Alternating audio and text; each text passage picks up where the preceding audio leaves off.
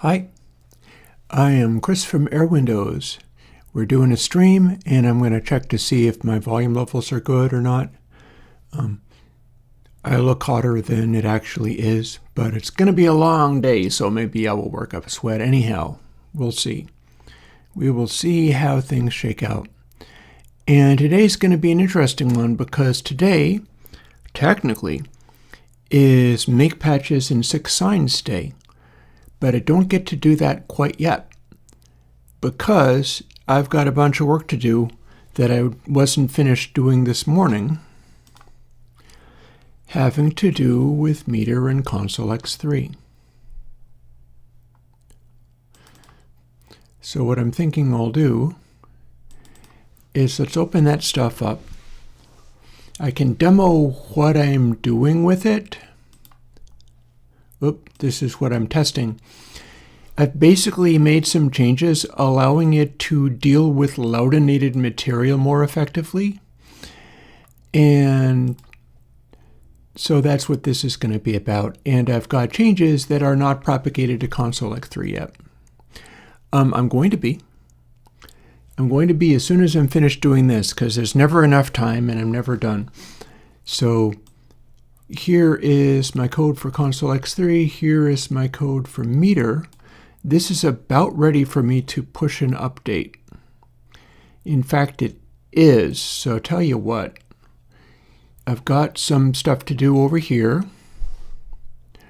regarding, here, I'll get out of there.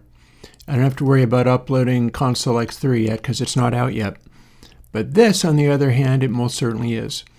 So what we're going to do is have a look at this version file.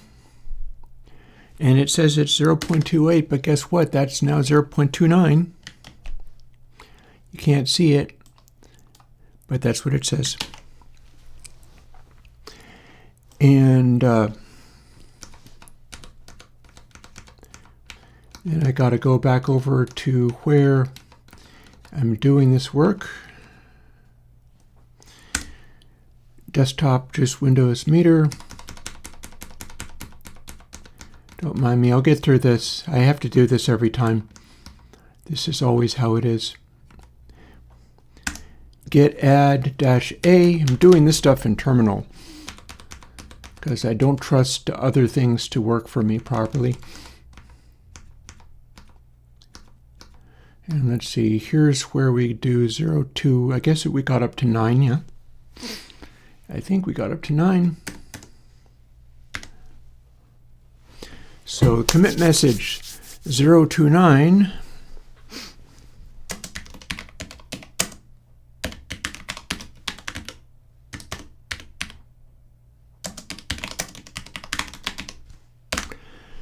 Handles loudination more accurately. So this is a fairly big change, but what it's technically doing is rather interesting. And then I'll push this, and then I'll make tags, and I'll be done with the upload, and then you can download what you'll be seeing.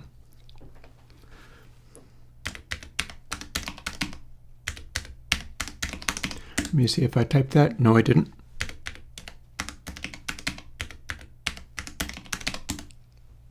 Got it. And now we do tag of 029. Push the tags.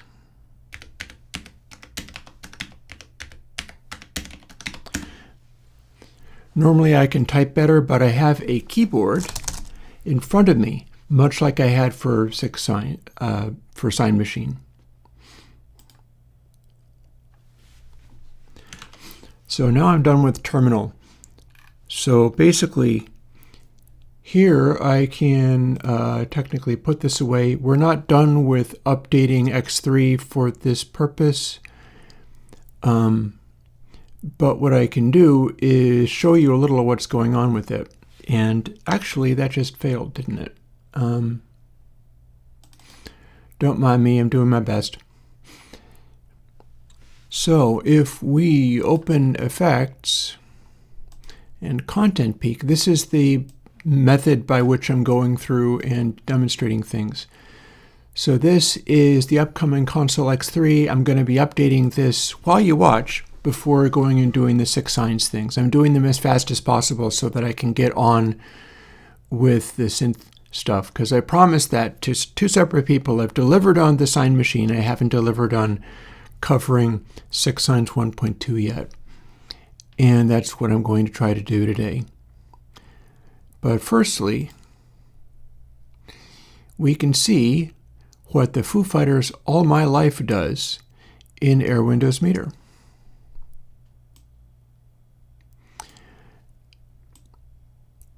And as you can see, the color of it showing up, and we've got a combination peaks slew meter here, but this is more what we're talking about.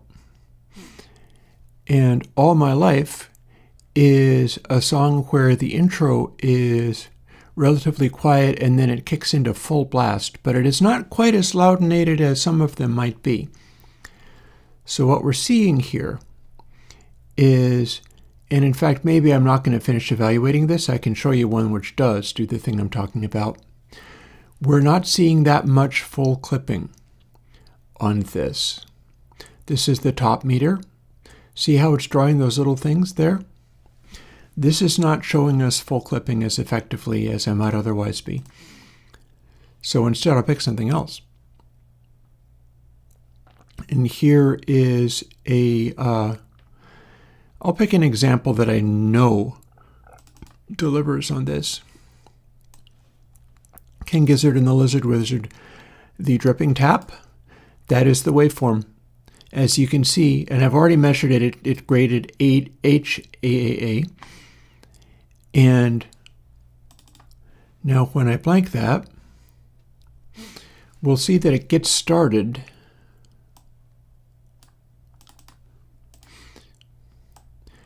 we can see that the tone color is very green because it's very bright. But notice what's happening. I'll cover up some of this stuff so that we can see it properly.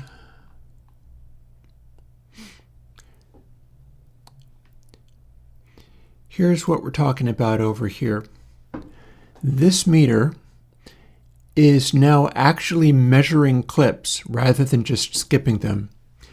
Previously, all previous versions of meter had done a clip meter where it just drew a red line, and if it drew the red line, it didn't bother calculating anything else. Now, if it clips, it draws a red line, but it draws it down here, and it continues to calculate all of the other stuff. So it's actually figuring out what the measurements are supposed to be, even while clipping. And you'll see that is a burst of loudness. And then what we've got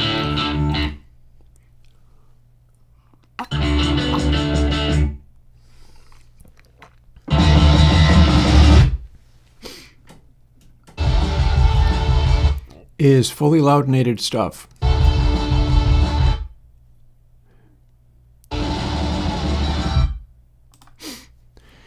So this is the dripping tap off of King Gizzard and the Lizard Wizard's album Omnium Gatherum. As you can see, they're clipping everything like mad, to the point where all the brightness is squished over here, but more relevantly, now we can not only track what these various waveforms are doing even while clipping, because otherwise it just skipped that. It ignored it, and now it doesn't ignore it anymore. But we're also seeing how much it is actually clipping. So this might look like fire, and rightly so. After all, the sound of it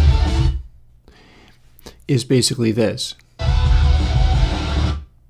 It's fully clipping. But what you're seeing is the number of sample periods, not samples, but little RMS measuring periods that are consecutively fully clipped. So this, it's getting a Z rating, and rightly so, because this has gone into loudination so hard it's obliterating the song.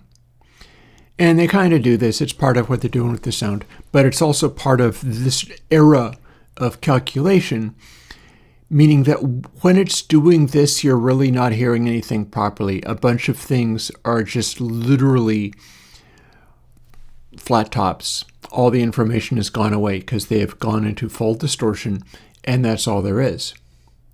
But what we have up here is the old version of the peak meter. It's not drawing those red spikes, and it's drawing just the red line, and it's not calculating everything. So basically, we have not as much of a readout. In fact, for the real version, our tone color is bright red, and rightly so, because it is loud as anything. For this one, our tone color is hanging out being kind of yellowish green, and that's because it's not measuring any of this stuff. It is not measuring any of these things. So that's what I've got to fix now. And I can use this as an example for trying to fix it. After switching over to here, this is where I've been working on I have some new pre-filtering for tape hack that I'm building into Console X3. I think it's working better. I did it because I'm revising channel, and so I have a Channel X coming out. And Channel X is going to have a revised. The previous channel was using biquad filtering to just whack everything in the extreme supersonic. And I decided instead I wanted to use the slew restriction built into tape hack. And I'm using that instead for Channel X, in other words, Channel 10.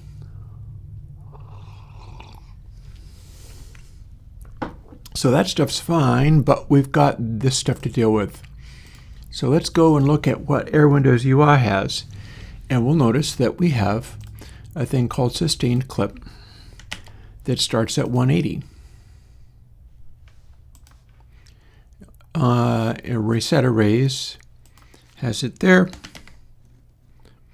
We also need to declare the actual variable. That lives up here, just under output max. So it's going to have an error for a moment, but then this will fix it. And then here's where things change quite a bit. What this is doing is it's drawing stuff using opacity rather than drawing stuff in 3 planes. So I'm looking to fix that now. And the first order of business here is I have got to get it to not simply skip everything. And here's how I went about doing that. We've got a if peak is larger than this, then you draw a red mark. Else, go on and calculate everything else. We're going to ditch this else on both of the channels.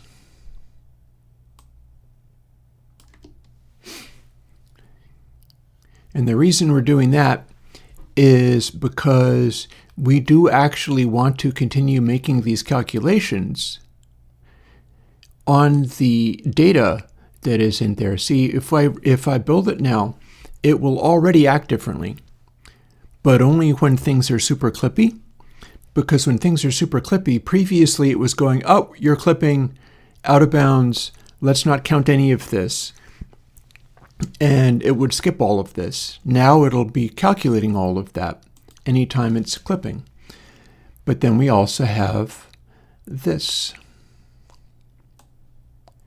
Here's where the left gets calculated. So what I'm going to do is replace this area, including the little bracket, with this stuff, which also contains else sustained clip equals 180. We'll copy that. And then that goes where the L went, just under set color.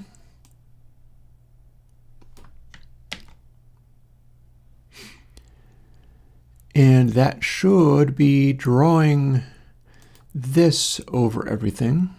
In fact, it'll be drawing it at full darkness regardless of what else is happening. And same deal here. I have this as part of the code, It's drawing a different line, and it's resetting sustained clip if that is not at full peak. Note that it has to be at full peak on both channels. Let me turn myself down here. Note that it has to be in full peak on both channels to do this. So here's where peak R lives, and here's the part that I'm replacing. And rather than draw it exactly here, we draw it like this.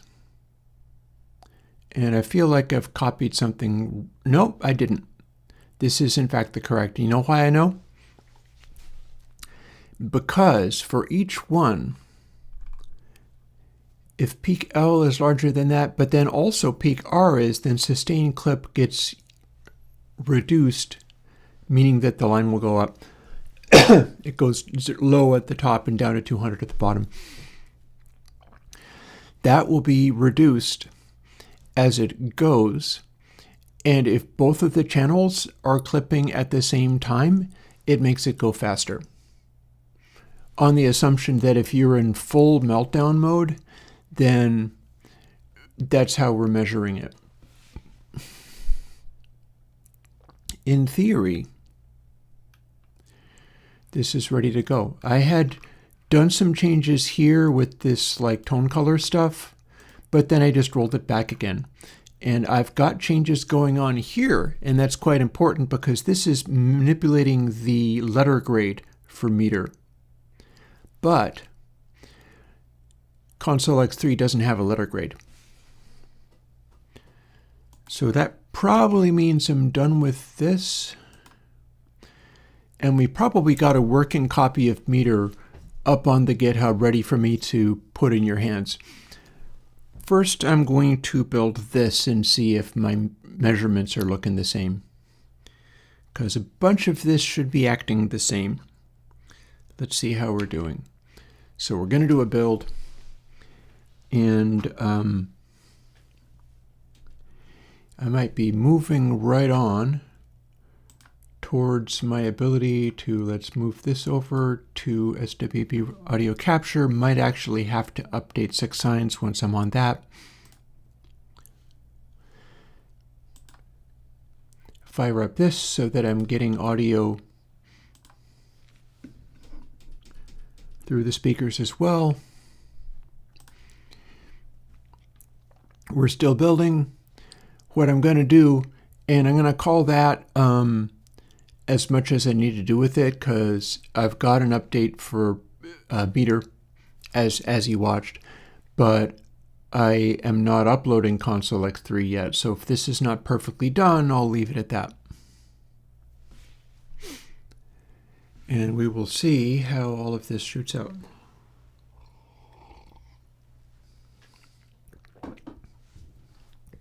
And then we're going to do what was written on the tin, which is go and make some 6 signs patches.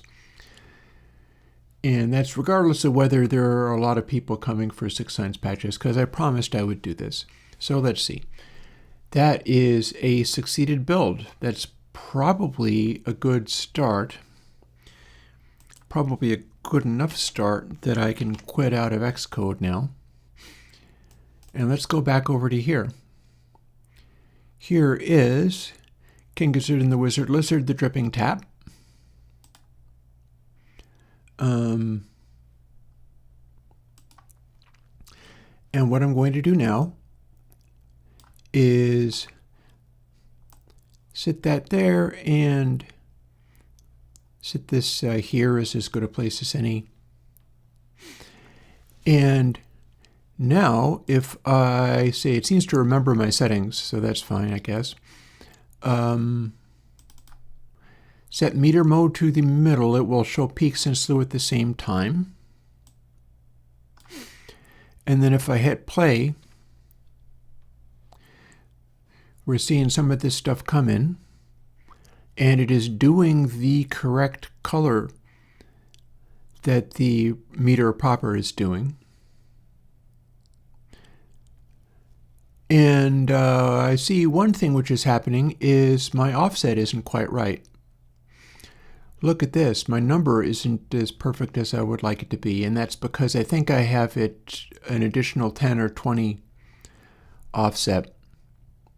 So what does that mean? That means that this is drawing the little spike, which lives here, up over the top of this area. Whereas with this one, it's drawing it right over this colored bar. Also, I have documented now that this is drawing the correct tone color. Because it's, well, I've kind of documented that it's doing the correct tone color, but I won't know in a moment. I have one fix that I can do to make this work properly. See, that is drawing a line just over where this area is, and I'd like it to come up off of the bottom of the screen rather than literally off of that line. This one, I'm drawing the color bar there, so it doesn't actually matter. And that needs fixing. So let's quit out of Twisted Wave and jump back into Console X3. Pretty sure I know exactly what number I need to set it to.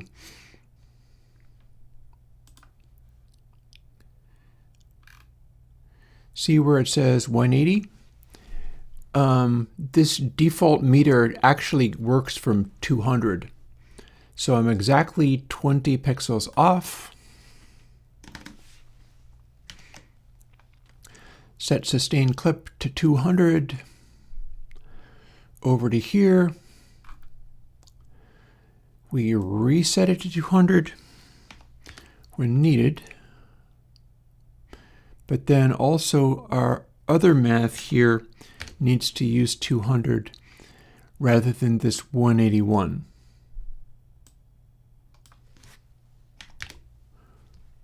So 201 there, and let's see, 201 here.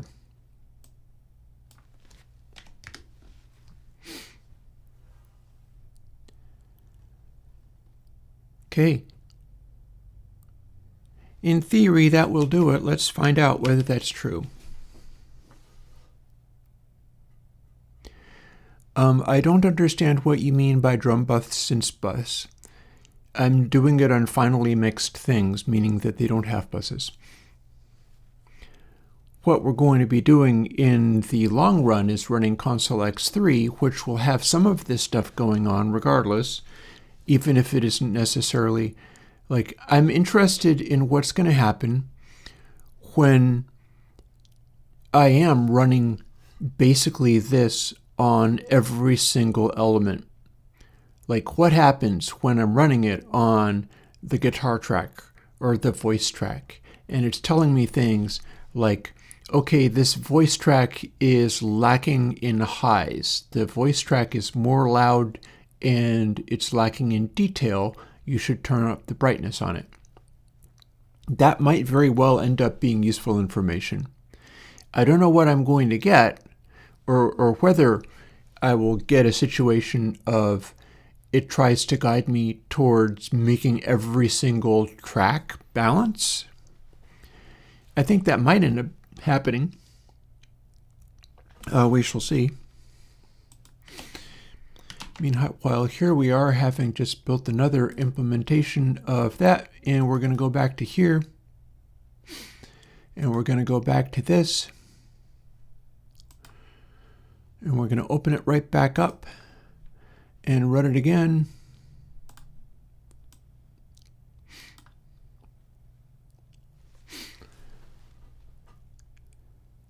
And I'm assuming that maybe it's wrong for me to assume. No, I think I'm correct. See where we've got the little spike there? That's a clip. Even though it's not the loudest part of the track, it's building up to when it'll go full on loudinated and in total clippage. In fact, let me shuffle my windows around a little bit. Don't mind me. We'll put that there. We'll put that there. And we'll put this here and make it a lot bigger. And this is what this waveform currently looks like. This is what not utterly clipping, but we're still getting up to clipping on a regular basis. And you see in these meters, and then that's where we got really loud. That was a section of intense clipping as shown on the meter.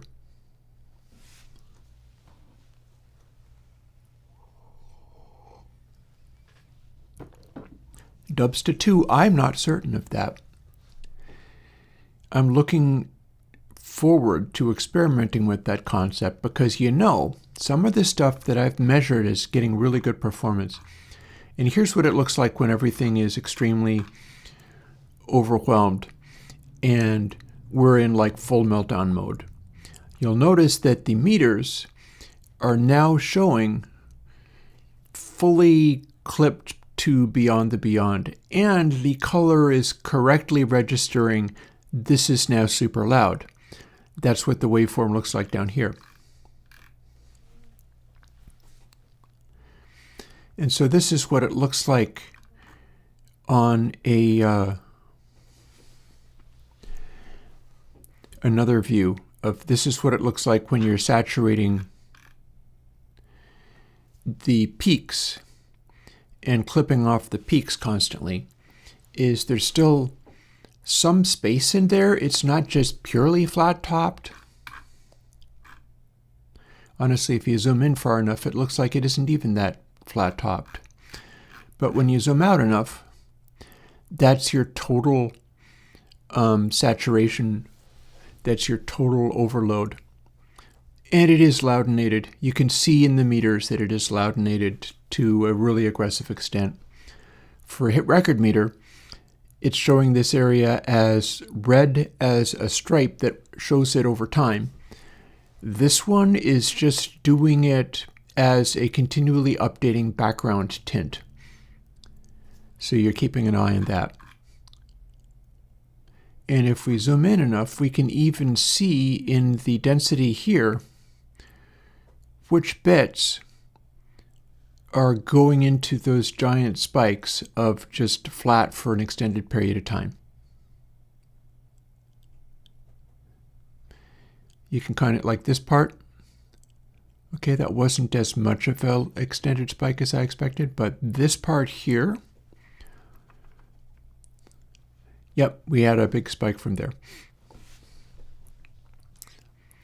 And yeah, as I said, it sounds kind of like this. Let's see whether I'm blasting people.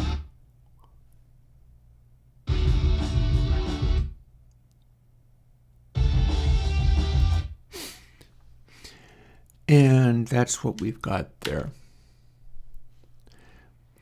So yeah, I have updated AirWindows meter to handle loudinated stuff and actually measure it rather than ignoring everything during clipping. It's actually measuring things during clipping now. And I'm busy remeasuring everything. Oh, and that secret code was from previously. That secret code was from Monday. There doesn't have to be a secret code for 6 signs because 6 signs is free. It's very free. It's open source free, meaning that you can code on it if you want to. So give me a second, because what I now need to do is go over here, fire up a new window, which needn't be this big, but also needn't be that small.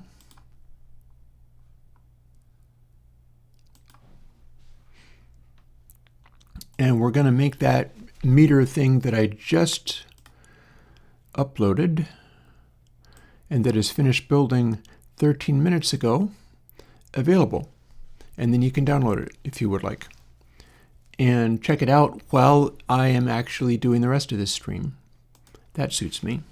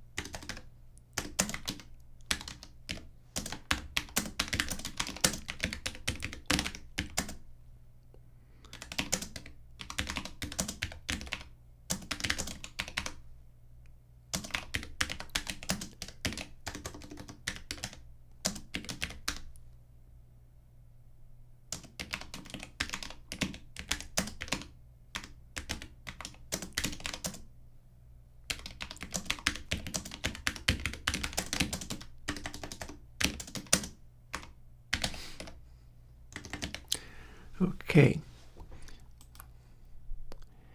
And boom. So basically nothing else changed.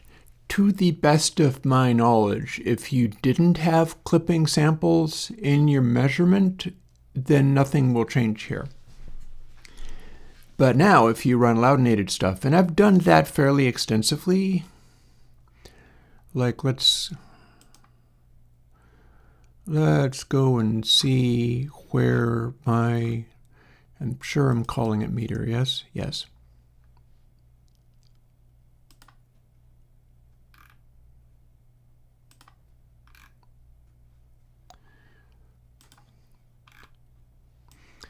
So I did some measuring of things here. So yeah, let's see. So over to meter releases. Here is this. And that's a pretty substantial update for some people anyhow. Hopefully it's going to give rise to more useful results. That'll hold me for now. But then what I've been doing as far as measuring these things, let's just skip over to here. I've been setting stuff aside so I can measure it better. And sort it by tag. This is all the stuff I need to remeasure. Pretty much all of this aren't going to be changed by the change that I just did because these are all off of vinyl, so they are normalized. The hottest sample in the entire recording is now up to clipping.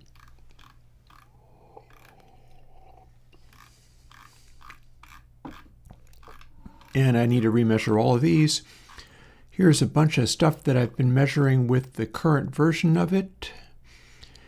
And as you can see, it likes Blue Oyster Cult, Sinful Love, Lucy in the Sky with Diamonds it was very impressed by, Nationwide by ZZ Top, couple of good B-52 songs, Billy Joel's The Stranger blew the top off meter this time around, like certain AC/DC, Planet Caravan by Black Sabbath impressed the most recent version of meter, as does Smokin' by Boston, various things like that. I'm in the process. You notice that this is all A's and B's. I'm going through this alphabetically, so it makes stuff a little bit weird. But notice that we do have vinyl-sourced Beastie Boys on here, like the Beastie Boys High Plains Drifter is off of my Paul's Boutique vinyl record, as is Eggman. But the one that I was going to try to dig up here, and see, I've measured those as well. They didn't measure very high at all. Various Ace of Base. So I went and remeasured some of this stuff just before stream. And now with the new variations on meter, what we've got is I can measure Ricky Martin and Skrillex, and it doesn't decide that it's the most awesome thing in the world because it's not actually measuring any of the measurements. Funnily enough, Ricky Martin ended up still doing very well. And that is because that mix, although it is wildly clipped all the time, that mix is still a very well put together mix with really good balance. It's a really well balanced mix. So even though it is 100% saturated all the time, it gets away with a lot. Skrillex gets away with less because it's just all bright and it's all blasting and the tone color is all green. All green meaning it's super bright. You can even see some of that in that like NFAA means that it's maybe completely saturated, but there wasn't enough going on short of full saturation to get that letter higher. And then the A in the second place means that the brightness aspect of it was fully cranked out at all times. And we've also got a Beastie Boys track that rated very, very well. It's plus a FEC sourced off of a CD. And yeah, busy doing all of that stuff, you can now go and download, while you listen to me talk even, the most recent version of Meter, because I have done that update this morning, and probably should go and comment on, I'll go and comment on Gearspace later. I've got other things to do right now. But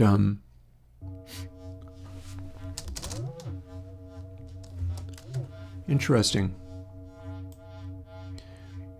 So here's what we're going to be doing, except for maybe not so much, because this is not working. Fascinating.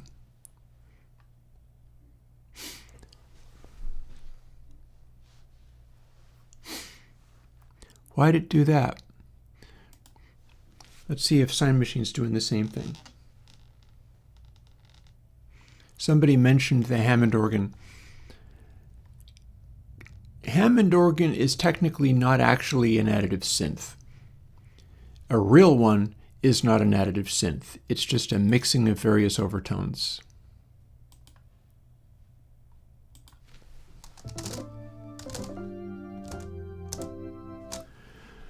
This is not running through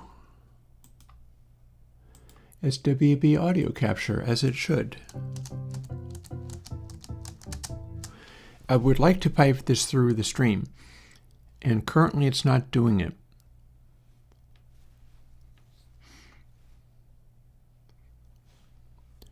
Let's see whether I can even hear anything.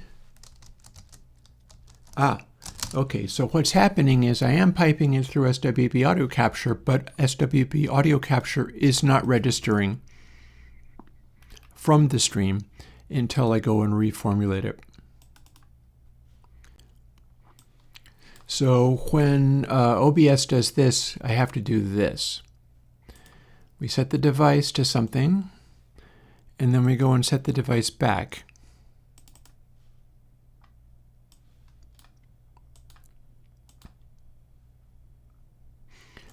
Having done that,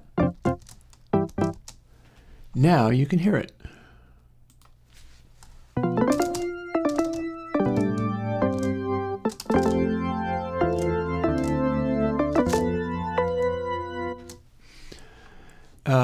Filter noise bug in K root room. No, I have not. That is a plugin from a while ago. I'm not entirely sure what you mean. And no, I don't tend to revisit stuff like that. So let's see whether we can shut down Sign Machine. That is the Hammond organ. It is not actually a Hammond organ. It's an additive synth thing. And let's see if we can get 6 signs to work. At least this time it didn't make an unpleasant noise. Oh, interesting. Okay, so you can resize this, but it doesn't help that much. But okay. So yeah, apparently I can do this. I honestly don't think much is to be gained from doing that, but I can make it a little more spacious. And now that I have stuff in this panel, here's some of the stuff I'm going to be talking about later.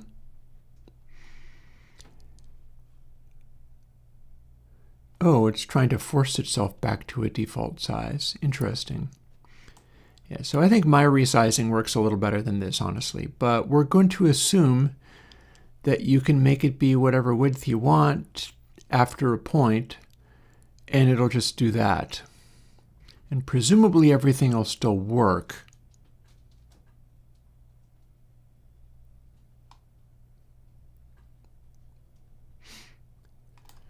So let's leave it looking reasonably normal.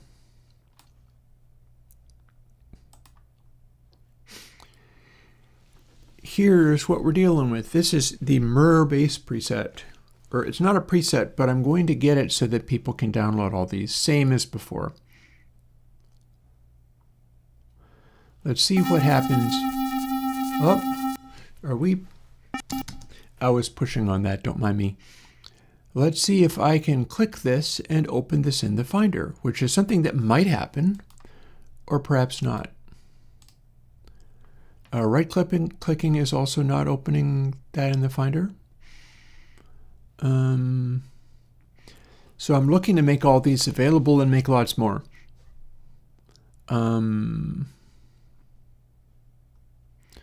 Refresh user patches.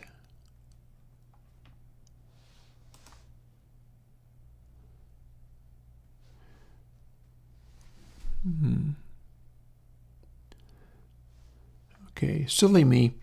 Don't mind me. I thought there was maybe a way that I could open that in the Finder.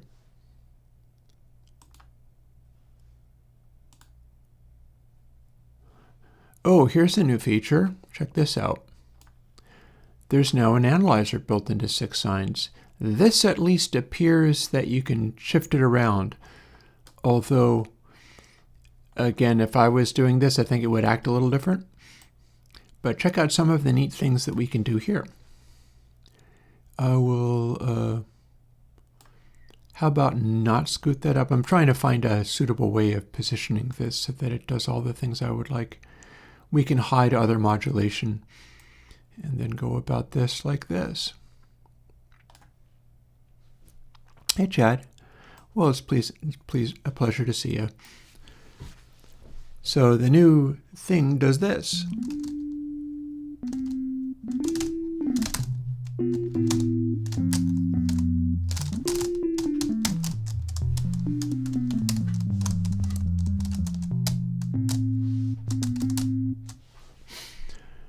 Now, I don't know whether that is actually correct, but let's go and load another user preset. Let's get Merbase back.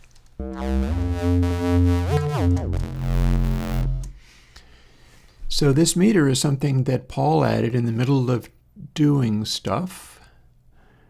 I can resize it, but I think all it's going to do is make there be more space up here. Yeah, and we can squish this part out of existence. It's fairly well behaved doing that. Looks like we have a fixed amount of time for traversing that space.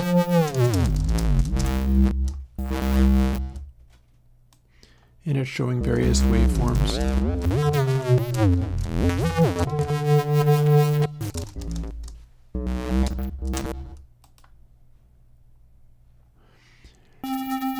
Right mouse button to change this, so we get to do various waveforms and resolutions and things. And then this has an arrow, but then also a window former. So I'm not entirely sure what this does.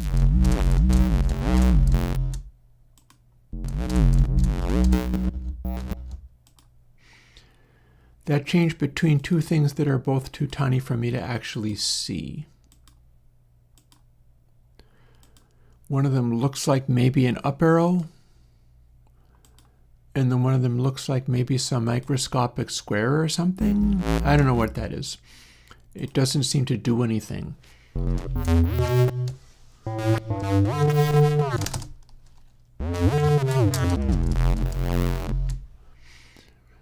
And again, right mouse button to change, waveform scale. That's how big it is. It's an amplification factor.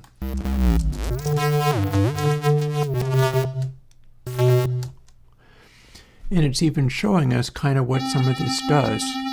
I keep hitting this by mistake.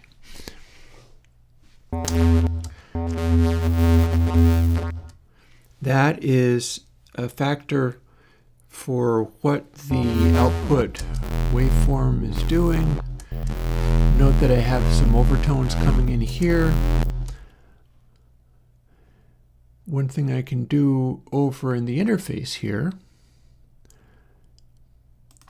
apart from this stuff, is go over to settings, and it should be honoring It may or may not be honoring how I'm doing this.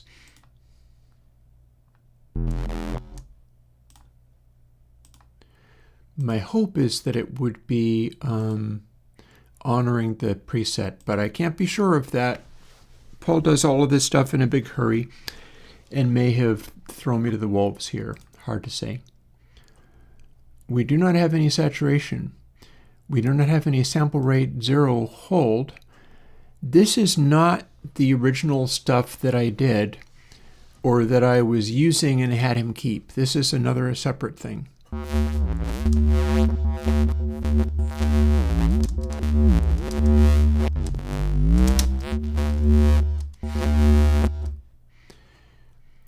So ultrasonic filter.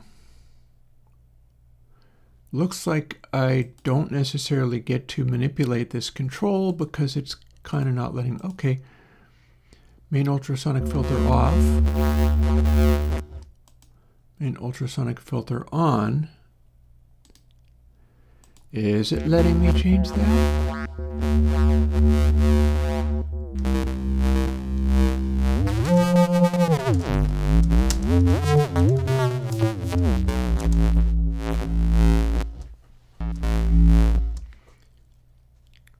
So I'm thinking, let's go back to the factory presets and see, or the user preset, and see what it's doing with it. So neurosic base, and then back to merbase again. And with a bit of luck, it is respecting what things were set to. I don't know for a fact, but I think maybe it is.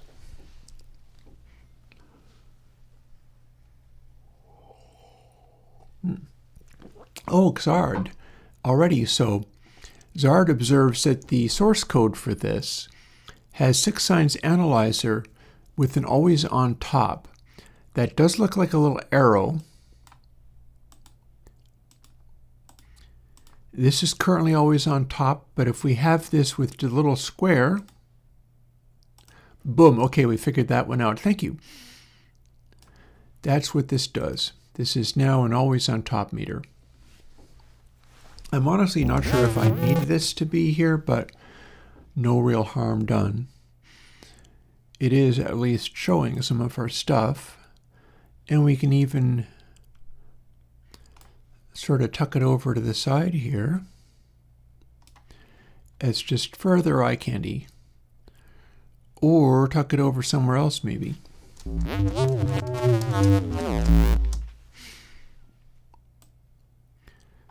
Because I would not mind being able to see all of the parameters that we're changing here.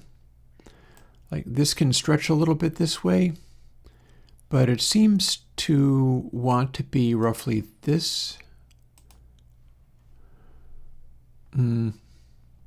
Yeah, I think it's resizing itself to where that basically fits.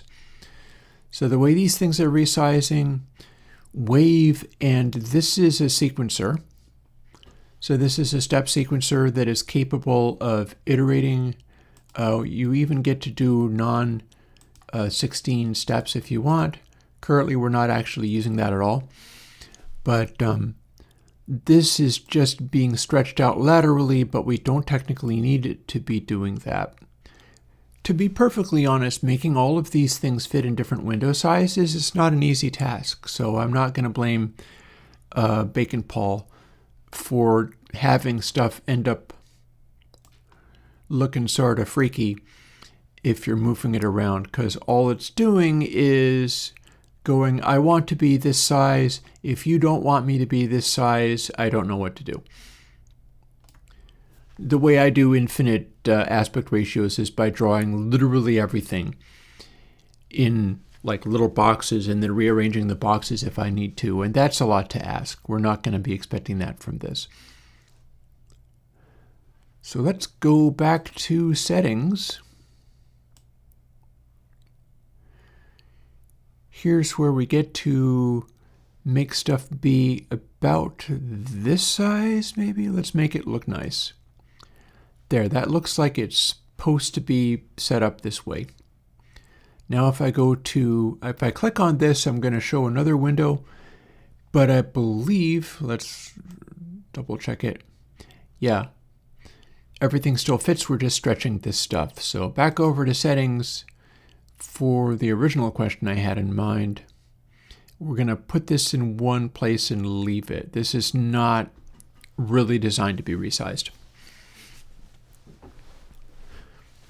So the question I had in mind, and By the way, I think we can resize this appropriately. If we resize it right, then various bits of it are still visible. That said, I feel like maybe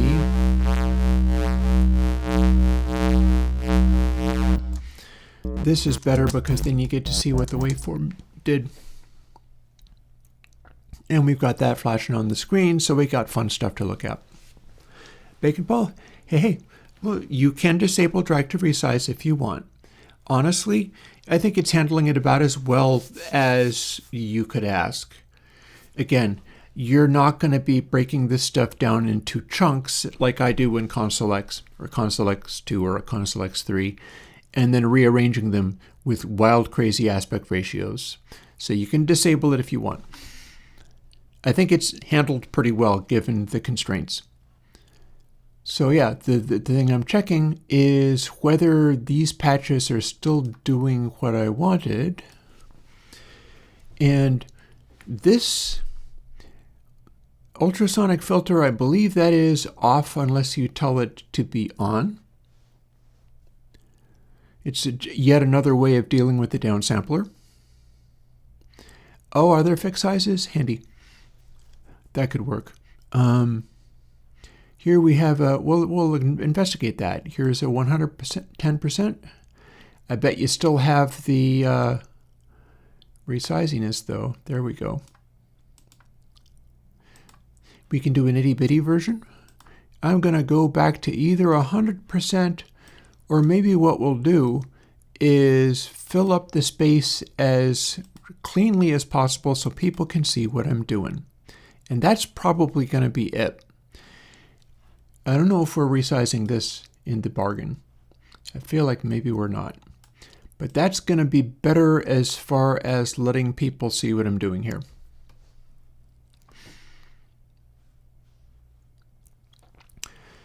So yeah. Well, I mean, XR, I know a little bit about this. I'm not using the exact toolkit here, but I use Pample Juice, and I have tried to do things with Juice. Not that this is necessarily Juice. Maybe it is. For resizing. And the thing is that trying to resize at a fixed aspect ratio is a bear. What we have here is you can preset it to useful sizes. We can even preset it to double size. And fortunately, everything is still on screen, so I can bounce it back to this size where I can basically still see everything I needed.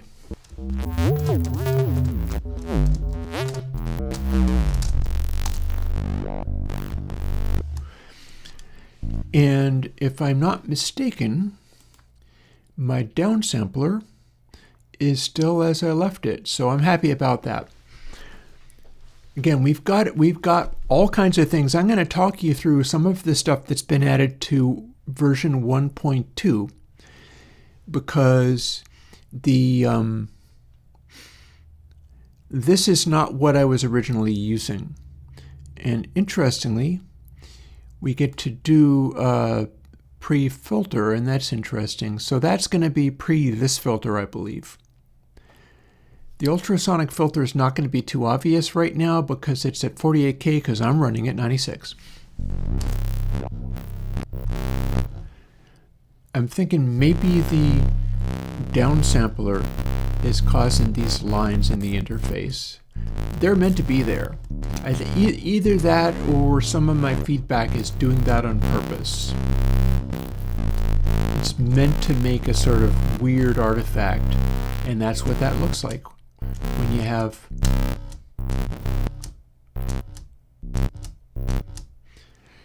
this kind of overtone. Oh, you can't see it. Sorry. Maybe I can move that until you can. Here we go. And learning from our mistakes, we will make this so that this is under the other screen. And scooch it a little further so we can see it properly. And there we go.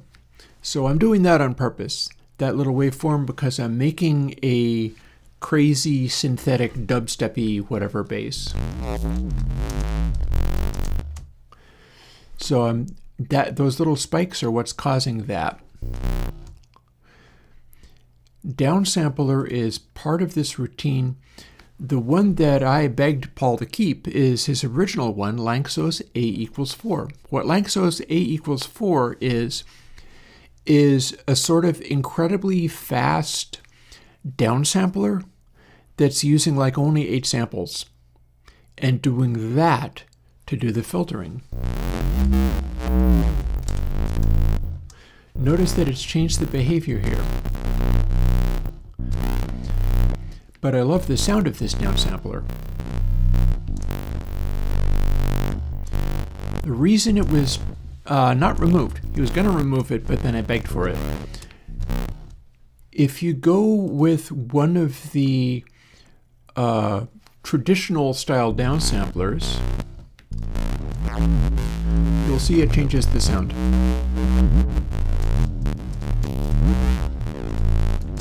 And that is because it is doing a kind of downsampling that doesn't interact with the waveform anymore. So if you only had options of these, you wouldn't be able to make those artifacts any longer, even if they were part of the sound. And that's why I begged for different kinds of downsamplers. That's a completely different thing from sample rate 0 hold. Well, Bacon Paul, you say that, but that's a matter of opinion.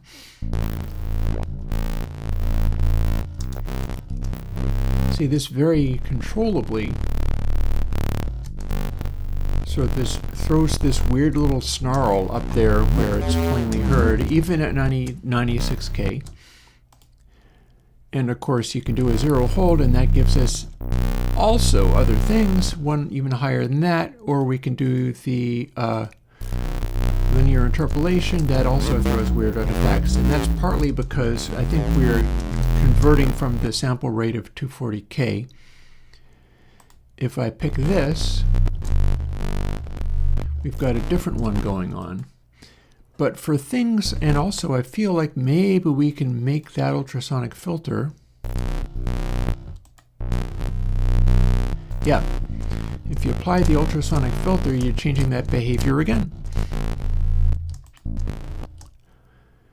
And then 0 hold, here's where we're going to experiment with the new feature that I have never actually heard yet, and we'll hear how it's different. Main ultrasonic filter off. We'll bump this back up to here to where it's throwing like a 16K artifact, and we'll even put it to Lanczos because I enjoy the raunchiness of that. But then what sample rate 0 hold is doing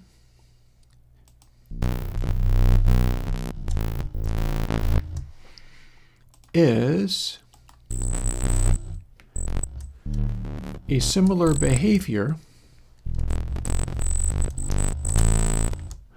that you can now arbitrarily put lower.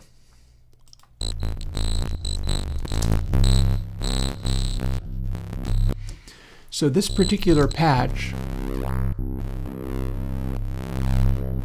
lets you use pressure to fire off overtones. Pressure will give you more overtones, and doing the pitches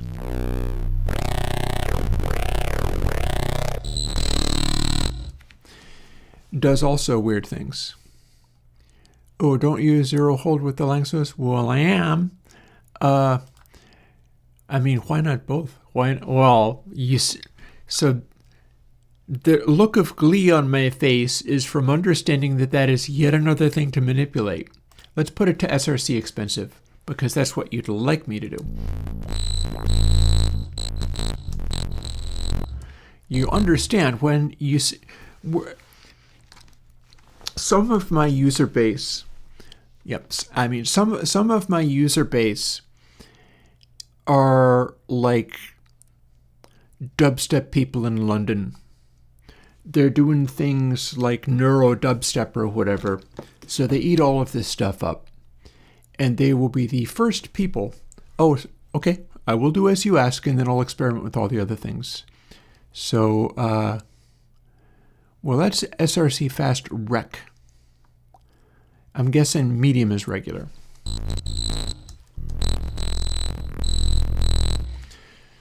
So here's what we get from this. Filter is currently off.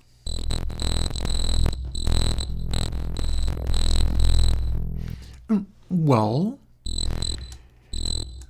that just makes me curious as to what it'll do, but I'll find out in a moment. Yeah, like neurodubstep is really that, and other genres that I don't really do that much with, like hyperpop. Hyperpop is very interested in any kind of weird stuff that you can do up in the supersonic ranges.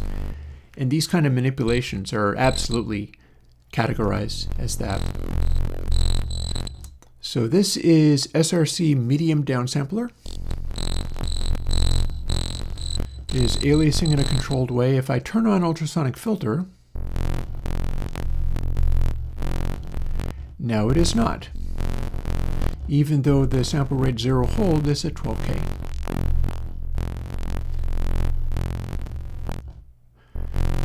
If we do it pre-filter,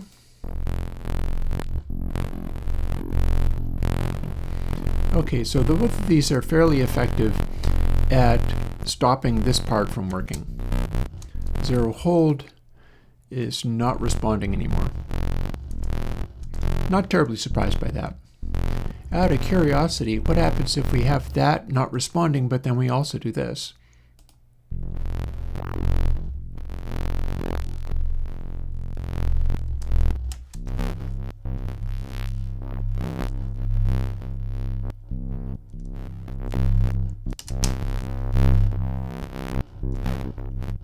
Compared with... Okay, about the same. Yep. So at the upper sample rate, it runs the optional ultrasonic filter. We'll switch that off because it removed the ability to do this.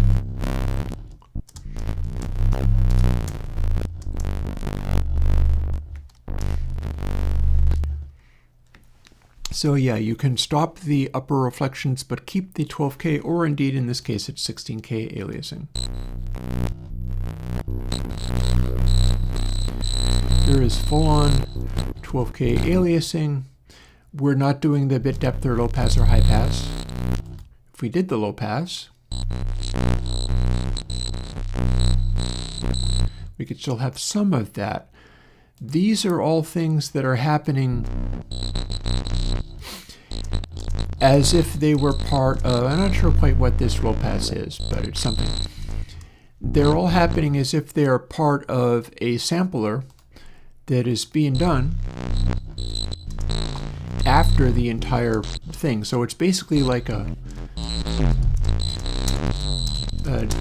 digital sampler emulation after the main synth that you can switch on or off or manipulate as you see fit.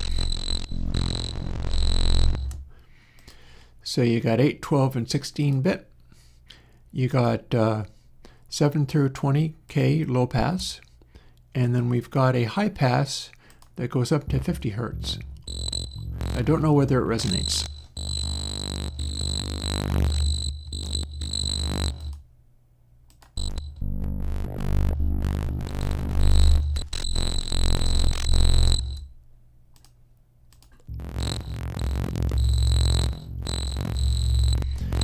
That could find uses in its own way. You can see that turning up and things. Now, as long as I'm having this happening, I'm going to see what happens when we do some variations here. That's about the same, honestly.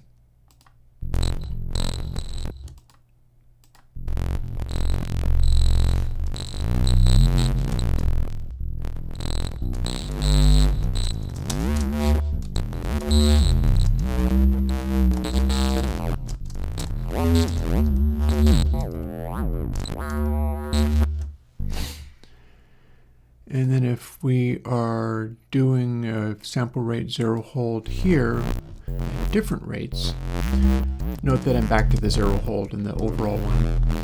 I'm seeing where I can get them to interact in any way.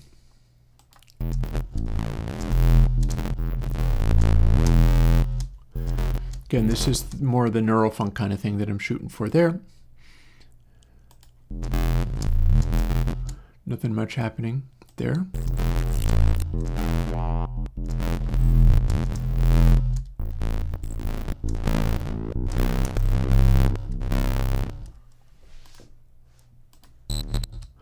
Oh, I like the many variations on there. Like this is 28K, which is completely different from the others oversampling. See you later, Bacon Paul.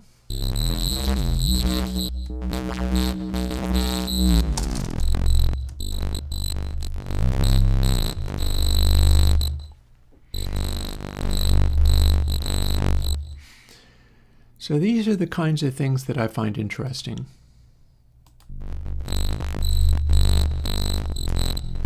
That we can get overtones like this going.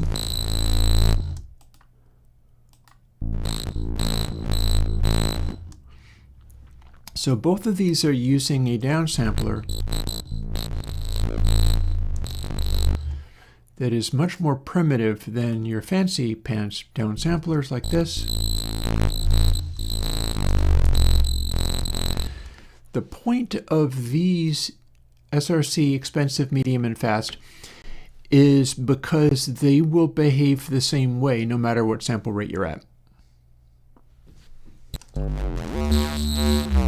When Paul talks about how things are happening at the sample rate, the final downsampler must be most accurate, being the right choice, is on the assumption that any sample rate that you're at must act the same as any other sample rate that you're at.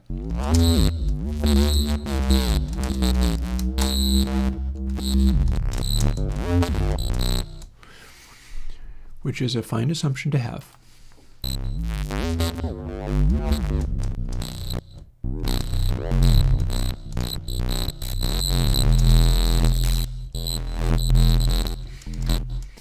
I feel there is a textural difference between some of these downsamplers, and so I may very well assume or want to have like a zero hold here, which does very much the same type of thing. This does that type of thing, but listen to what happens to it. And then if you smooth it out,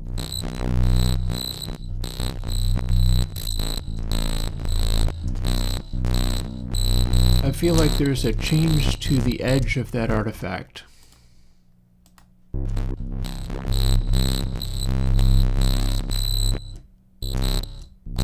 Maybe we can even see it on the screen. So we've got these little fuzzy edges there. And then if we do a completely different thing, it's probably showing me the result of all of that stuff.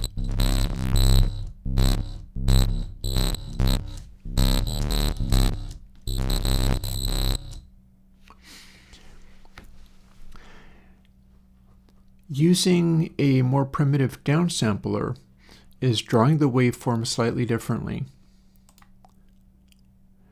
than if we use, say, even a very fancy downsampler.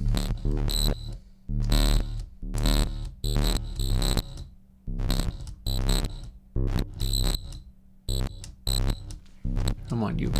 Line up on the screen for me, please.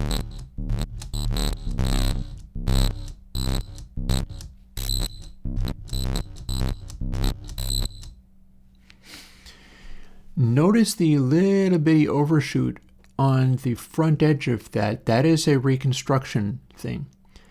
That is what you accurately get from doing that type of filtering correctly.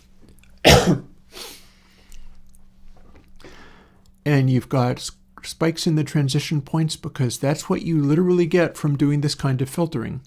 Downsampling incorporates a kind of filtering.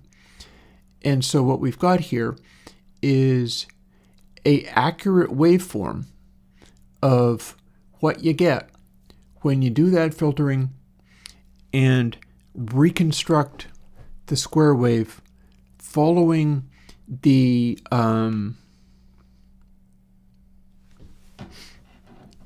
know this perfectly well.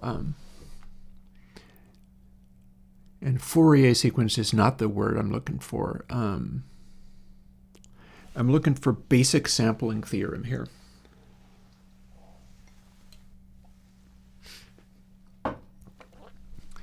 Nyquist frequency. So this is an accurate picture of what you get when you have a waveform and you have filtered it right up to the Nyquist frequency at an arbitrary degree of accuracy.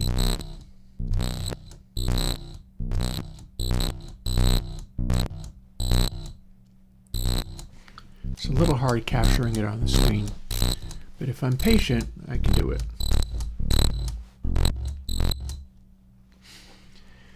See the little edges on there? Those are accurate depictions of doing that with the everything above the Nyquist frequency filtered out perfectly.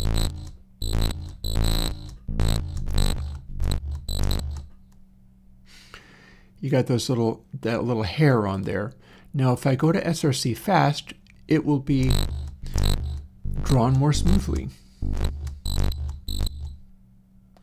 Not really that much more smoothly. Look, there's still a bunch of overshoots there. But this is a picture of what it is to accurately filter out stuff above the Nyquist frequency and keep everything right up to the Nyquist frequency.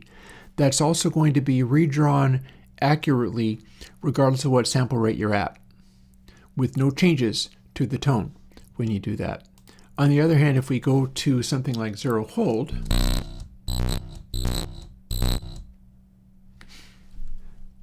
speaks for itself, doesn't it?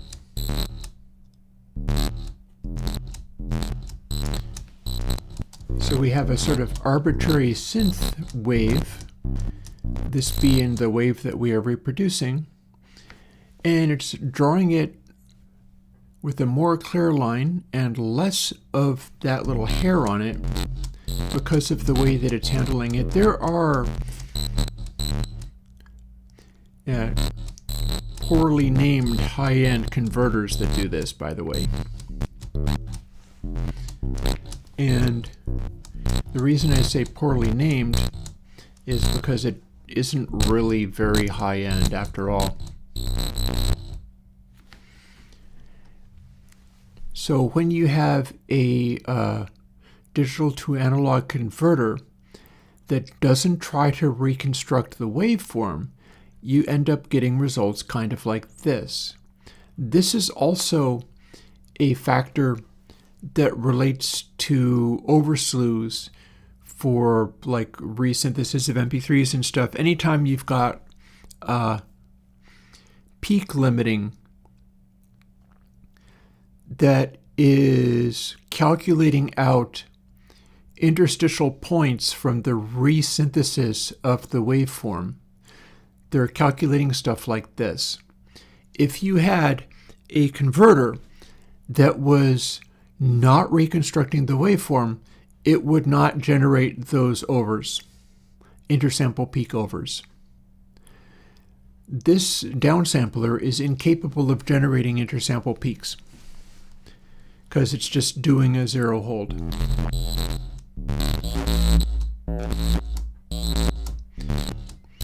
And I'm showing one with this 28K.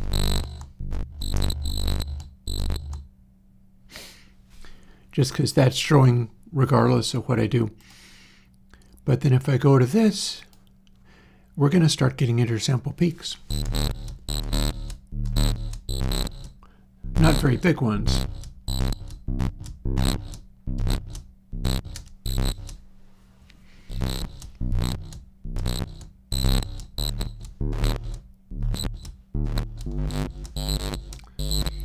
But that's what sampling is.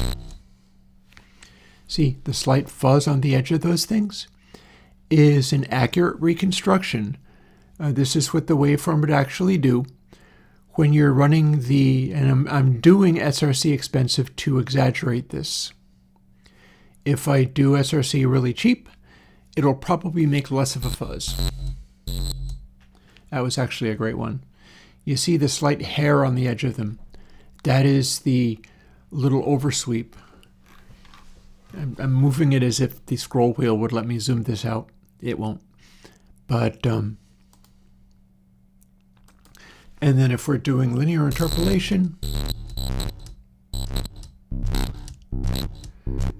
likewise, it is a more primitive form of downsampling that is not going to give you those overslews.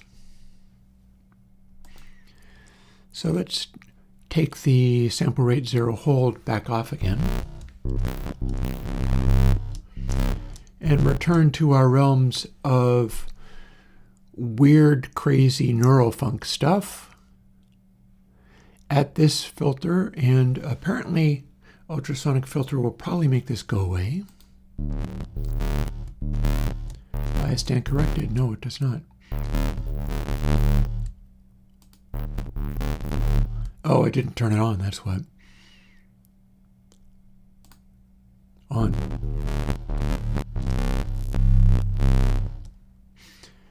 So that's interesting. We cut it down, but not all that much.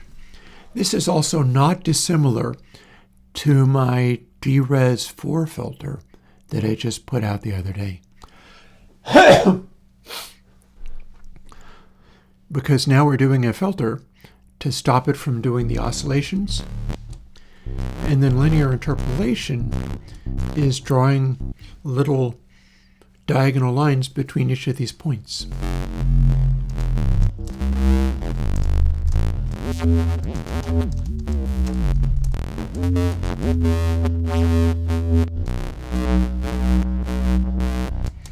Yep.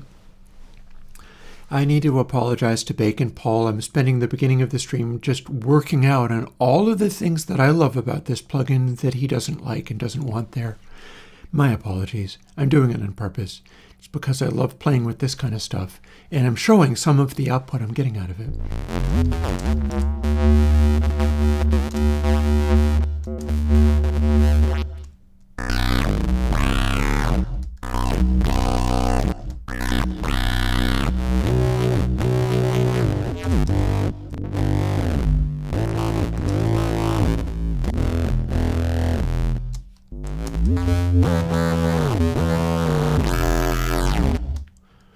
Note those interesting little artifacts that show up there. So let's see what that does with the ultrasonic filter on and then off.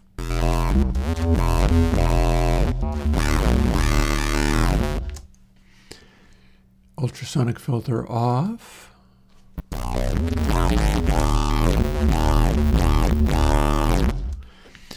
So with the ultrasonic filter off, we get the downsampler interacting in a way that it doesn't like. And these are the kind of things that Bacon Paul wants to remove from the plugin. I'm glad he hasn't.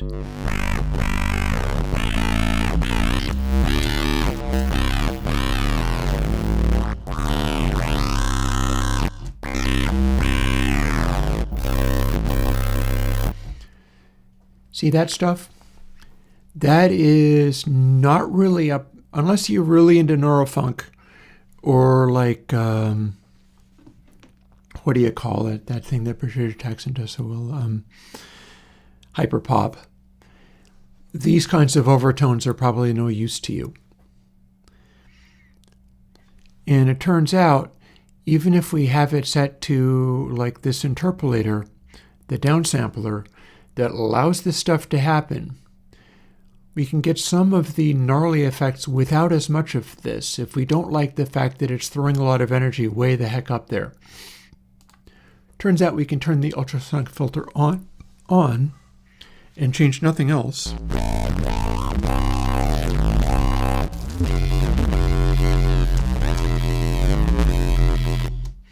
And it's doing a real nice job of hanging on to the fundamental tone of the thing without throwing those oscillations. The new analyzer not only does look helpful, it is helpful. It's showing me stuff that's literally true. That's not, I don't think anybody who has built this analyzer expected this. I really don't think they think in these terms.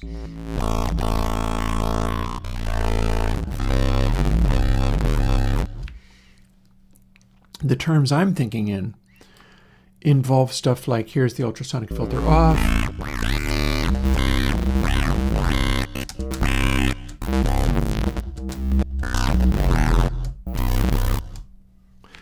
And you can see there's that nasty oscillation in there, but it's also making some of the edges and corners that I like in the waveform. And all we have to do is put it to a SRC that's one of the normal ones.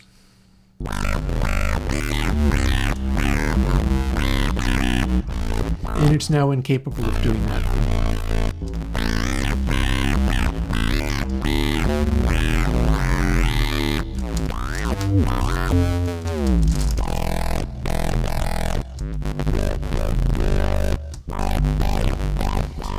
No more of those oscillations.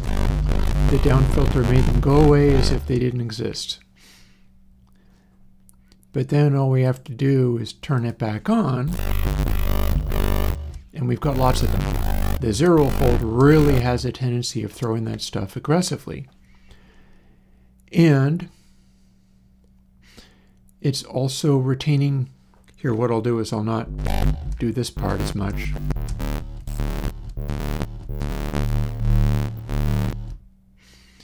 And let's see if we can find some of those overtones.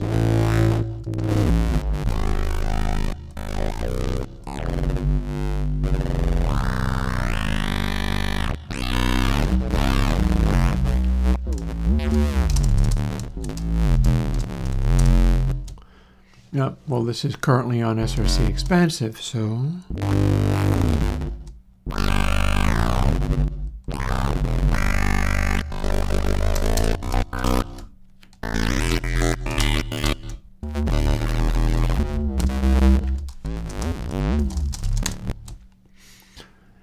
I think it was demonstrating it better with the zero hold, honestly. My point being that we can do this alternately. Ultrasonic filter is on, downsampler is zero hold, which otherwise aggressively produces these kinds of artifacts.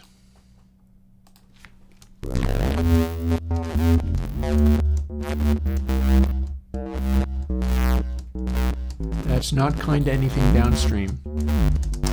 Also, an Erwin's meter, this will give you really harsh slew ratings.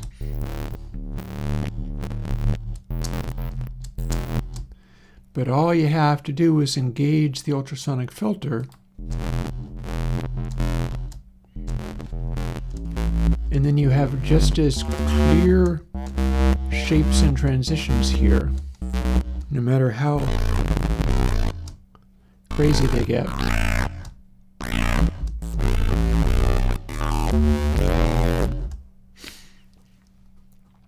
And we can even do that thing like that I'm doing in DRes 4, where you get to draw straight lines between things.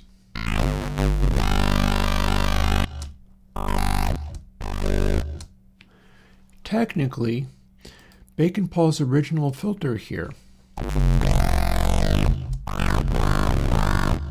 is also quite good at being able to draw interesting waves in this way.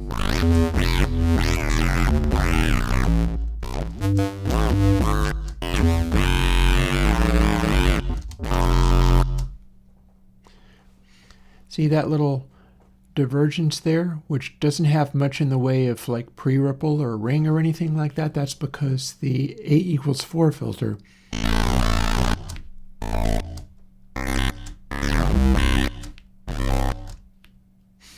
is able to draw these little spikes in an interesting way. But we can also just go to zero hold.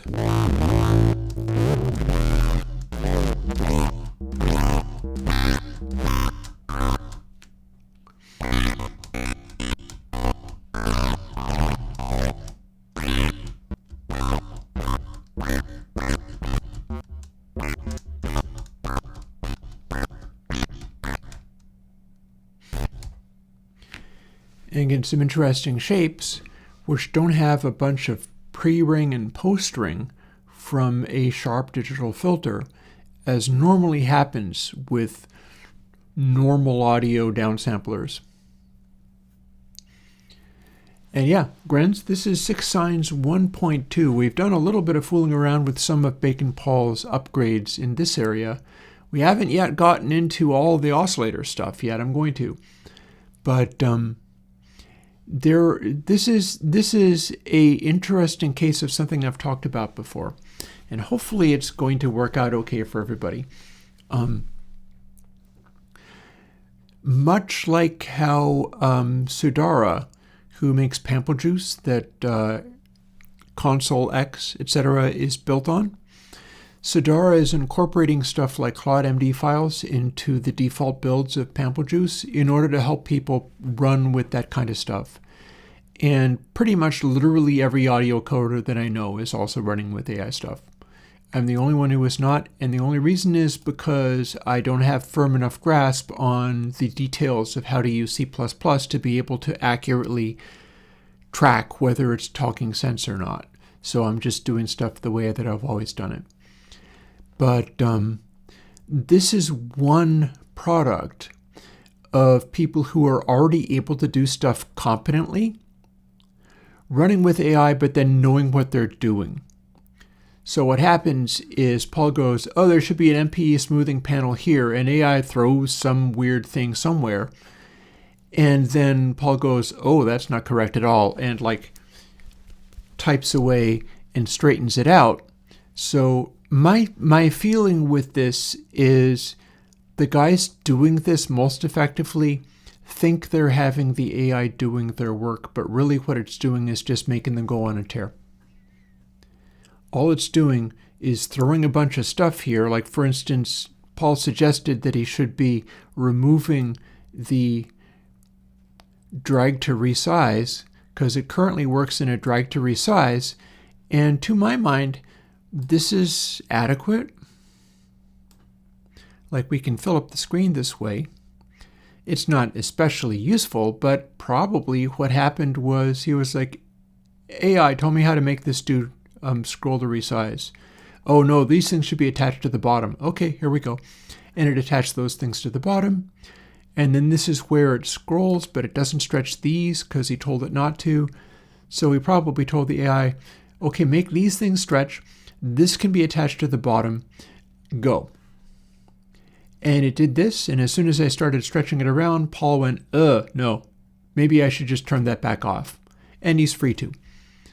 But this is the kind of stuff that happens when you're fooling with it. Also, note that the bottom edge here, I'm trying to make the boundaries between these things be exactly right, but I feel as if I make them be exactly the same, it doesn't line up on the bottom edge anymore. But yeah, all of these things are the sorts of things that AI might well do. Oh, it looks like I can stretch this back over here again.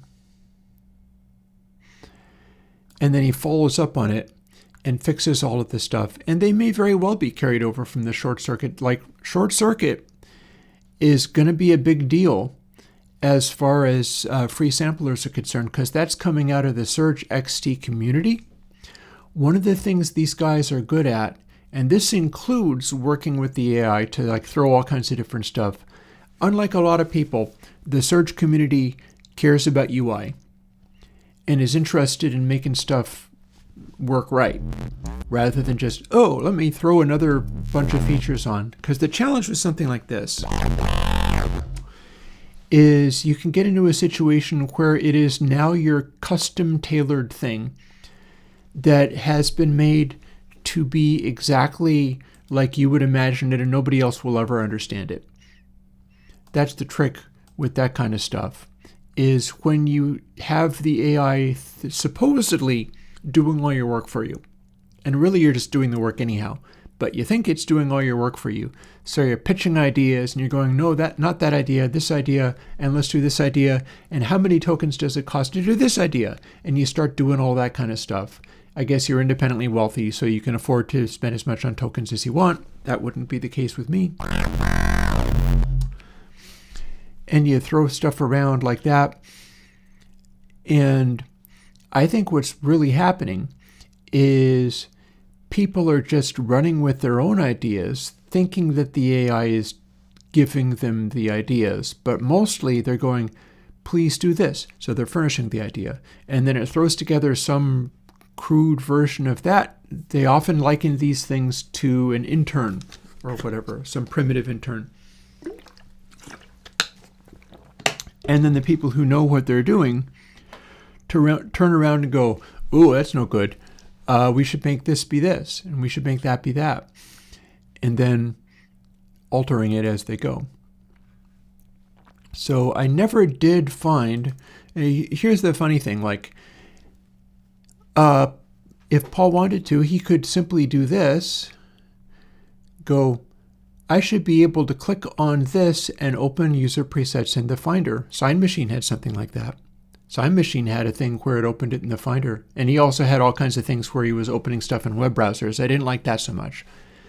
But with this, if I click on user presets here, it's not opening that in the Finder. So what I got to do is go and find. And sure enough, in Christopher Johnson's document, 6 signs, patches, here we are.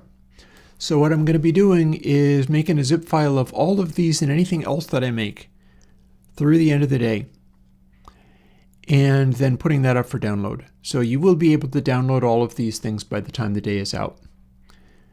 But all I did was go to that folder in the Finder, and it incorporates stuff like these. Oop.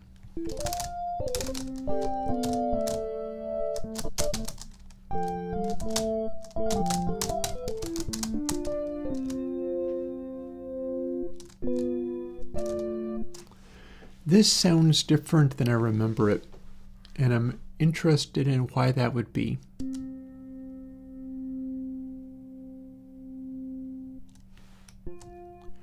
Oh, I bet I know. I think this was where I started. So I believe, if I'm not mistaken, and I should make this go away then. Yeah, I should make this go away. This is not one of my patches. That is Vosby's patch. So what I did was I wanted to update it. I call it Vosby because I started with that.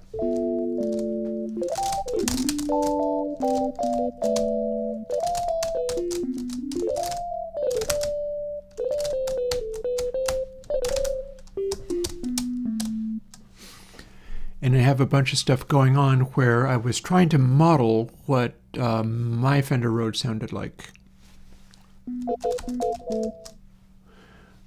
Let's find out. Load patch A. It does not open a Finder dialog. It jumps to patches, and then you pick from there, which is correct. That's what I would think it should do. But then you can also navigate from there to elsewhere. So let's see now. I guess I didn't need to do a higher sample rate. Whether I can optimize this a little bit now that I have this new stuff, because when I made this, we didn't have all this stuff in the output stage. Like, we can make it go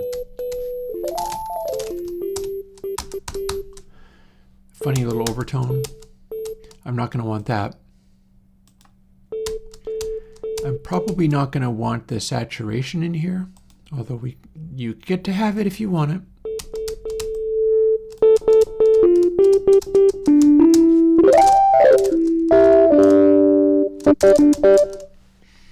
So that's all very well and good. And here's a soft.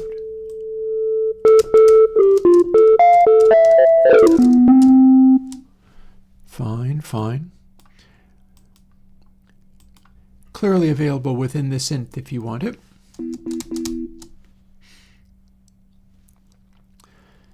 So let's quickly have a bit of a check.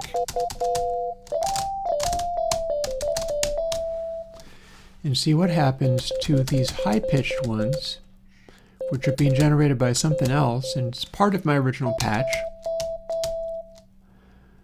If we start enabling the ultrasonic filter or something like that. Oh, is it loud? Sorry, I had distorted it too much.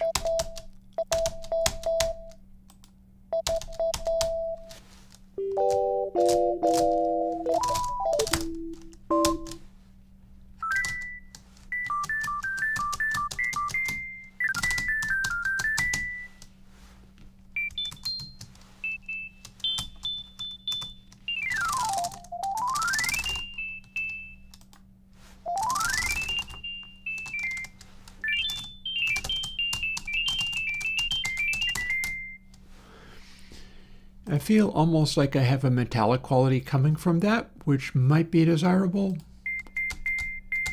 or might not.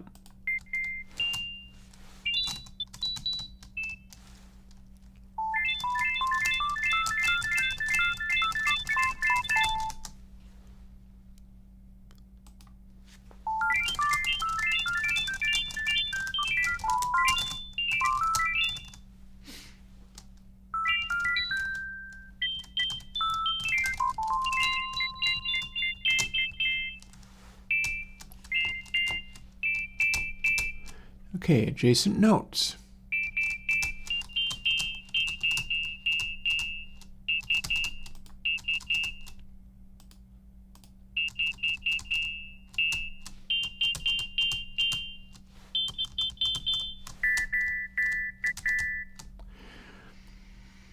I'm happiest with this particular patch with the ultrasonic filter on, but then linear interpolation from there on in.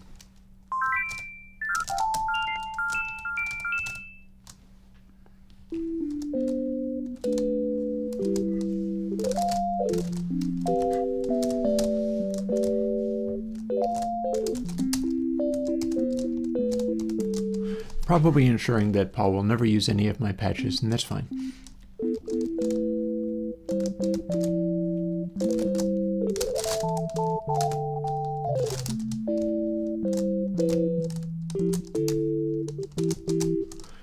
They will be available for people to download from MySpace. Not literally MySpace, that's from Dawn of Time. No, from everwindows.com, and also on the backup site, the MediaFire site.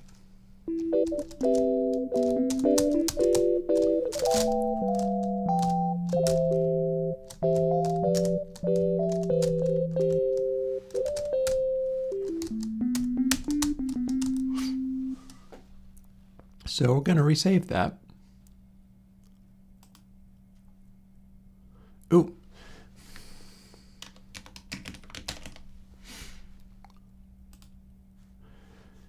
Now it knows what to do. And we're going to replace that because now we have some new controls in here which are getting used. Those didn't exist in in 6 Signs 1.0.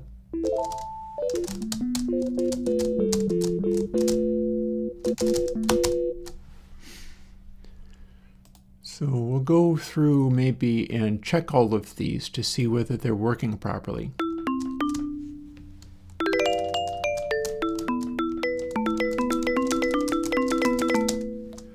Hang on, is that one of mine?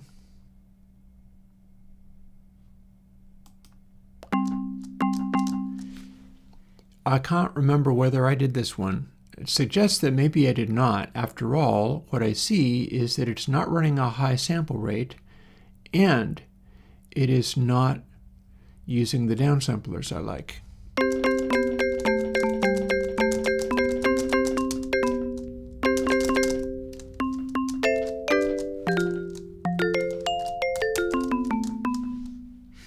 So we're going to move that out of the patches folder because that is another example of not one of mine.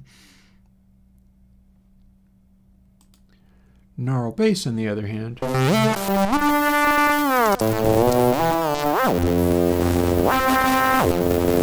is very fuzzy. So let's see how that one behaves when we give it the ultrasonic filter. That one's supposed to make the noise there. Langso's A equals 4 might not be the best choice for this, though. Also, the sample rate might not be the optimal one either.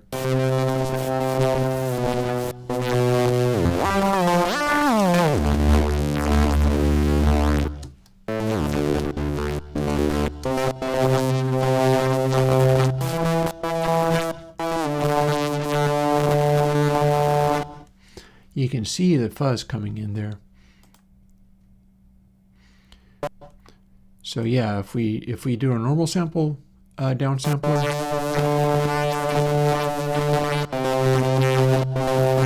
it's relatively unable to make that fuzz. 0 hold.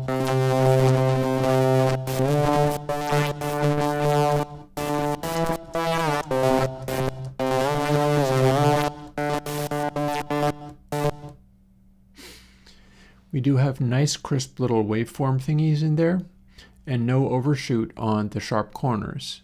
That's kind of what I'm after with that. If we remove the ultrasonic filter,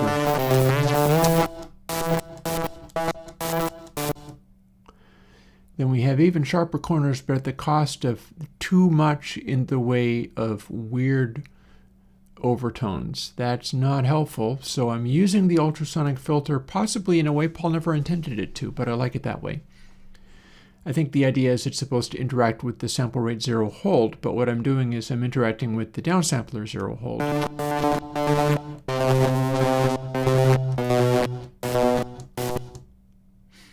So that we can still have some of that fuzz, but we can also have the nice crisp corners and things in the waveform. Although, I'm warming to the linear interpolation for a downsampler of stuff that's meant to have artifacts.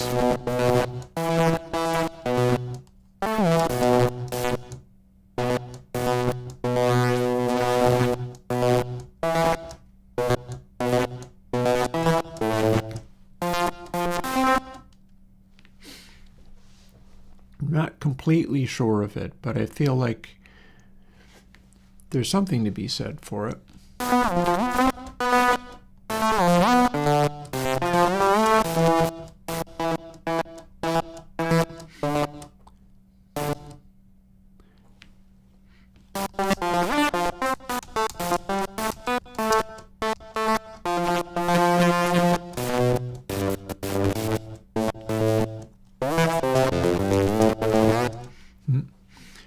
Be gentle with each other in chat, please. We've seen some funny things happen at times.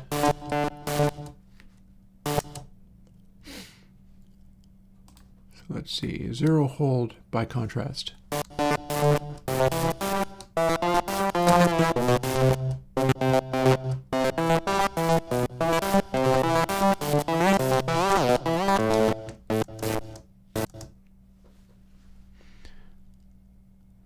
I think neural bass works well with the zero hold, but the linear one is going to have my attention going forward. Also, we do get to run it at different main sample rates.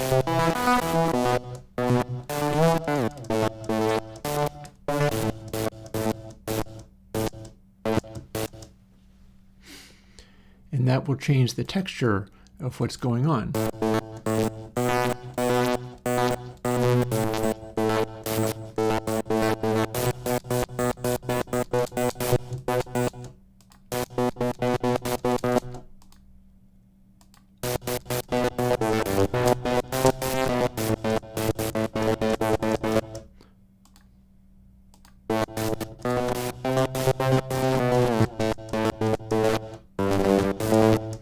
Funny how we're doing all this on only 3 operators.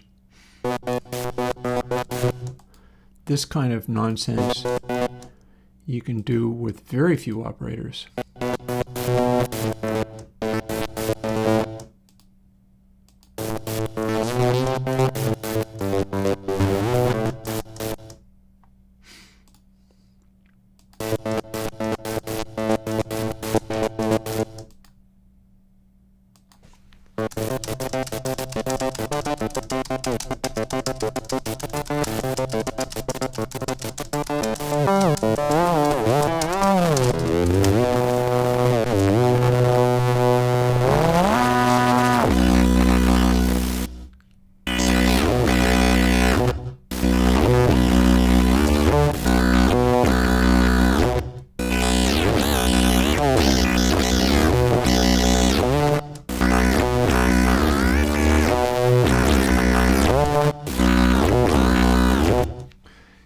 Well, if we can do that, can we do it at 144K?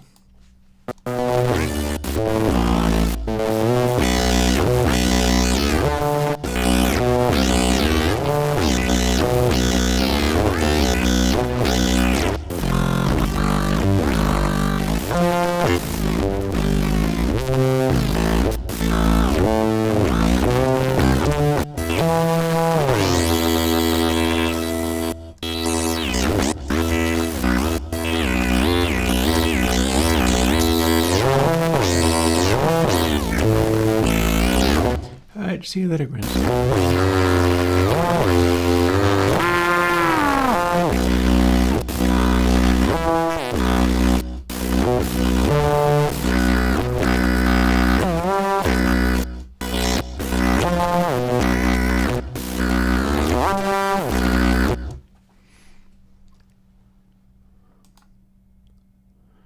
Might be on to something with this in linear.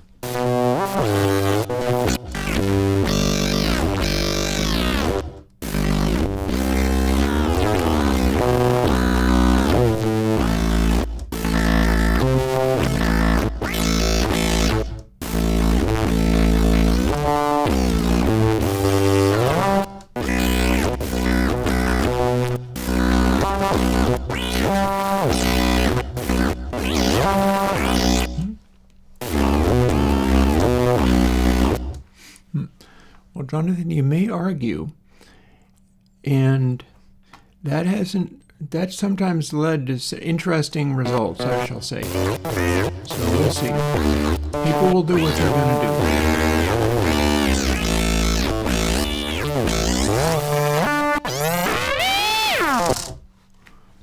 do.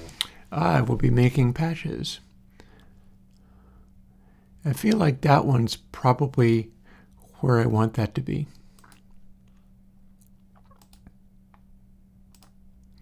We're going through and we're updating various things about these. So here's one of the first ones that I did. It's a one operator patch.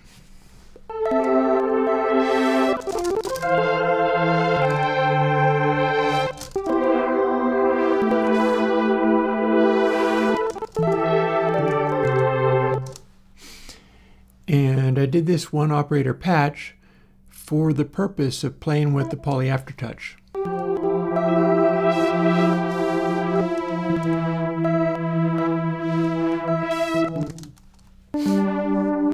Thing is, we might be able to optimize it from where it currently is at, because I have it set on the 192K.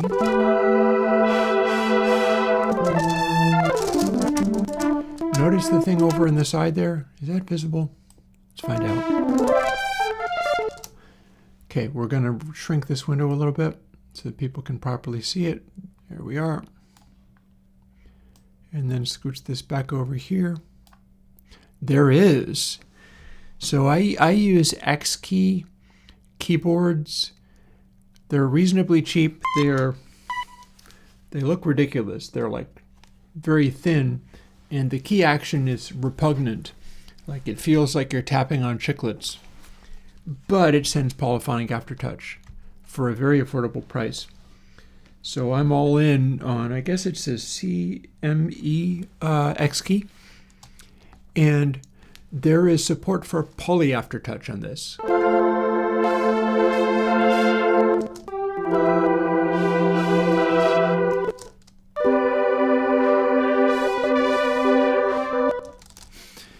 So that was the original concept for mellow poly aftertouch.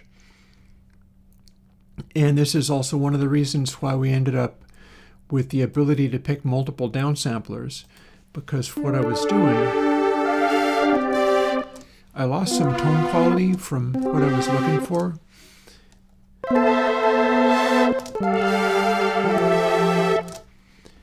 Because, like with the previous examples, if you do the reconstruction really closely, you wind up with a sort of ripple effect on really sharp corners in the sound.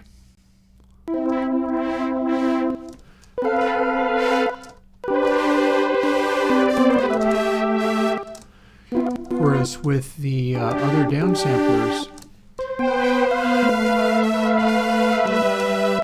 we wind up with, see, this higher than 20K resonance that comes in is an artifact of what's happening with the different downsampler. So what I'm now wondering is whether I can upgrade this patch to have the new features and go about getting the sound I want out of it. You can see where there's little edges that show up in here. Those aren't supposed to be there. But the high quality downsampler gets rid of them at the cost of adding ripple to everything. those are basically like oscillations up at the original sample rate, up at the 192 or 240K. In fact,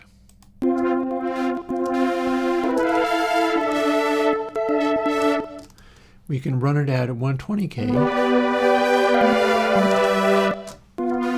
And you see that they changed in position.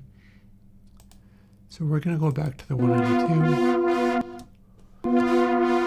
That puts the overtone like right up here. We can plainly see it happening. And then if we do a linear interpolation, it's basically just the same. If we do A4, it's basically just the same. Any of these can't happen anymore. But then this is, the reason that's happening is because the synthesis is generating funny edges that are interacting with the downsampler, or being smoothed out in a way that involves pre and post ripple. I'm trying to get some of this clarity happening without those types of downsamplers, and so what I'm going to try is the ultrasonic filter. That might be a much better idea, because we can plainly see stuff that's showing up in these waveforms, and maybe I want those there in terms of texture, but I don't want them like that. So let's try the ultrasonic filter on that. And boom.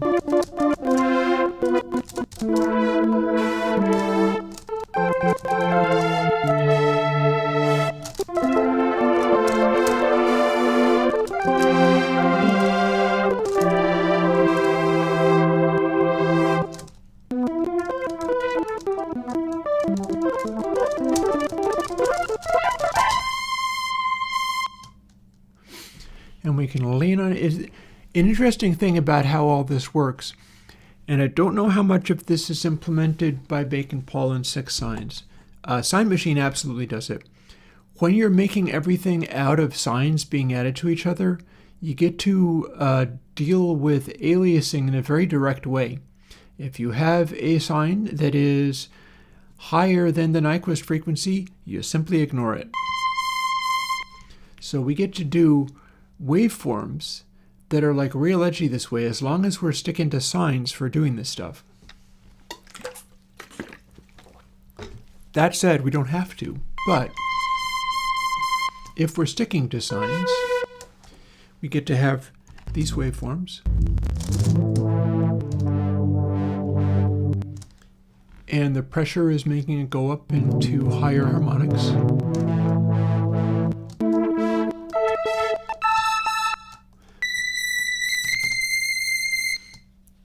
And you get to synthesize them up exactly as high as you need and no further. So we don't get aliasing.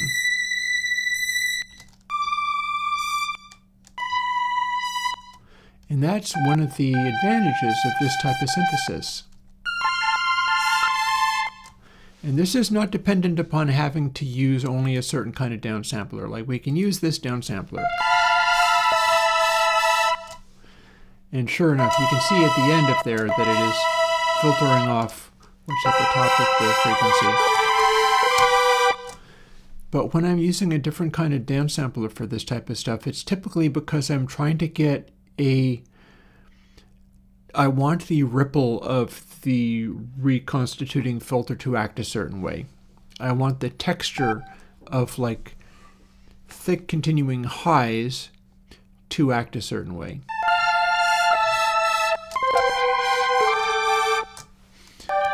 Also note that we do have a unison feature happening in Mellow Poly Aftertouch, so we can turn off the randomization.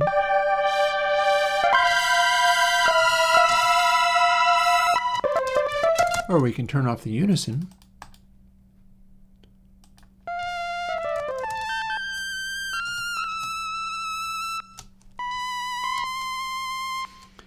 I've got a little bit of warbliness going on in there. That is going to be other things I'm doing on purpose. So that's not the synth doing that by accident. I'm doing that on purpose.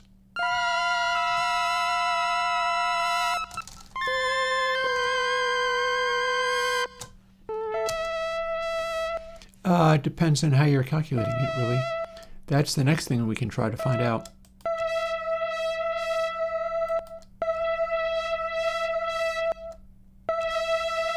Here's our ratio shift. Here's our stereo field. I feel like that could be bigger.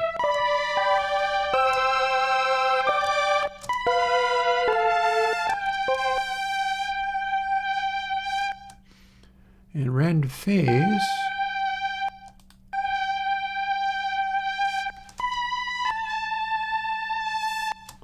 gives us a slightly thicker sound out of that, so I think that's good.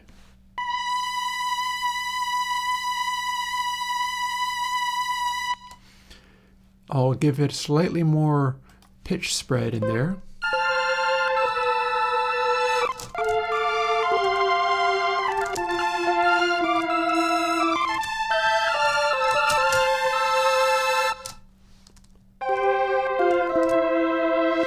And remember, I engaged the ultrasonic filter. Turns out to be very handy for some of these things, doing them the way that I do.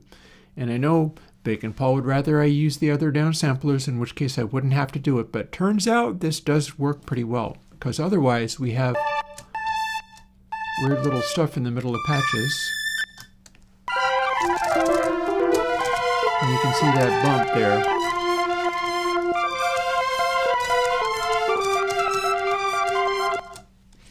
All we have to do is engage that.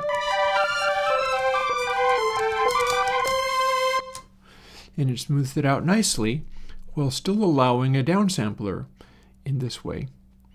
So we're going to save that real quick.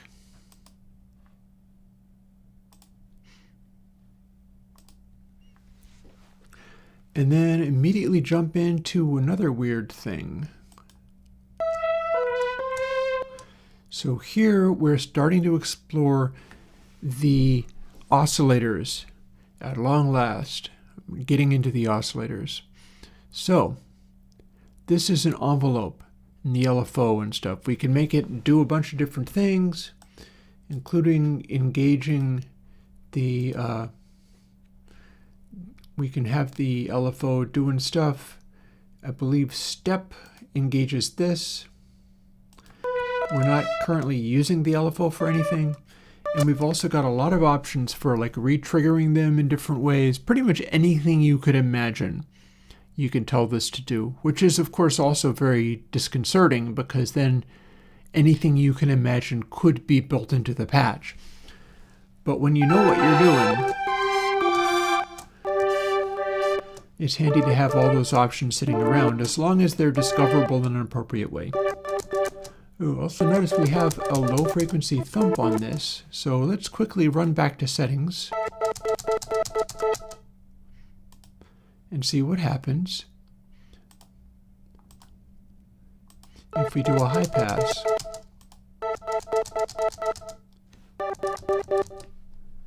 Okay, if we do the high pass, we still have the onset thump,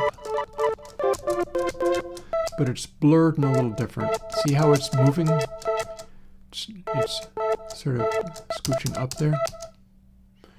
Whereas if we switch it off,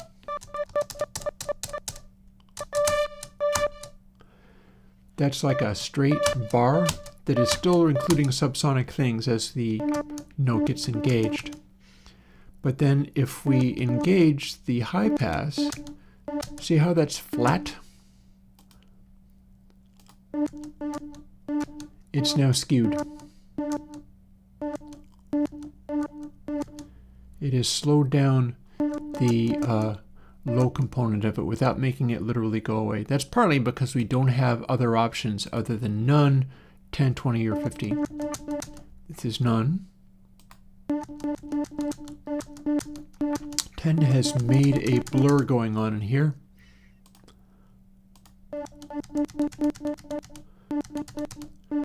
20 has really blurred that onset attack.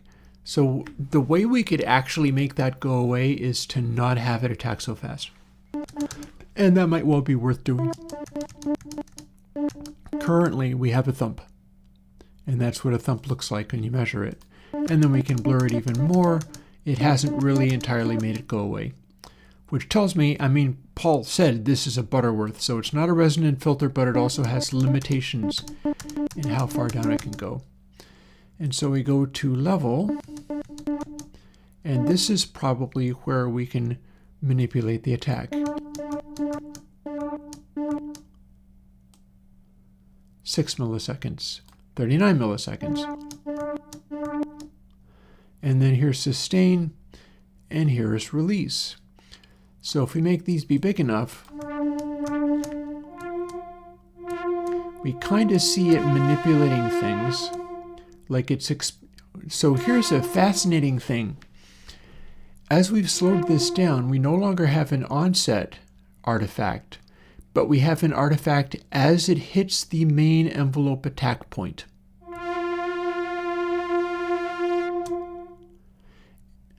This is like Bezier splines. This is being able to see in the meter when it's changed from one condition to the next. I'm wondering whether main attack shape might change this in any way. Because you see, we've got an envelope delay as well. That's interesting. Maybe you can turn it on this way. Trigger mode.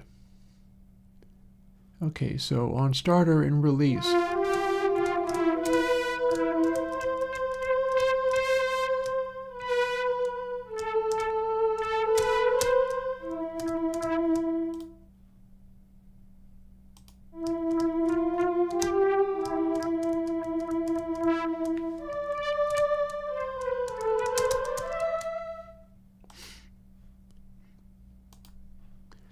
We'll go back to patch default. So here's the interesting thing. Honestly, I'm quite happy that he did this analyzer. It's giving me directions to approach things that are very handy. So here's what we've got. We've got the ability to do a very slow attack and release. And we can plainly see at what point it has hit sustain, which can be 100.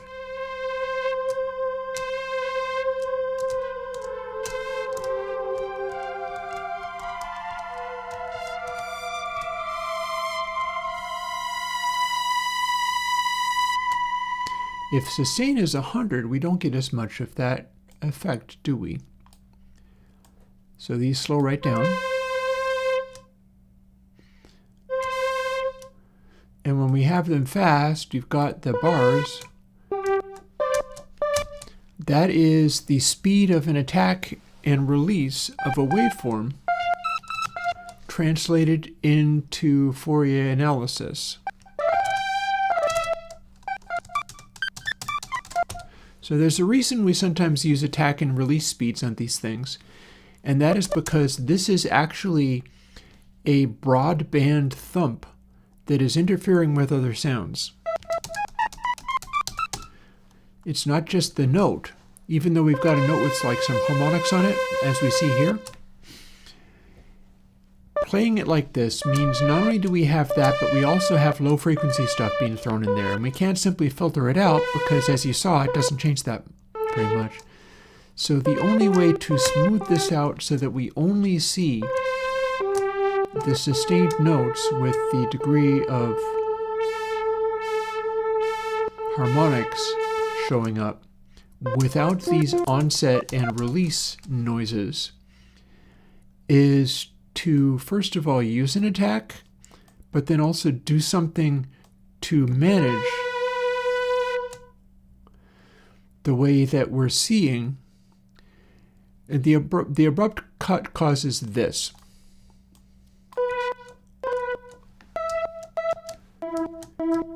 That's no longer our sounds. That is a low and high frequency thump.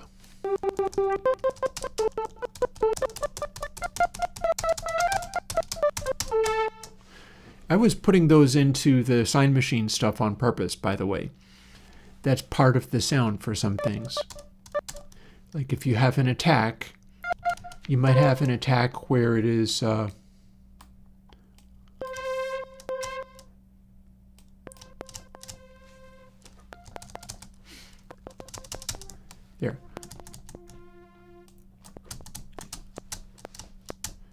So with next to no decay,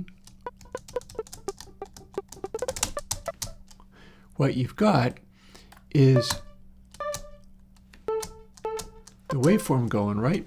You see it's sustaining. But that attack is instantaneous.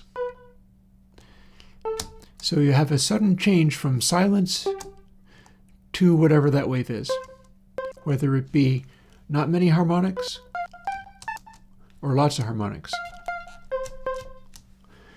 And one of the things about the X key and poly aftertouch in general is that it doesn't follow up with the full harmonics immediately.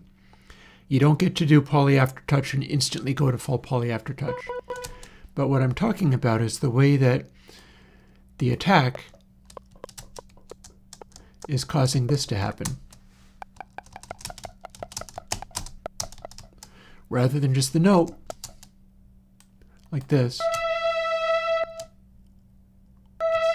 any change in status is causing this to happen.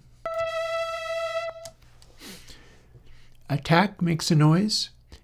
Transition from decay to sustain makes a noise.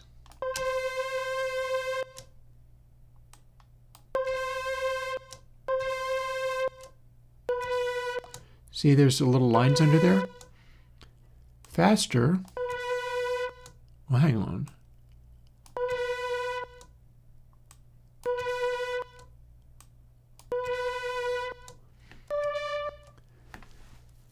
Okay, I think that's probably just an artifact of the aftertouch, honestly.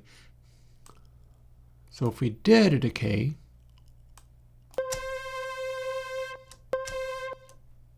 and then manipulated the decay shape, this is what I'm going to go for.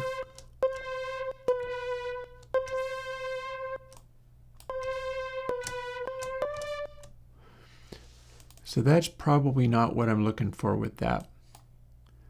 Sustain back up.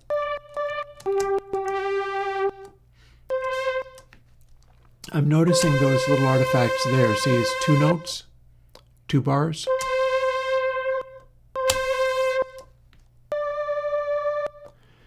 That's the amount of time it takes for the aftertouch to kick in. What's happening is I'm sounding the note, and then the aftertouch is kicking in and flaring up the harmonics, and we're seeing the change in harmonics from that.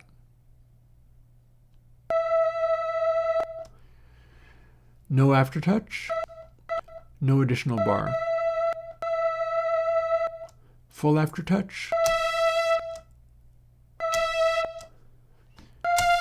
A fixed speed at which those harmonics kick in. So there's no way that I can manipulate that unless settings has something. So MIDI smoothing, 25 milliseconds. MIDI smoothing, 59 milliseconds. MIDI smoothing, none. That didn't change a thing. Okay, param smoothing. Is that what we're looking at? See the 2 lines?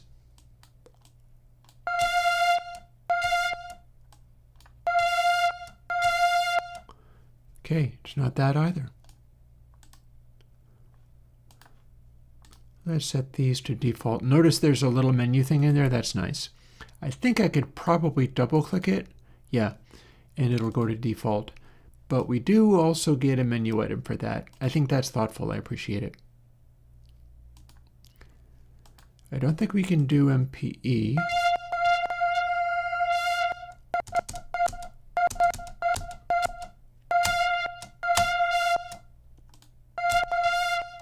I don't think it cares if I do MPE or not. Alrighty, so let's go back over here. Oh, let's go back over here. This is the oscillator, this is the level, and I'm doing some of this stuff with the level.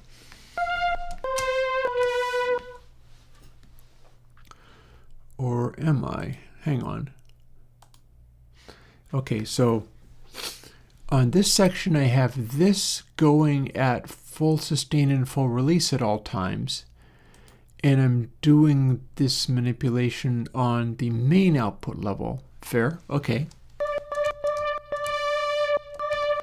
So I guess the next thing to find out is, do I have any options that are better than others at handling the way this attacks?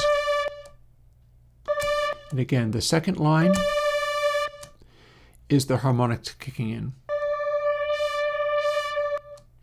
We can see when there are changes because it is throwing those changes as low frequency artifacts. But what I'm looking to do is handle the attack in such a way that I soften this onset line here.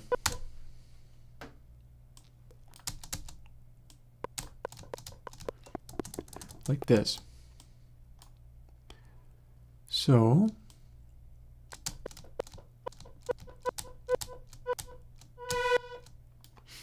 what we can do is make it so that the shut off line is the abrupt thing. Although what we're seeing is we can have the smooth attack, but then as soon as the harmonics kick in, those immediately... So I wonder whether I could smooth the energy coming in. It's not unthinkable, but I think that might be a little bit advanced for this stuff. But the idea of smoothing the energy coming in means if I have a sudden change that's causing that low frequency artifact, and it's going to be very good at picking those out. Oh, look, release doesn't care when I do this because it is ignoring when sustain is happening. Release matters when you have released the sustain. But if sustain is not mattering, it's going to be decay it cares about. So if we do this, it's going to act the same either time.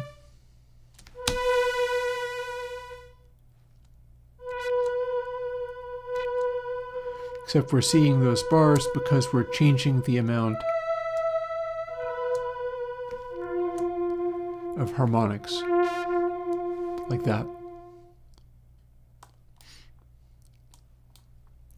So the thing I wanted to find out about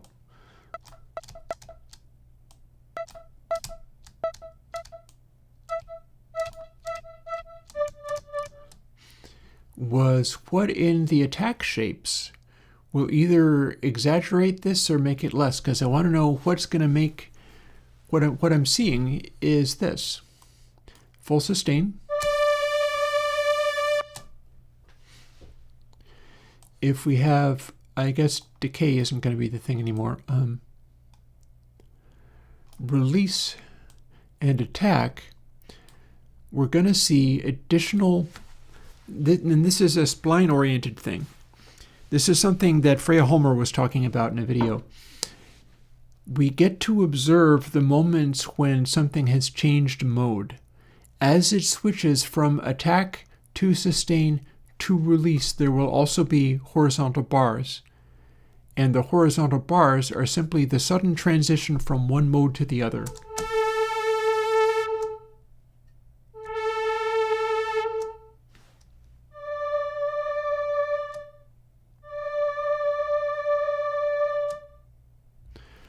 It's maybe less exaggerated when I don't have a lot of overtones. But you see where it changes from sustain to release. We've got a bar in there. So what I'm wondering is, and I don't know what these shapes actually mean. Suppose we have them all be -100, or as close as we can.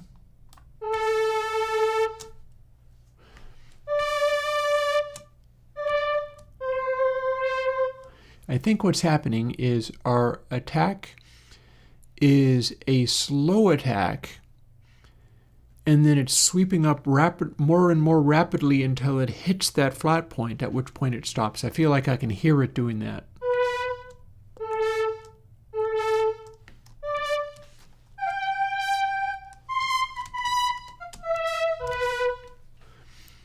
And then the release is acting the same way. If they're the opposite, presumably what that's going to do, and it might not be 100 I want for this, the aftertouch pressure will also go to 0 as well. It'll be going to 0 as I release the key. because first there has to be pressure less on the key, and then my finger leaves the key. So it's always going to be pulling off the aftertouch pressure. Okay, I think we have our answer. What's now happening, I believe the way this shape is working is it is sweeping up as fast as it possibly can right on the onset in an exponential shape that smoothly joins to full sustain. And then in the release, it's exponentially going from full sustain slowly downwards to rapidly going to zero.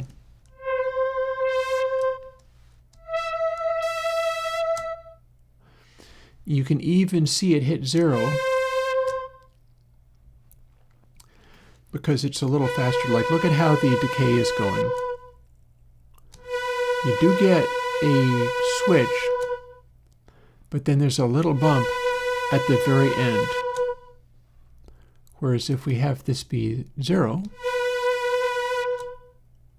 you have a more abrupt transition as it transitions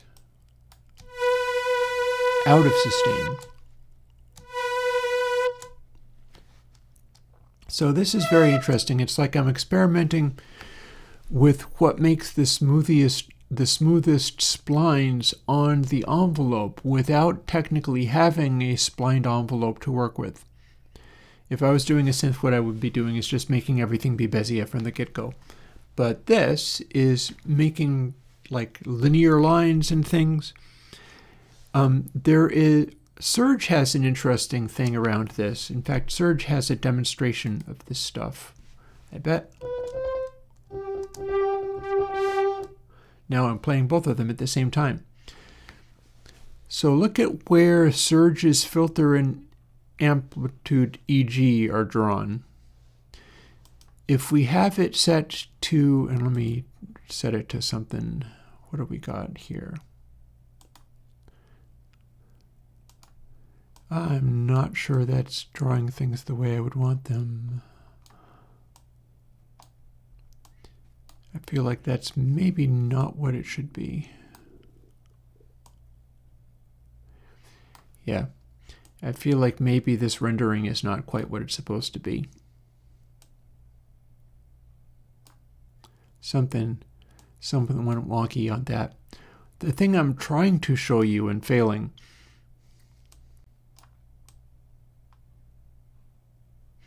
because there's a visual glitch on this. Maybe I can I resize this?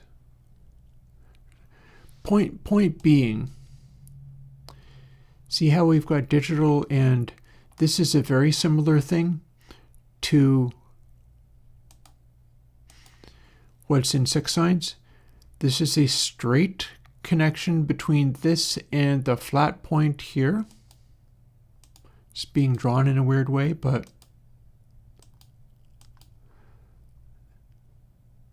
the gist of it is more or less graspable. And then analog is drawing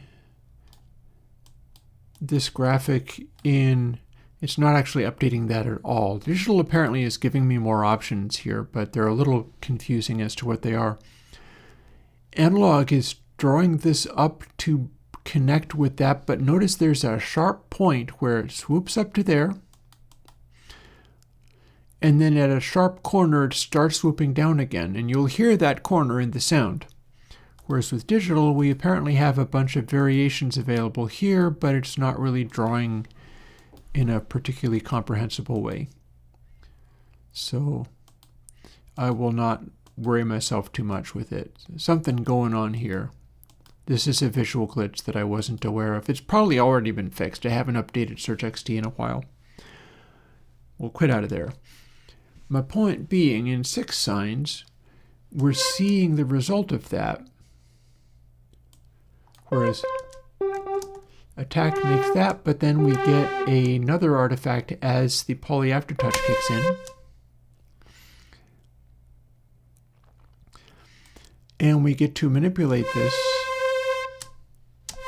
in such a way as with the release shape, we can see what it's doing with the release shape.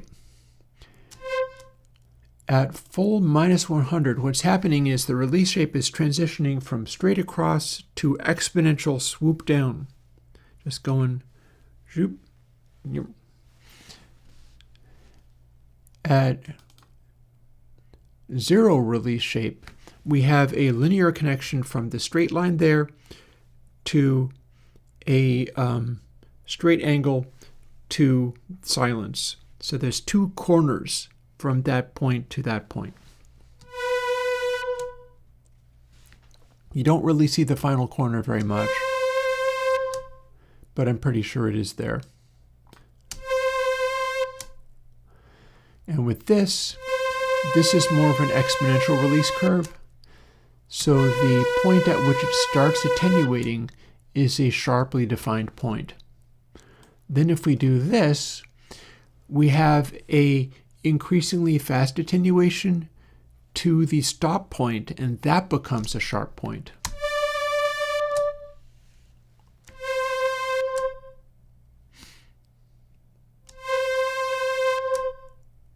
And we see that little lump there.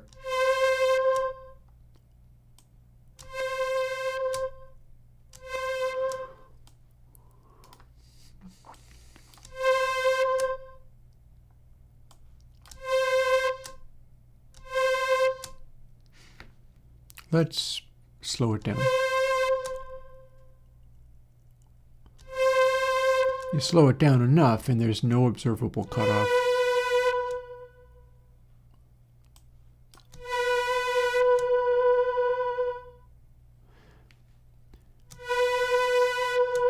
And see, we seem to... Oh, I know what's causing that though. I know what's causing that. See? It's the harmonics cutting out. So I don't get to remove that. But what I do get to remove is where it makes a sudden break.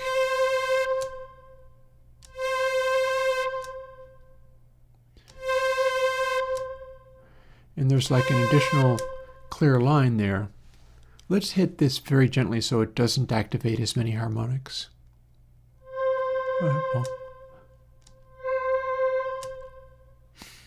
Because again, everything about this, I'm exploring what it takes to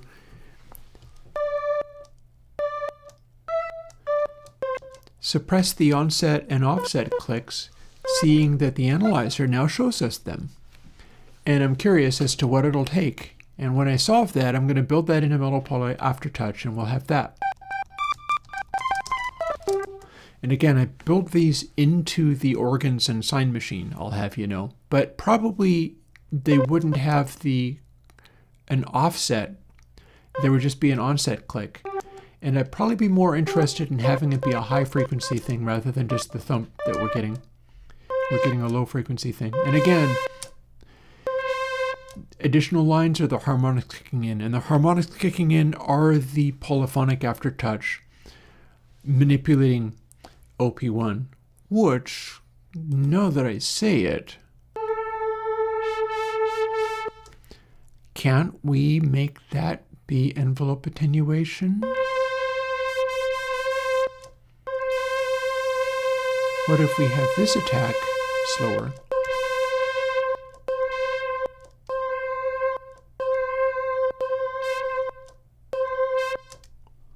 What if this is much slower? Ooh, okay, we're onto something. We're smoothing out all the little artifacts in here. This turns out to be a really effective way of doing this. That pleases me. Look, we have this envelope affecting envelope attenuation.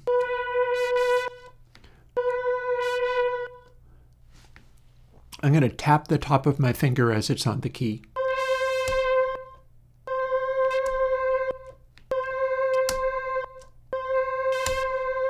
Or literally tap the key as I go.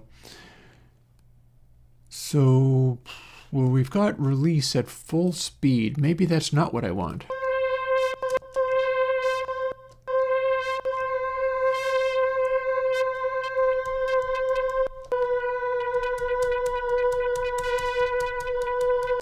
Neat. Okay, okay.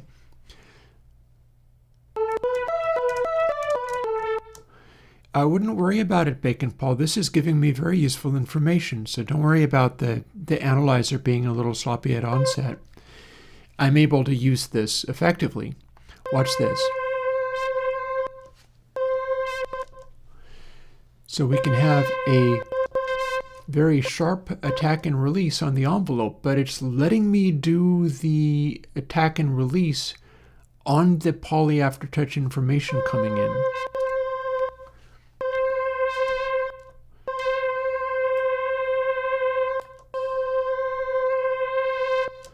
So that's letting me do a slower attack on the poly aftertouch information coming in.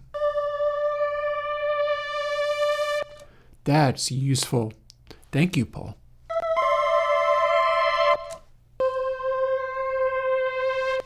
Now all I have to do is also find the release.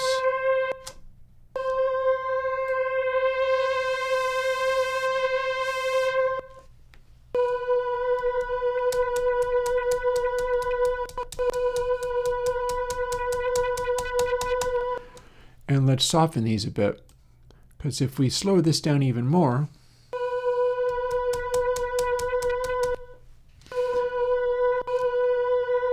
we don't observe any of the modulations, only the attack. So now what I'm wondering is maybe I want my attack shape. What's this do? Okay, we're default, that's fine.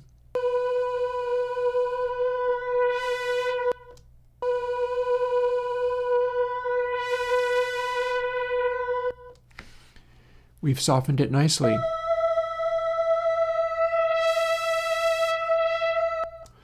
So how quickly can we make it respond while still being real smooth? We've got a good amount of manipulation in here.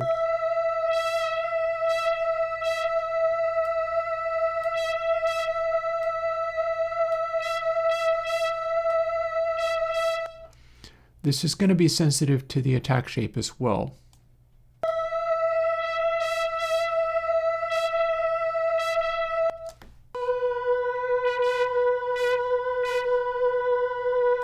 I'm going to go back to 100% shape modulation. I feel that worked better for some of what I'm doing.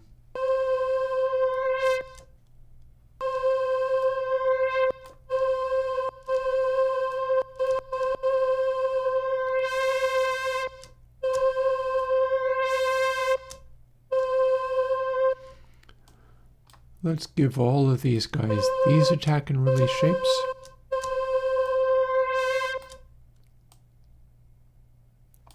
We'll have decay and release match just because we're trying to suppress extraneous noise.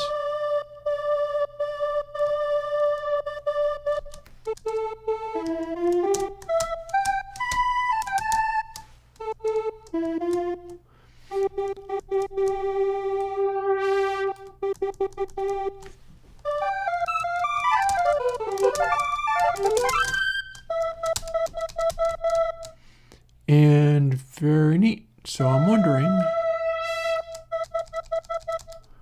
whether I can do intermediate decay shapes that work better for this purpose. Fair. I do, however, wonder whether maybe I can get it to do something, so. But well spoken, yes. It does do nothing with decay at a sustain at 100. In theory, it should do nothing, but this is kind of what I'm doing here, is exploring the ways in which these envelope parts transition into each other. Because when they transition abruptly from one position to the next, we get lines.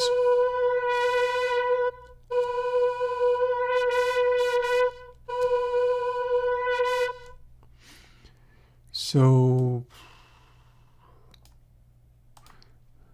I'm trying to see whether I can maybe type a value in. I know that's the last thing you want me to suggest at the moment. What if we go back to the 100%? I believe what that's going to do is rapid onset and then increasingly it'll round its way into the final output.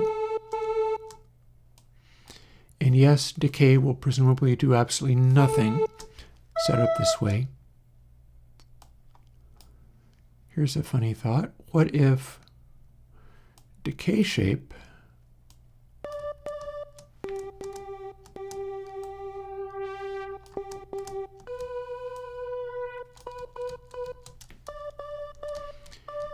we should be able to see between these points. And no sustain and no release.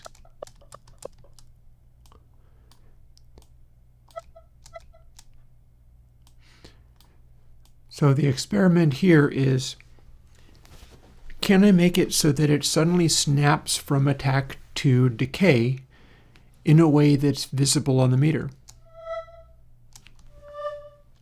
Well, it decays faster. It's 491.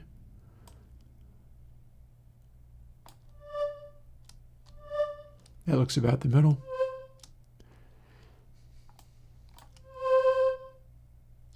Ah, okay. So this shows me that this is rapid onset and then either snaps to sustain or whatever.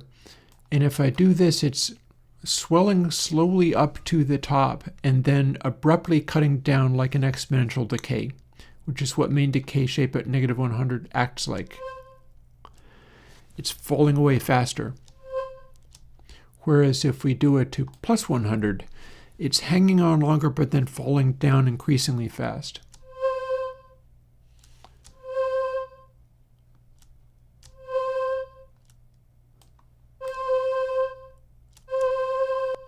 Oh, interesting. Maybe I'm not understanding this as well as I thought. That's acting like a quicker attack, and that's acting like a slow attack that's snapping up to the final outcome. So what I'm actually looking for here is how to get as smoothly as possible to the maximum sustained state and then back out of it again. So technically, this is not actually the one that I want, because it's attacking slowly. This is attacking quickly, but then swelling up to that final state.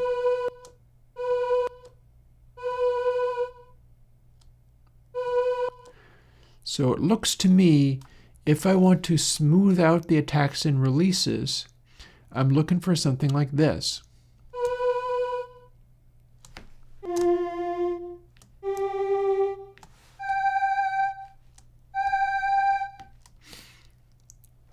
And it will work the same with release. In fact, this will let me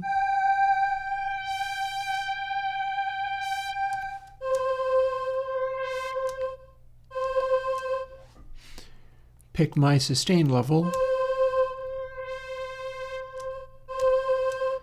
and it'll kind of hang on to that as long as I like, but it is transitioning between the things as well as it can.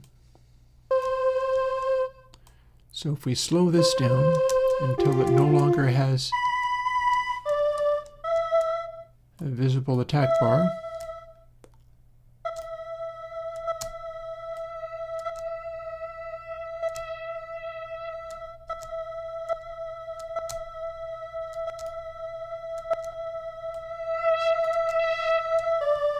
again, we can skip the sustain part of this, but if we don't,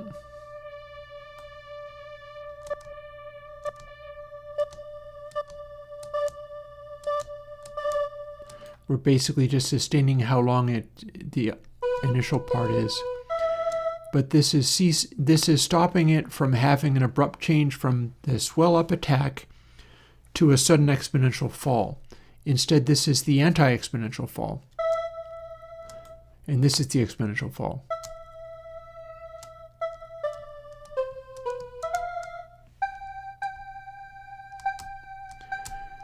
Interestingly, we seem to be able to swell up to the attack and then instantly fall away more cleanly than I anticipated.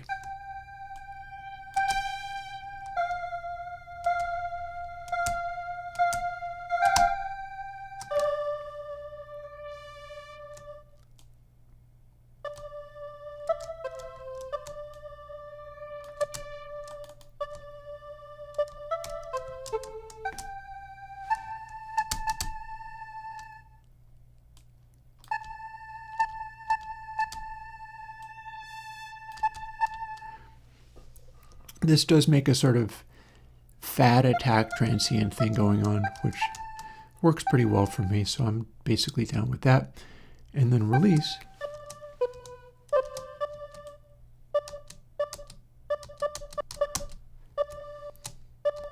Faster we release, the more of a obvious transient lives on it. Slower the release, less of an obvious transient on there.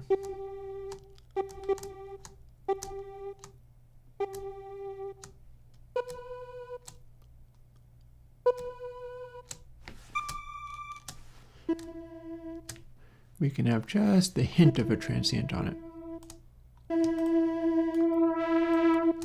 And of course, full sustain means we don't actually have to worry about this decay, but it's fine the way it is. And then we get to go back to here and start playing with how this works. Hang on. Okay, we had negative, positive, positive for the way of maximally smoothing this stuff out. So if we do the same thing here,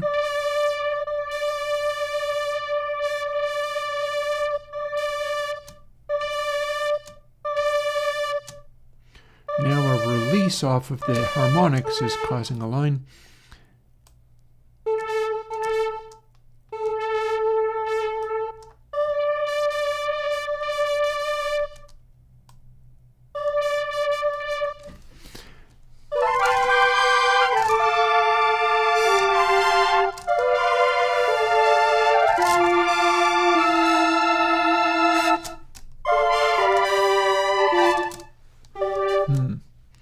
Maybe slow that down a hair. Let's say about 200 milliseconds each way.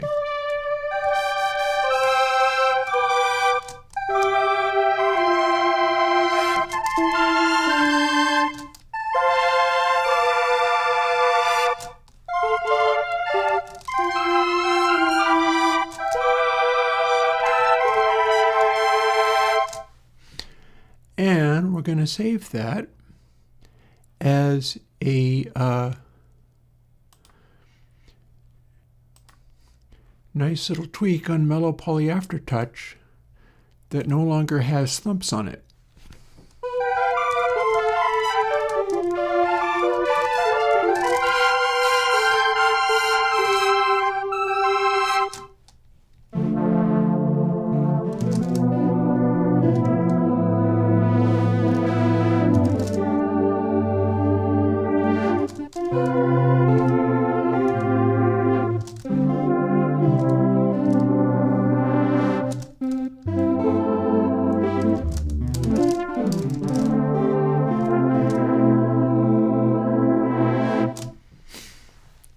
But now that we can do that, we get to do even sillier things. Because guess what? This is the OP feedback. This is the OP mix. And this is the OP source. So let's start finding, okay, OP LFO shape. Pretty sure if I poke around here, what I can do is find other things entirely.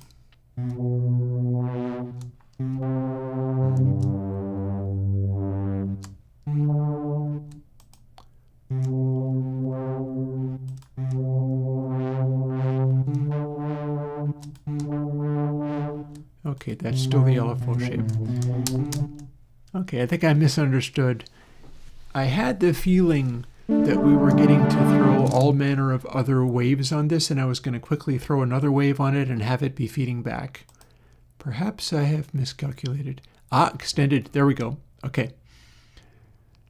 I had a feeling there was something going on in there. So operator screen, bottom third of the edit panel.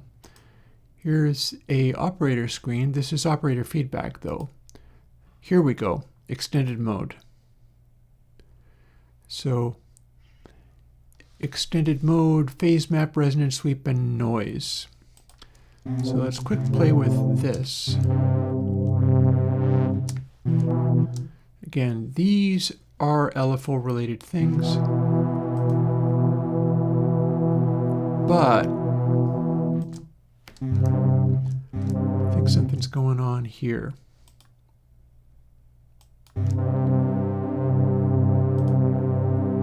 So that's saw-ish.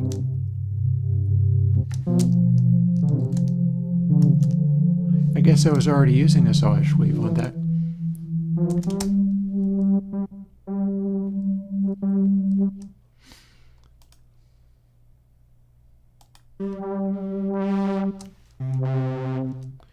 Let's dig into extended mode then. Okay, here we go. Oh, resonance sweep suggested. I'll give it a try. Let's try it.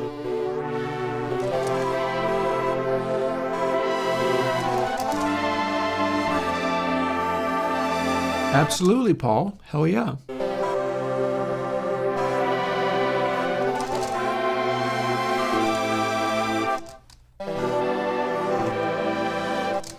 So now we start fooling with this a little bit. That's saw, but let's try.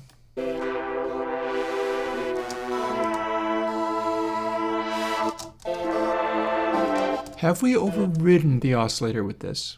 Will do. Back to saw. Adjust M to 0.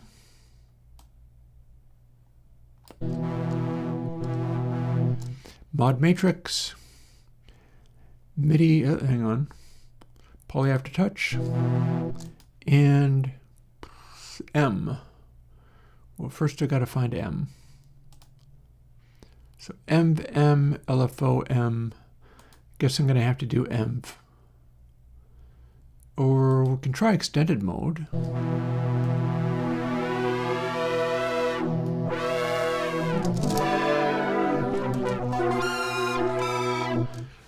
Love it, Paul. Love it. This is beautiful.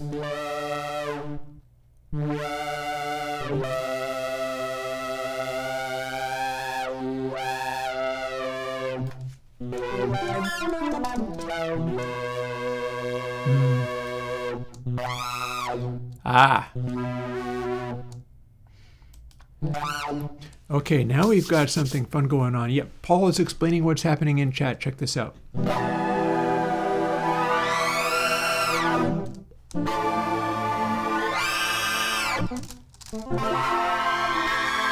Yep, thank Paul for this. Paul is explaining what extended mode resonance sweep does, apart from it's beautiful and it's doing wonderful things.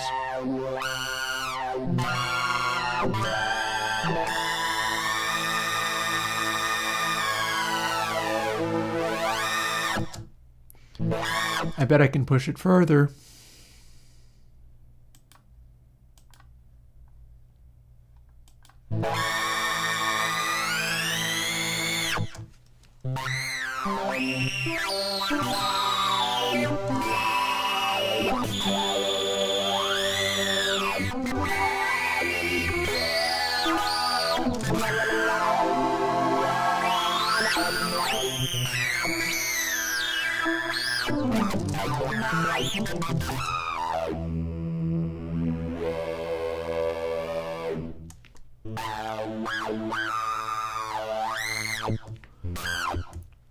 And that also means,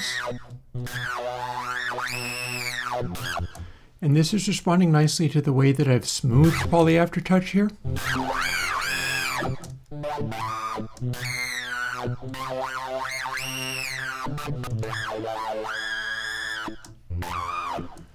So these are also going to have an effect. Ooh. Okay, saw is all very well and good. Try seems kind of special.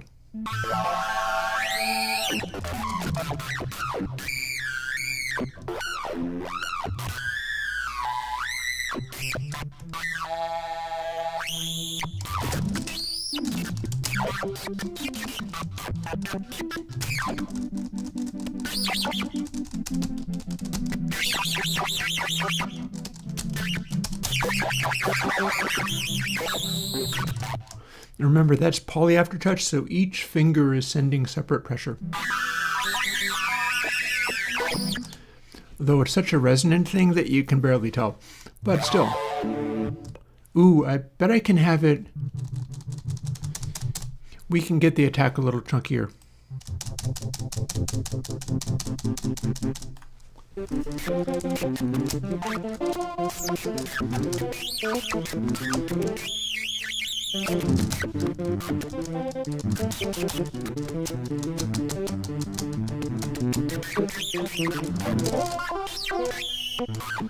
Absolutely, let's give it a try.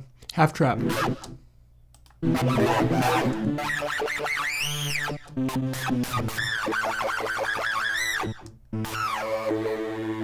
We can pull M back down again,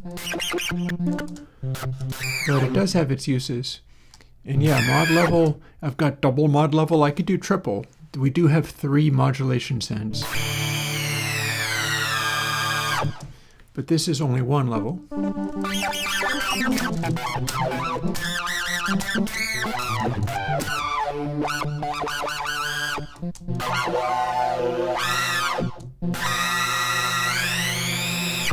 I'm going to go back to the fully sensitive.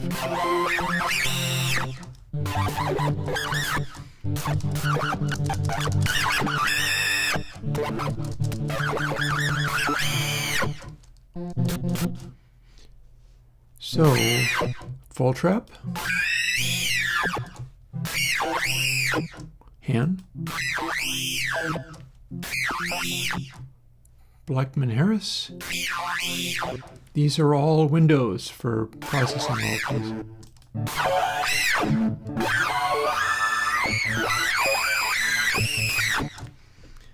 Here, I can pick the same note and then have it sweep the sweeps in opposite directions by modulating pressure.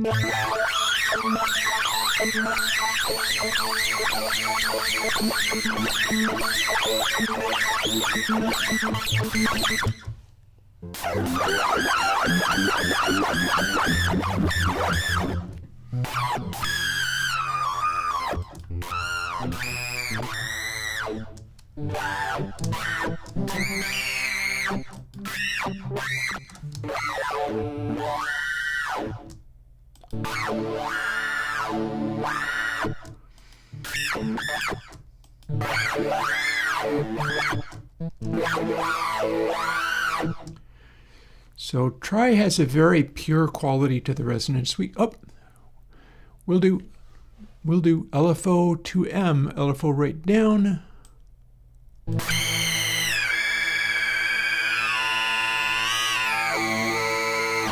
Interesting, Paul. What's going on with this?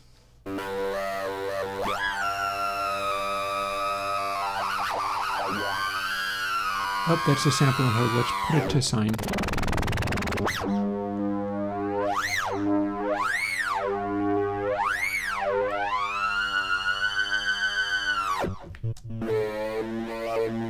I'm trying to hold that at the same pitch. Settle that down a little bit.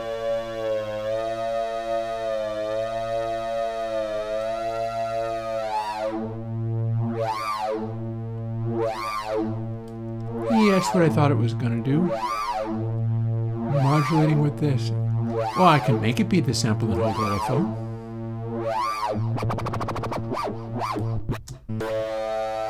I do have to set it to sample and hold and resound the note, but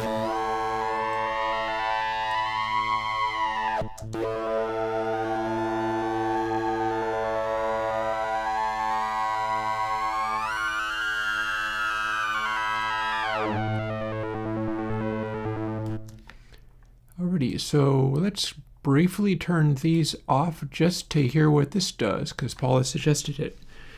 So sample and hold LFO, and we can't put it to bipolar, but I don't know, we need to do it. Actually, no, hang on, it is.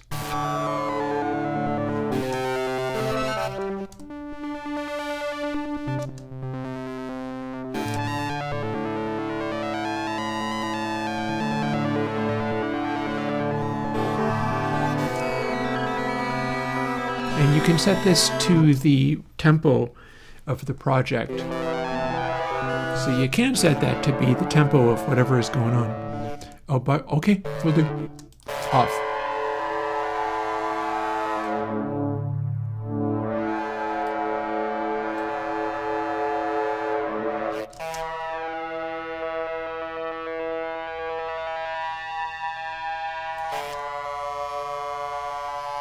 Okay.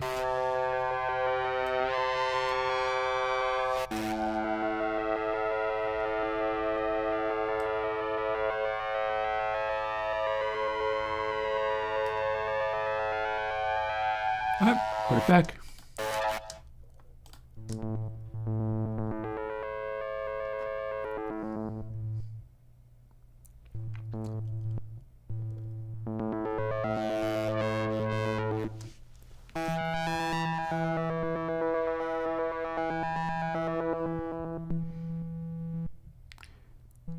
Is that a random though?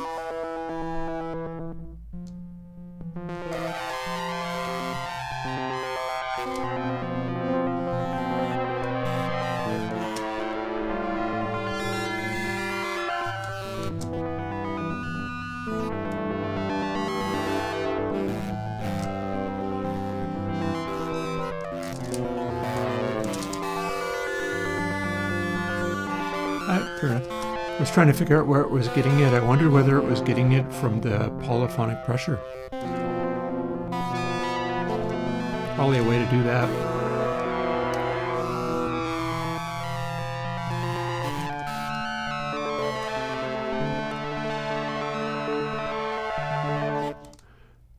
Retrig to song position, step sequencer.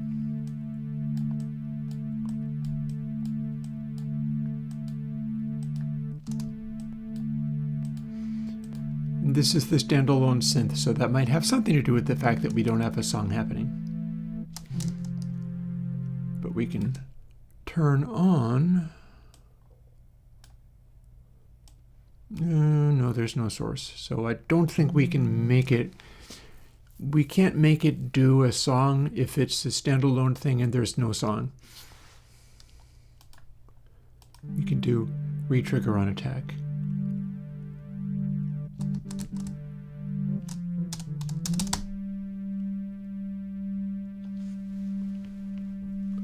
Oh, cycle button. Looking for that old cycle button. Where is that then?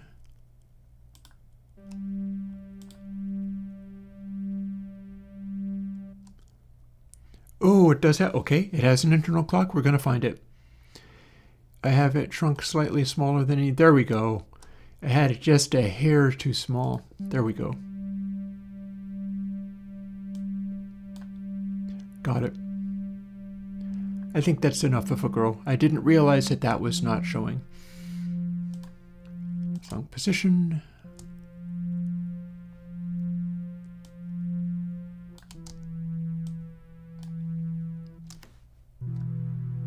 Yep. It's showing now. And maybe I simply didn't tell it to turn on. Could it be that this needs to be on?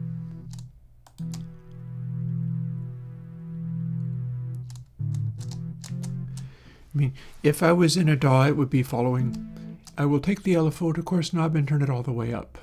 Is that the one? This is the one.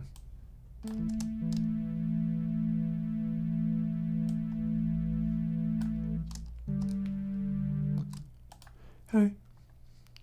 I mean, no worries. Well, I will help you explore this as long as you want to. Failing that, we'll go and do other cool sounds. Probably should return to doing cool sounds.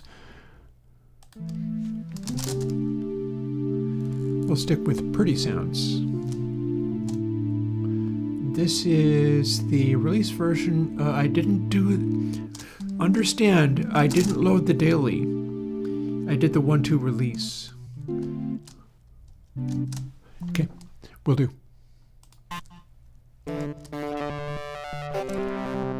We might as well do stuff that sounds really cool. This isn't the daily. Maybe you fix it in the daily.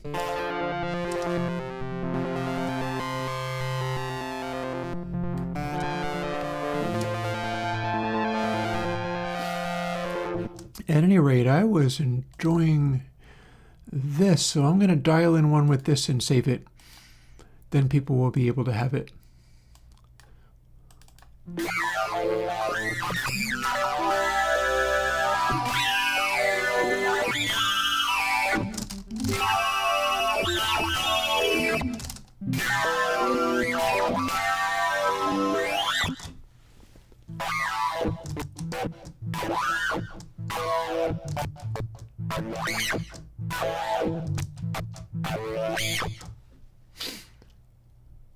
I'm going to call that poly aftertouch.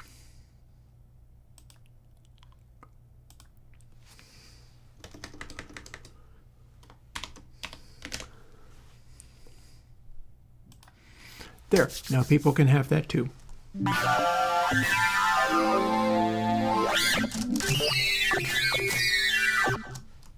Yep. Oh, okay, let's go back.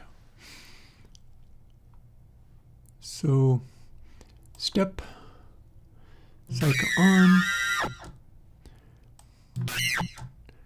We'll shut this off for the moment. If I get it to work, then we will, oh, and deform at full negative. Well, let's release shape, so I don't think that's it.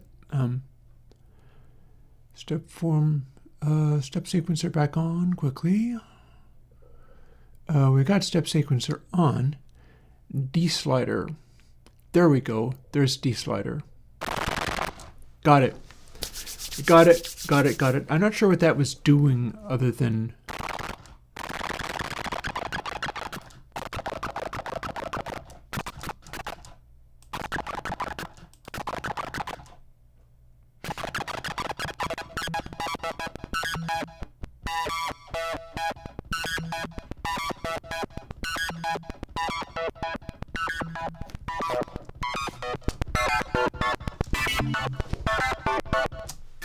Oh, you don't like psych? Oh.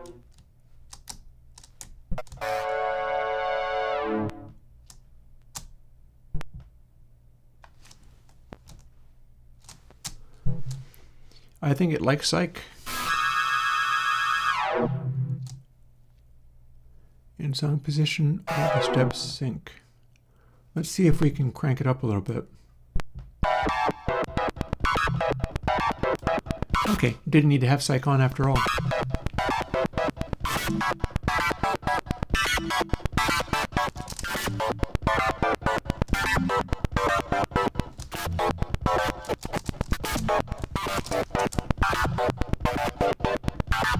Okay, psych and low rate or no psych and high rate, fair. Experimentation will do a lot to help with these things. Since we were deforming,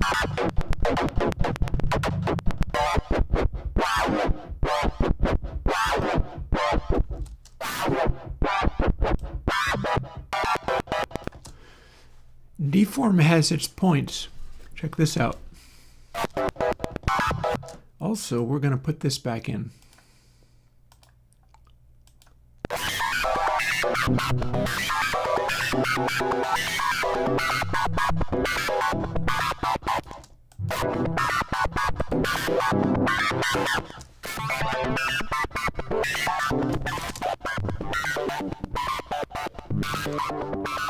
Step splines. True. Deform minus 100 cut everything off completely.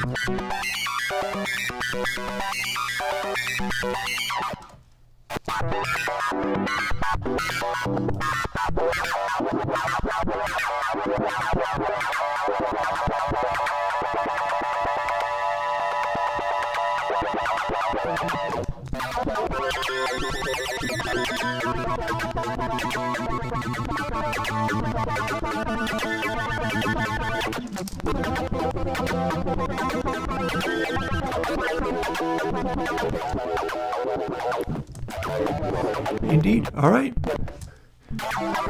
Well, we're having good fun, people. We'll be able to download all of these things.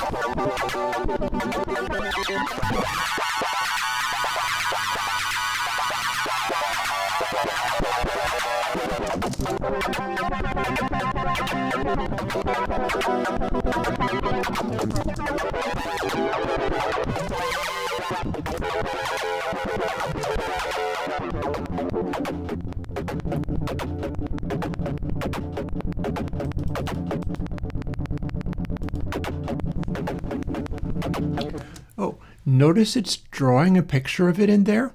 Check that out. Isn't that cute? See how we have the D?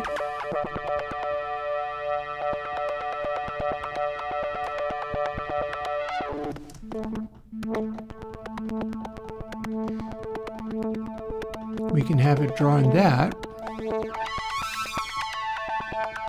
And of course this could be synced with the DAW. And then as we make D LFO, okay, so what if rate D LFO deform, and then if I apply more pressure, we also start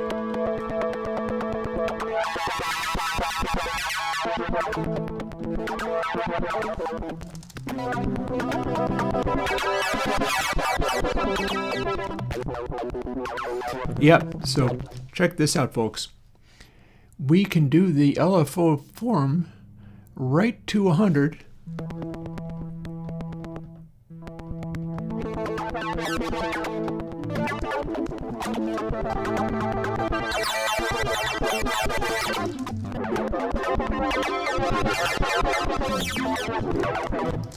So I'm pushing it a little too far because without as much of this modulation, deform goes from this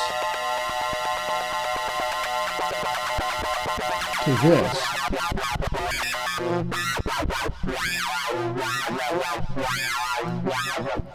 So with pressure, I'm pushing it in that direction.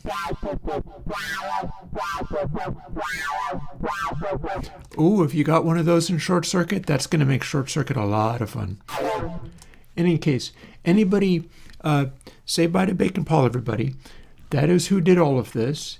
And this, all this stuff that I'm doing is apparently also available in short circuit, so have fun. And again, I push down, and it can push it also.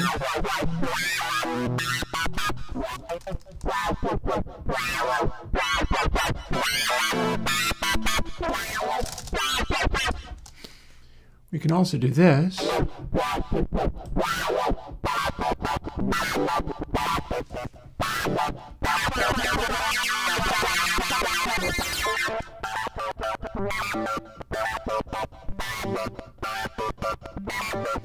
With this, I'm using Poly Aftertouch to push the LFO deform towards the pointier, attackier way of doing it. So you push down and you get those spikes. But if you don't,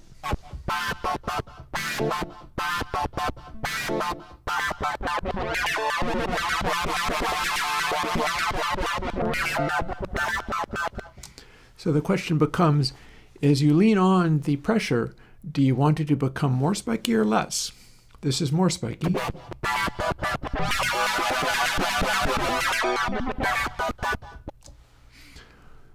We can also do the amount, I suppose, phase. Might do something, but I'm not sure what. Oh yeah, deform modulation is...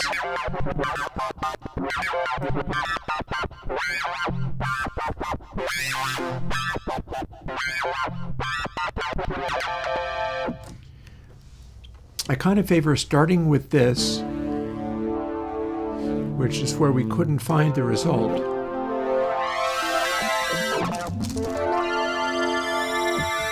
But all you have to do is add Poly Aftertouch on the LFO deform. So what I'm going to now find out is whether I can make individual notes change that texture as well.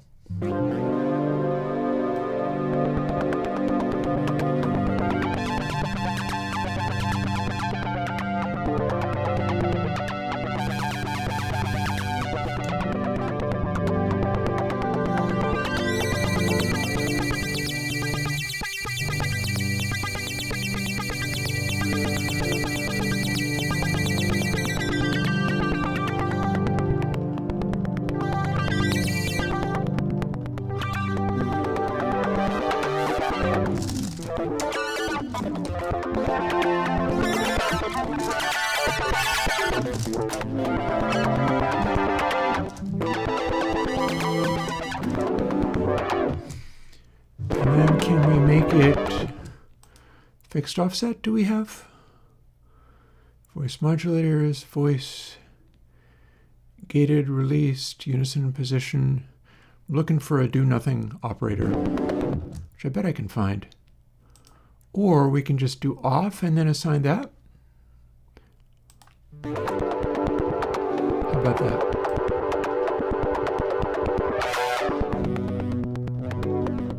Doesn't do anything yet, but we'll get there. So we're going to find something. How about voice gated? That did it. So what we've done is we've assigned gated to LFO deform and poly aftertouch to LFO deform. In fact, we can add lots.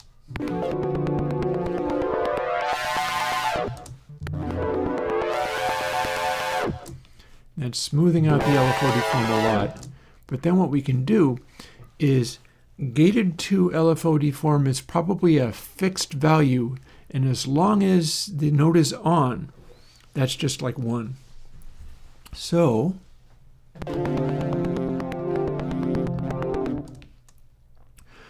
we'll press the keys very gently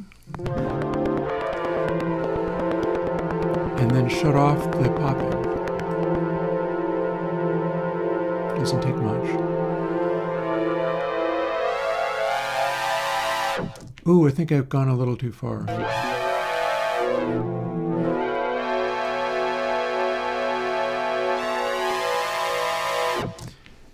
Okay, so I have a small mistake.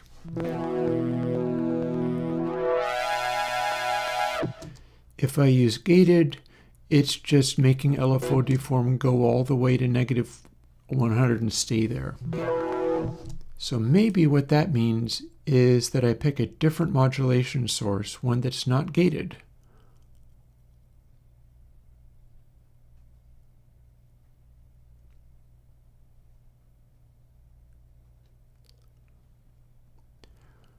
Random normal, maybe?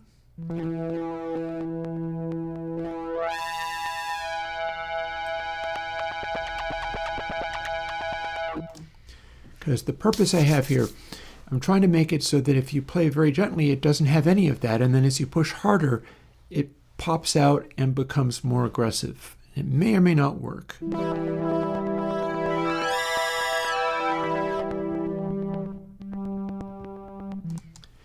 I feel like it's not quite working. I can take LFO deform all the way to negative 100, and that kind of does what I'm talking about. Let's assume that what I'm trying to do, in other words, add an additional offset, is not actually a useful thing. So this is very cool in its own right.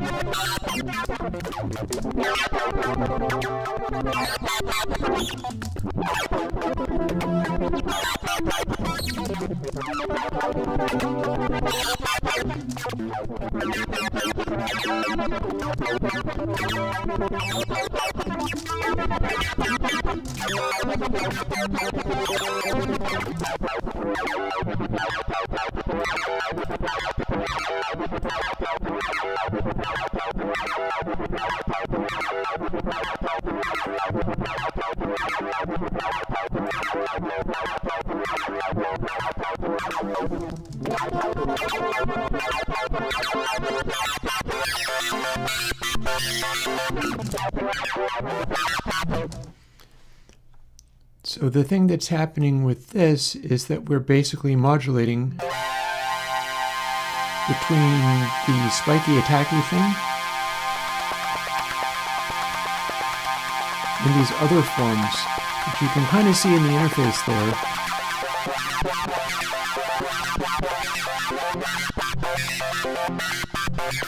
Turns out the exact middle position is the fully gated and step sequency like thing. And as we keep going, we get just a swoopy noise. So adding LFO deform in that way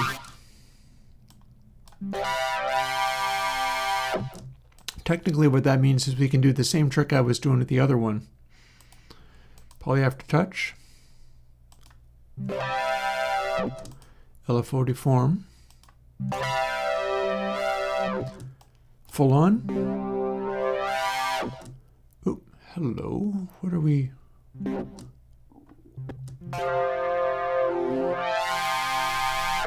Interesting.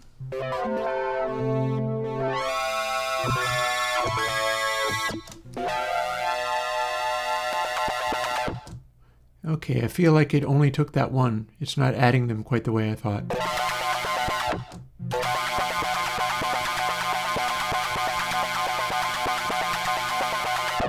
Okay, so extended mode poly after touch. I get to repeatedly add to extended mode, but I don't get to repeatedly add to LFO deform. Cool, cool, okay.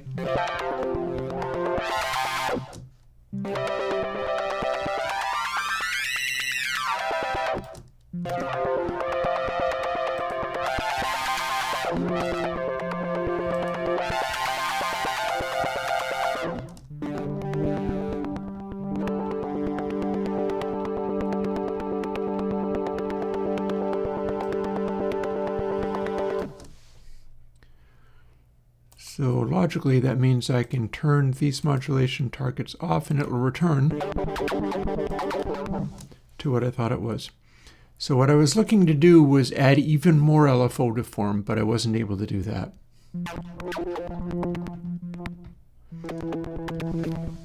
Because I'm going from first full D of full negative, meaning that the softest offset is enough to get it to do this spiky thing. And I believe this is taking it all the way to exactly square, like 100% sample and hold.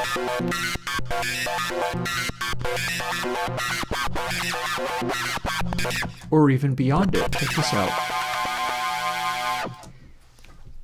So we can hold it. We can start adding the spikiness. That's taking this over towards the middle again.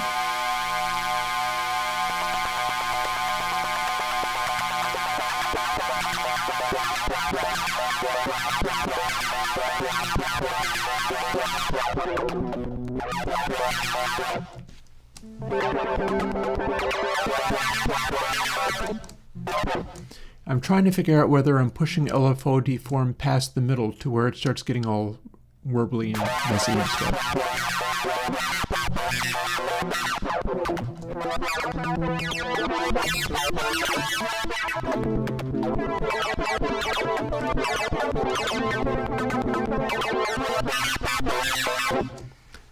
Because when I do that, it starts going into that mode where you can see on here, rather than just the spikes, it goes into a smushy mode, which we're kind of clearly hearing. This is the punchy part. Here is a straight up step sequency thing. And then it goes beyond there into this wobble zone, which is where I can get with LFO deform. Let's put this to extended mode M as well. Then have this be exactly the same thing, but LFO deform. Because we do get to sweep real high.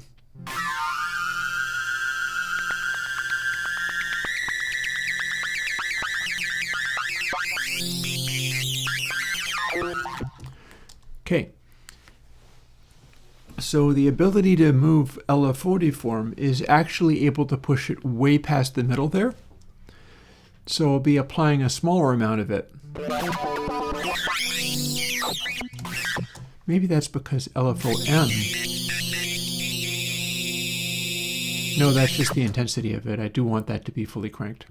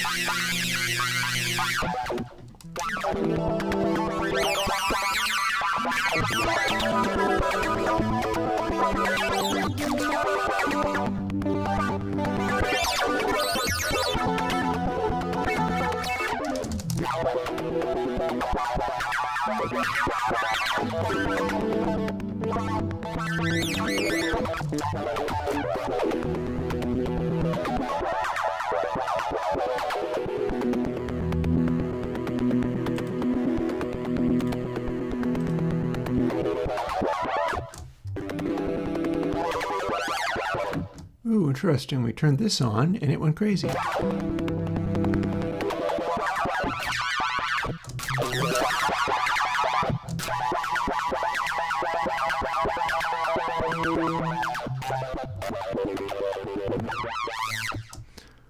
Well, we're not doing much with this. Maybe we can do something fun with that.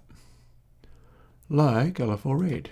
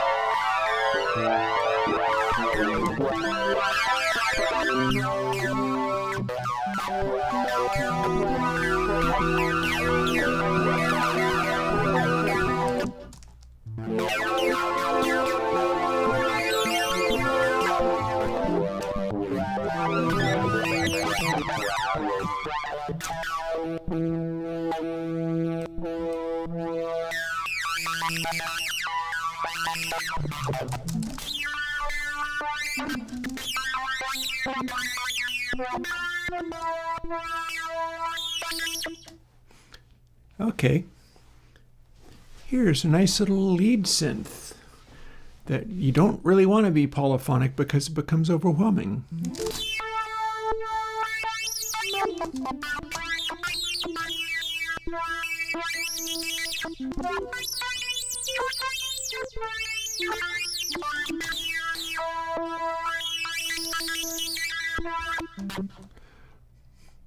Step numbers? Oh, that would be too much to ask. Yeah, we don't get to do that. Naturally, I was thinking of, can I make these steps also be modulated by poly aftertouch, but that would be silly.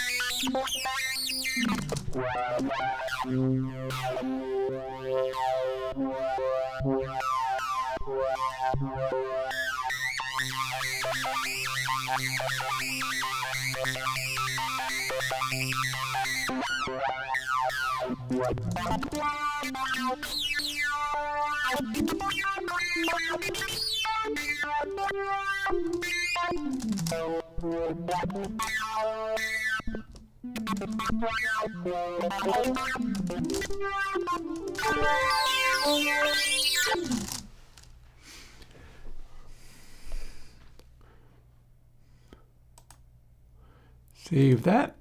People, you get to play with that. I'm going to thaw out some food for my tacos soon, but we're going to turn out a bunch of wild patches before I go. And I got about an hour and 45 minutes. 1 hour 45? Hour and 15 minutes left.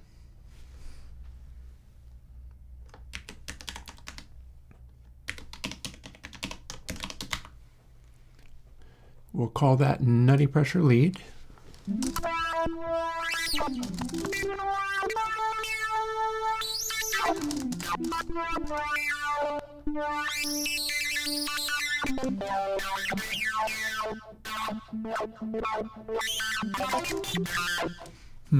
Perhaps a better patch would... Let's try some of this resonance sweep stuff.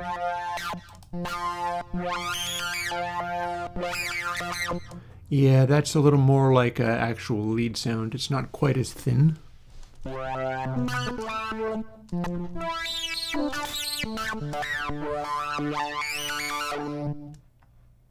We can give it more of an attack as well.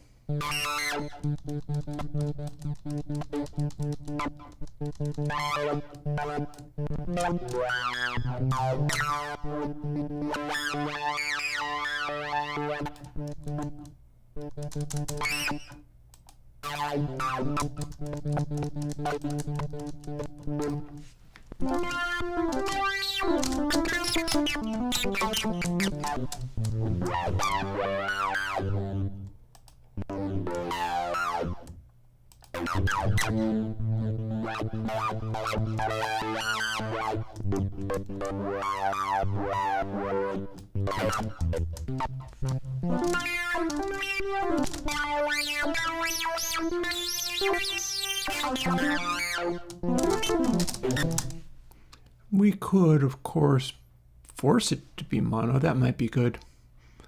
I feel like maybe that'd be good.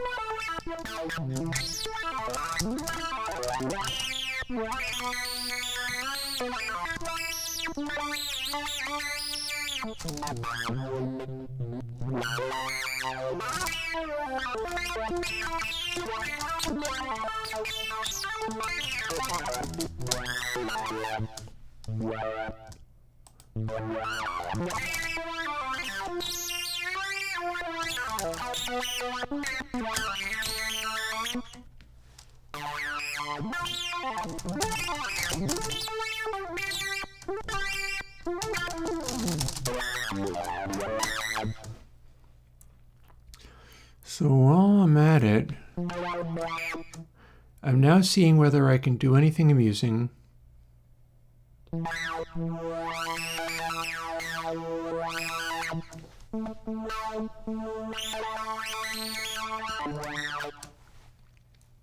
With the pitch bend, but I've only got 3 slots for other modulation. So maybe I don't get to go any farther with that, but we do have this. So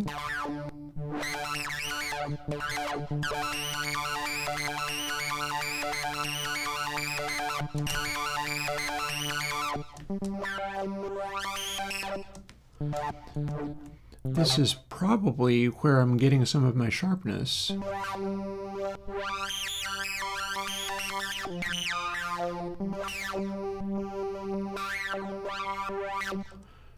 So what if I took the pitch bend and put that in here somewhere?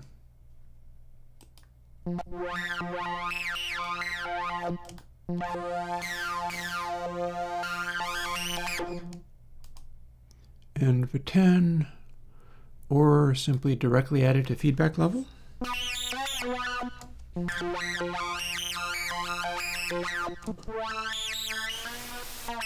Ah, okay, something happened.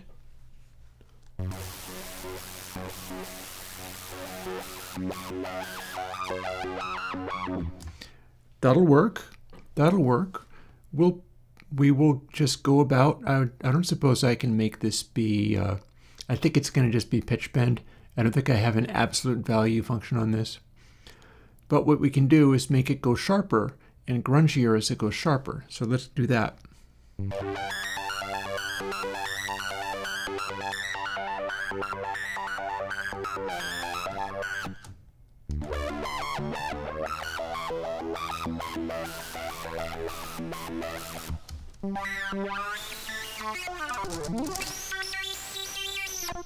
Maybe that's too much.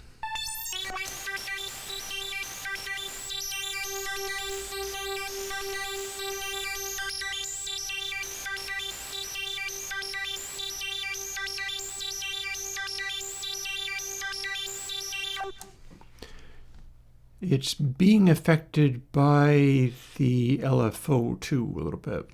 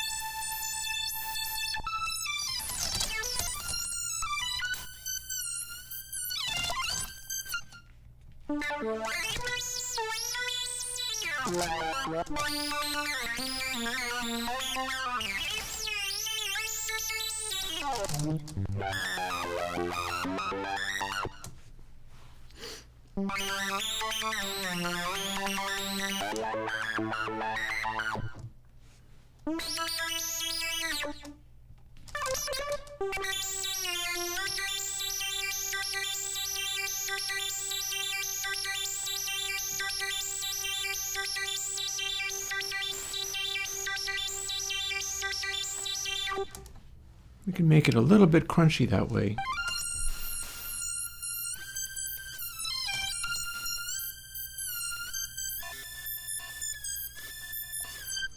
Interesting. That's an aliasing of some kind.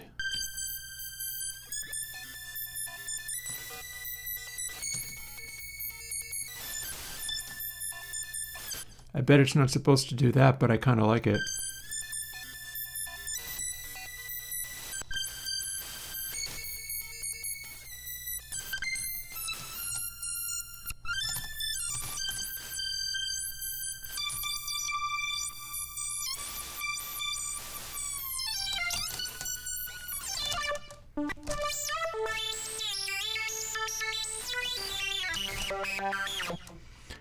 Let's jump back to settings and see whether we can get it to respond more interestingly.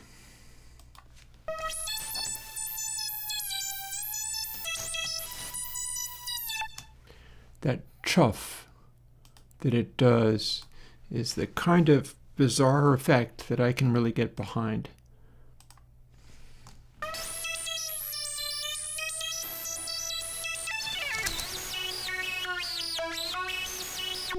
Ooh, we've got the ultrasonic filter on. What if we didn't?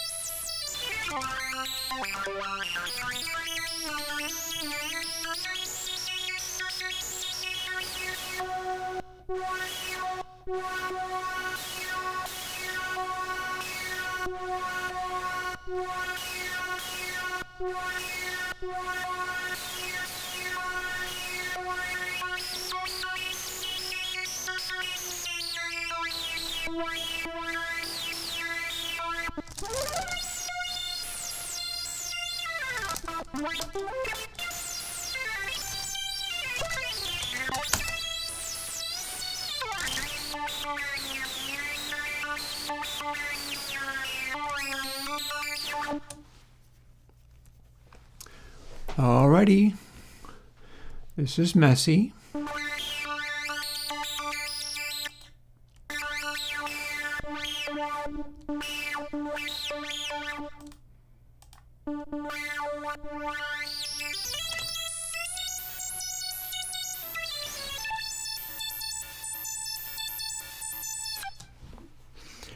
I think we're back to Langso's A = 4.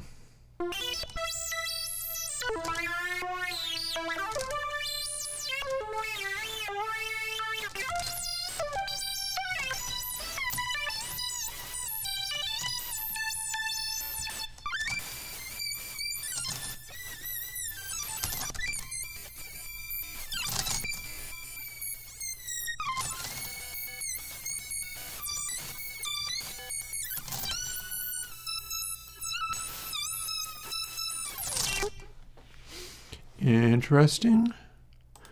Horrifying, but interesting.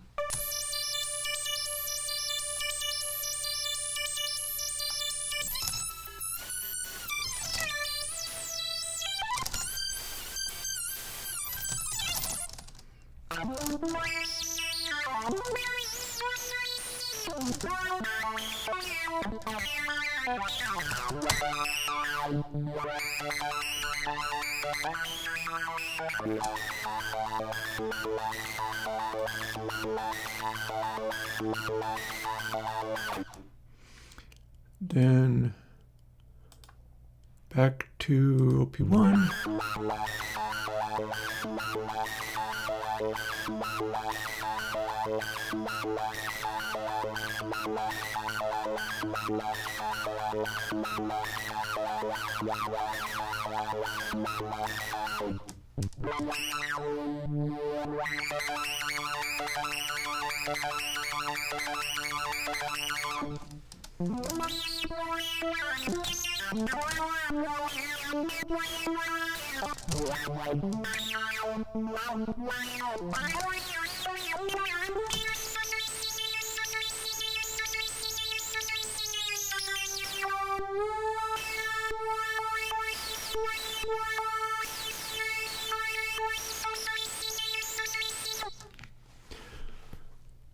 Okay, I feel like we might be in with this one. And in theory, it will also synchronize. Well, no, it can't, can it? It can't synchronize to the track because we're modulating LFO rate at polyphonic aftertouch.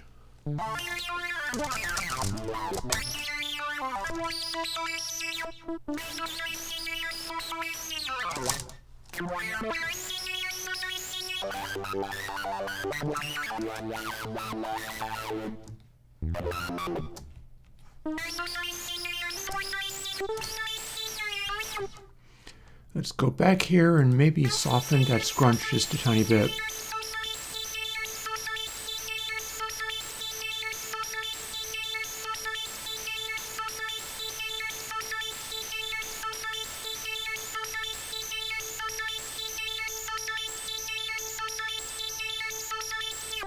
There, scrunch softened.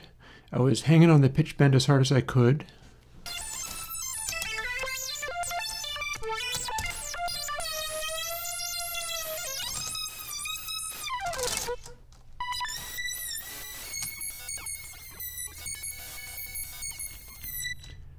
Okay, now we've got a wild aliasy craziness.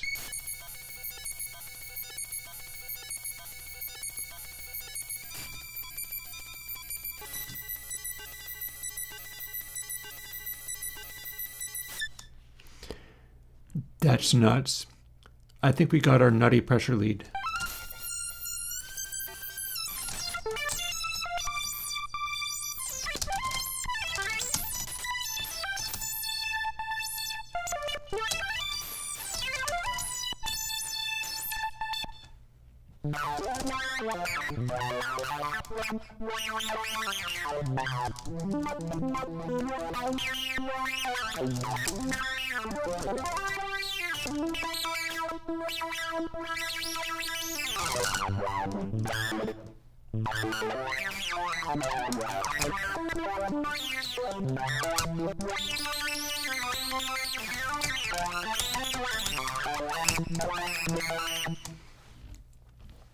I swear sometimes all the things I like doing with 6 signs most are the ones with one operator.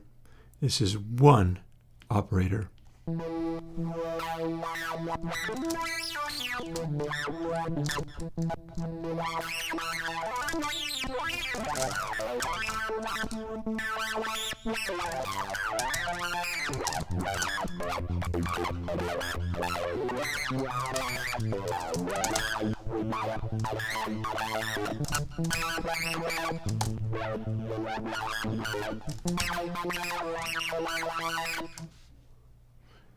Wild.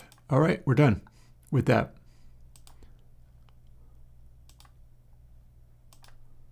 That's clearly nutty pressure lead.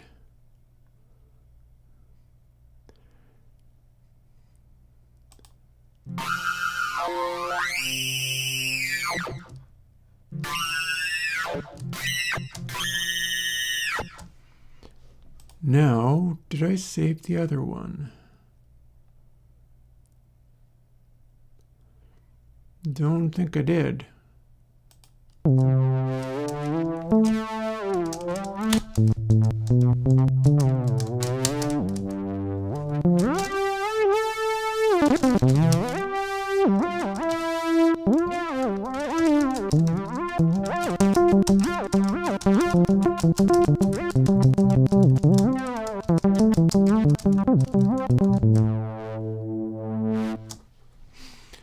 So proper Tommy Mars lead would need to have two oscillators, one of them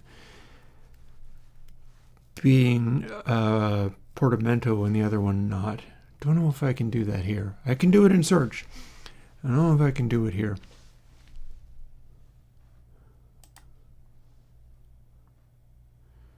I'm trying to think of whether it'll be quicker to just go with this.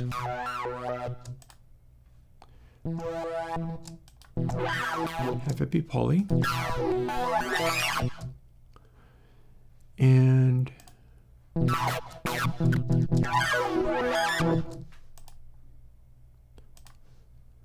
not have that happening. We're going to dial back some of this stuff.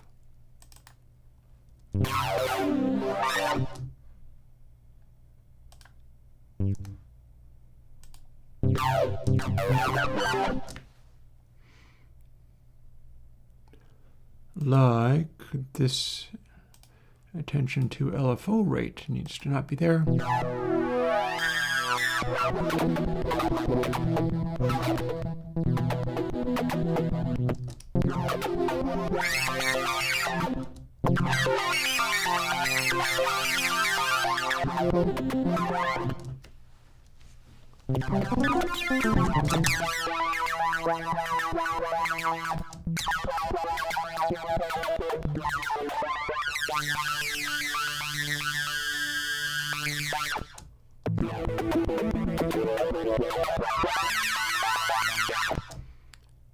Let's scale this back over to that one.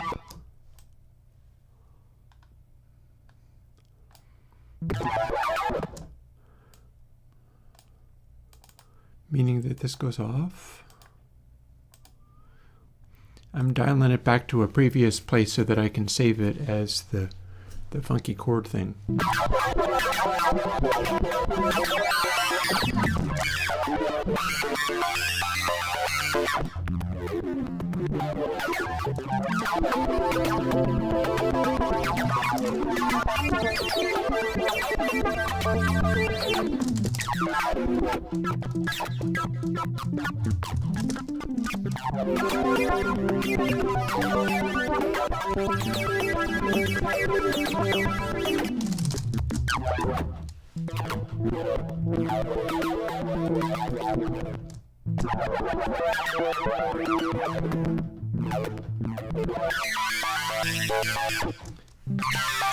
Okay, so I believe here is where I'm going to want to dial back some of this.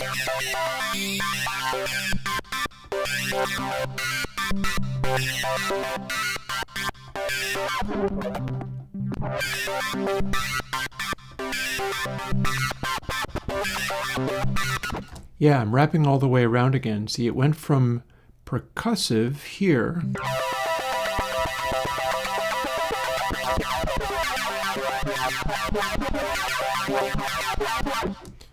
it went from there to the sample and hold all the way through to wobbly.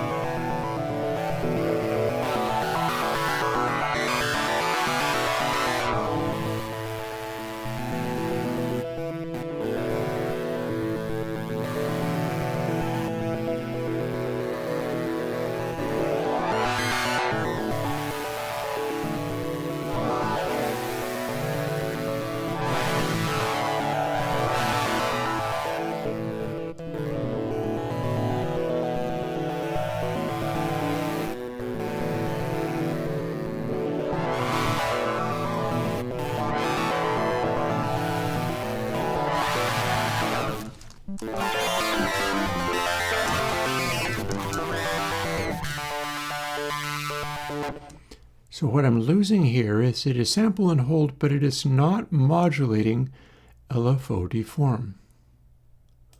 And this does.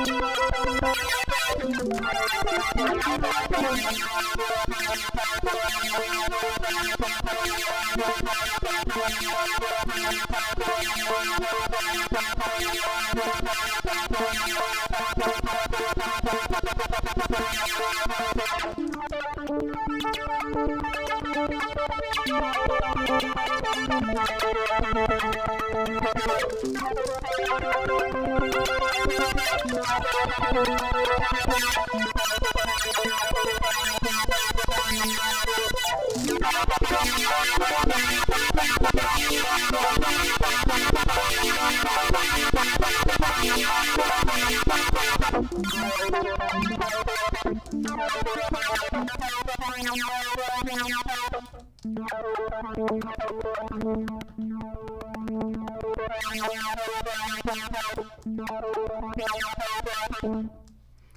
what happens if we continue with this research and LFO phase gets something done to it?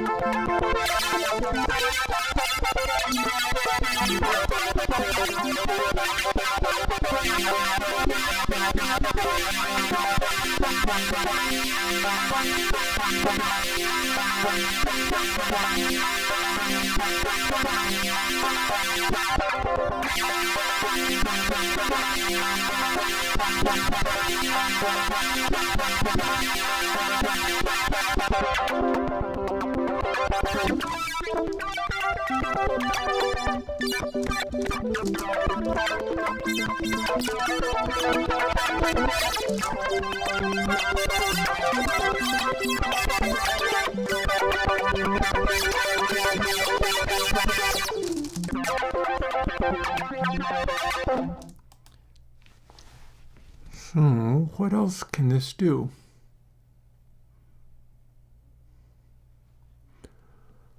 Well, we've got stuff like ratio.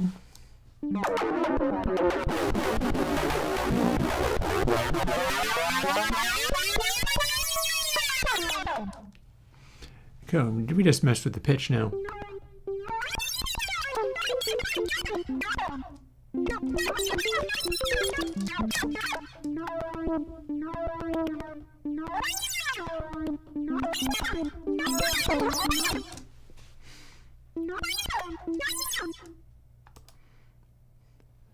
Ratio fine, or phase maybe.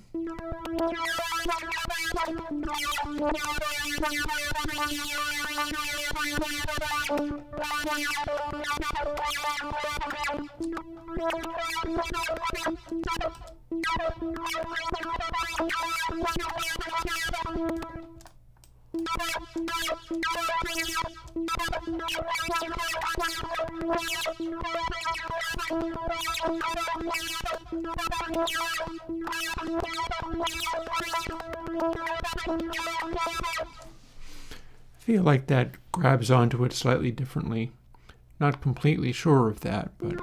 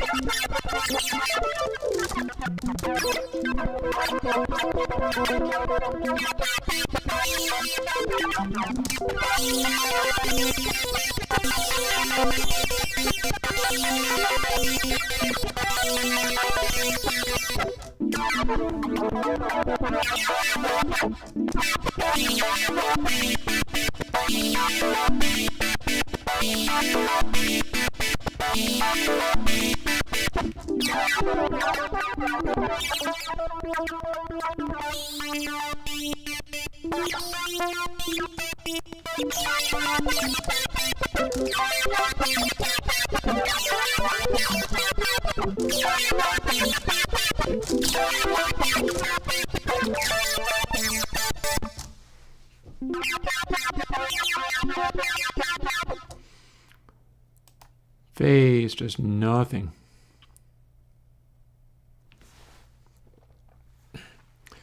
Let's suppose LFO full phase does anything in this.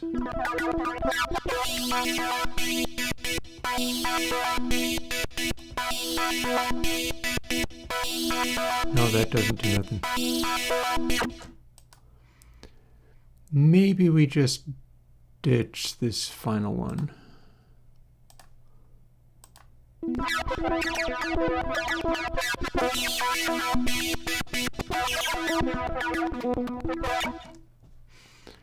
And scoot back over to here, turn the ultrasonic fiddle back on.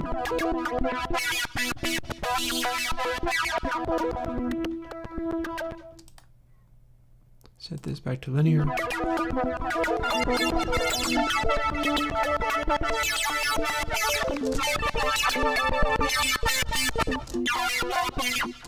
Set this back to 192.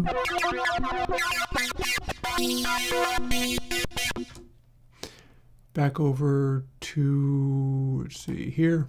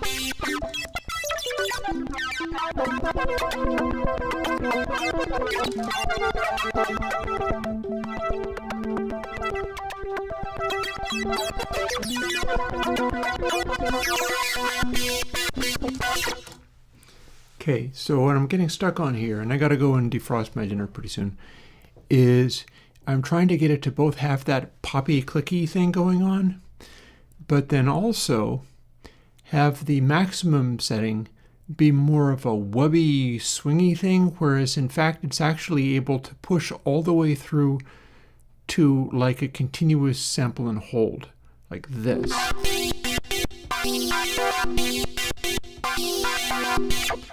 And that's neat, but I'm not sure if I love it, especially since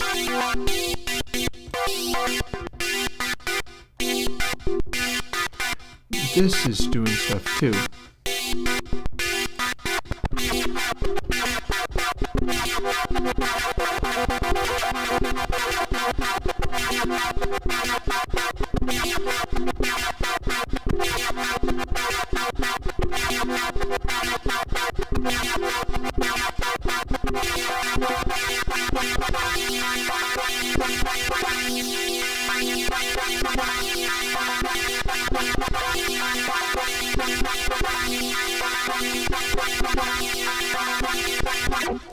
Seems like balancing them matters.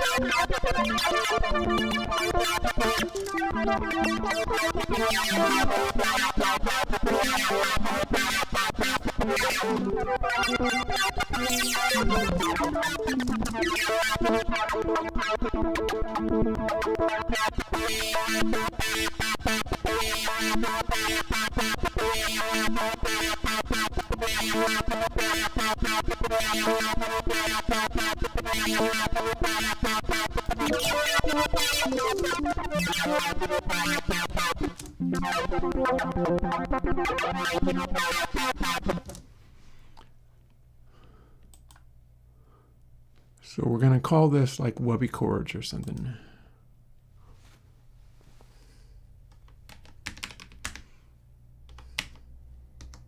And we're going to include pressure in the name.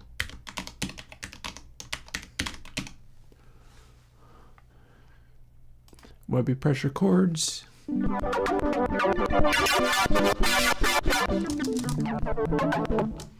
Then spiky pressure chords next.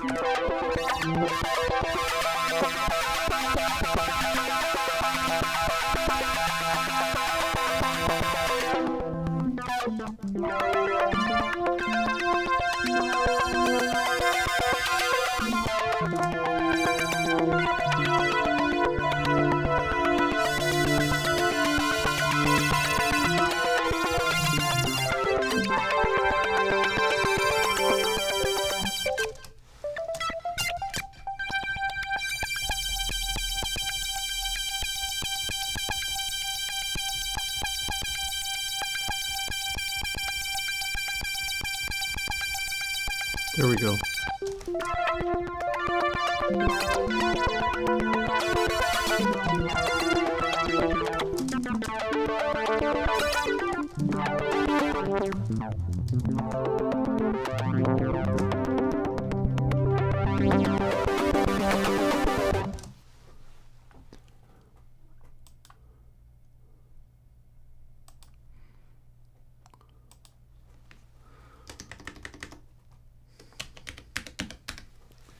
Oop. All caps for some reason.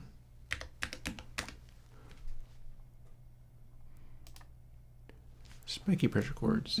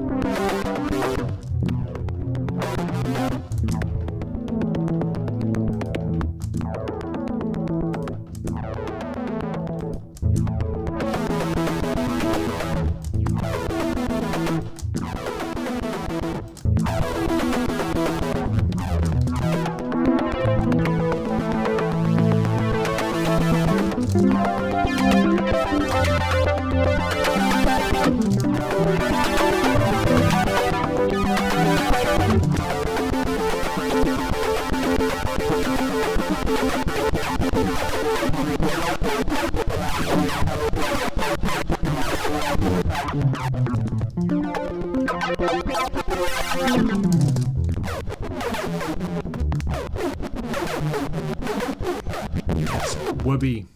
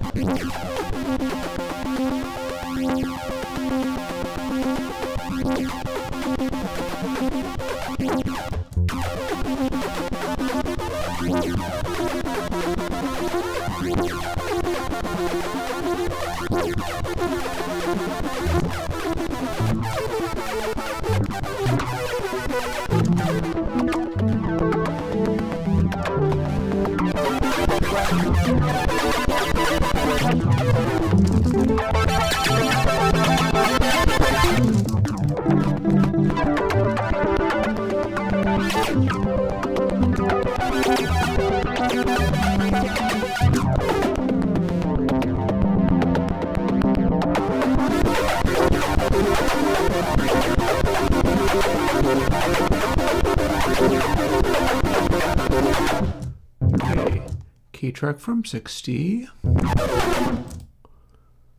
Did mode M.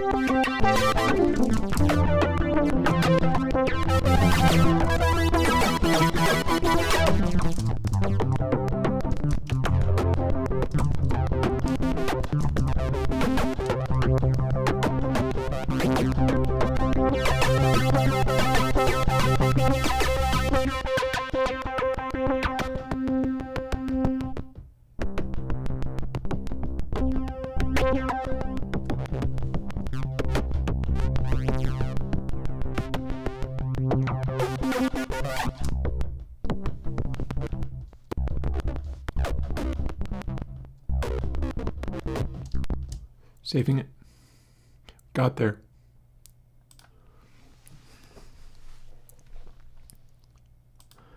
Wobbly pressure chords. Wobbly pressure chords.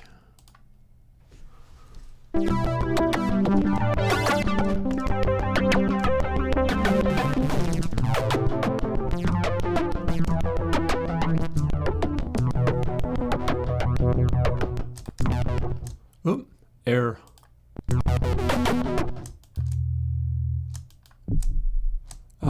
It's because we are wandering through these in the wrong order.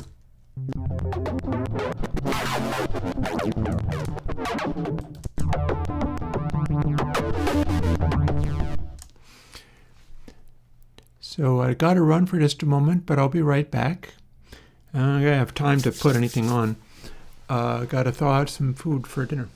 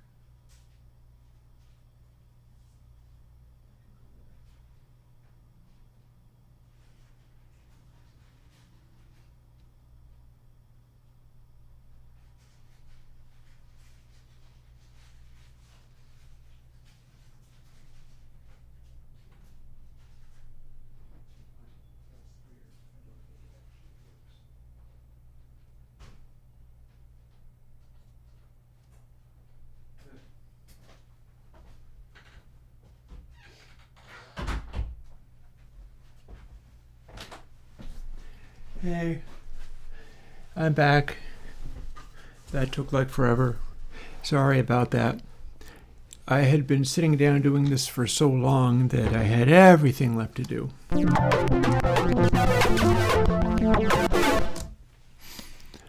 But now we can try something else.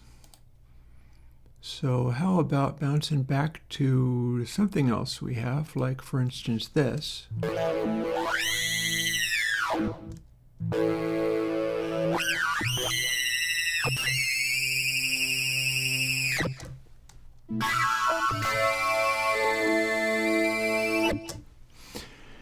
And we've done all of that stuff with Resonance Suite because Paul said to. But it is now 4:39, so it's about 20 minutes until it's time for me to go and have some tacos. And I feel like I can play with some of these other features. Again, we're doing the entire stream on one operator. These can all be used in the normal FM synth way, but this is still all one operator. So extended mode contains none, phase map, resonance sweep, and noise.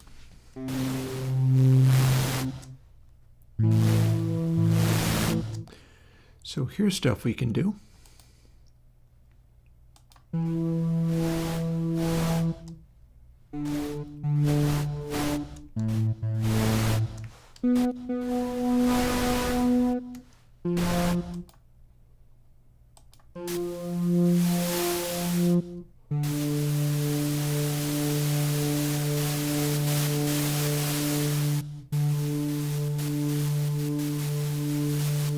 We're on sample and hold LFO, so this is taking LFO and adding it to extended mode. M stands for extended mode.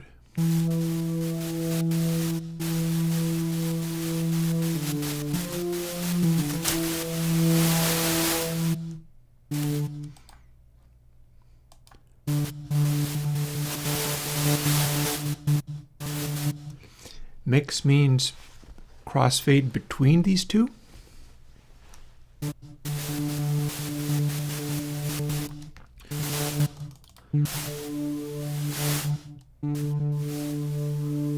Looks like we get to exaggerate this, perhaps.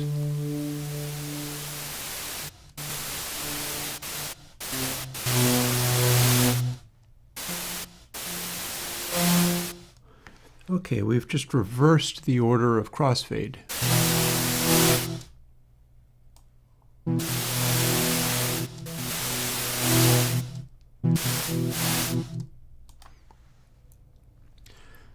Add to phase might be interesting.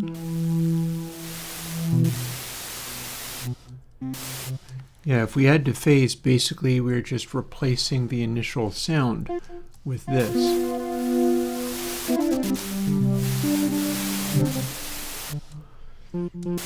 So can we subtract from things maybe?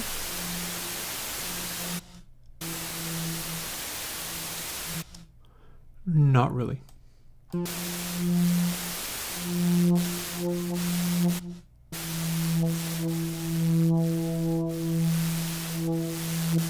Well, that's interesting.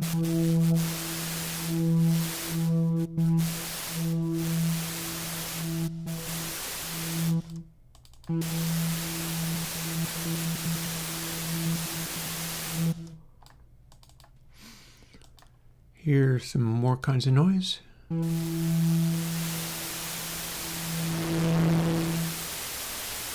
High and low.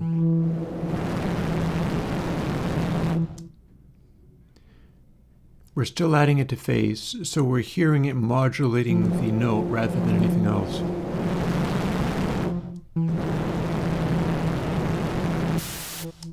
That's definitely the tilt aspect. Chip LSFR.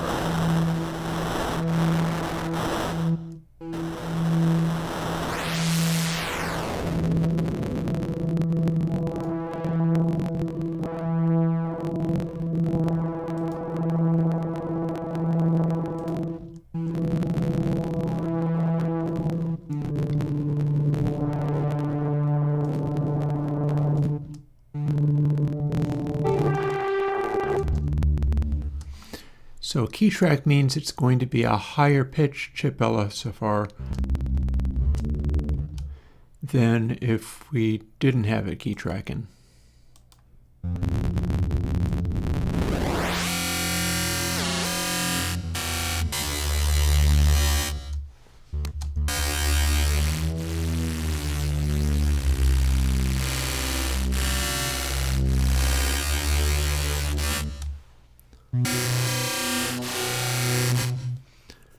Okay, seems to me we have the ability to do something amusing here.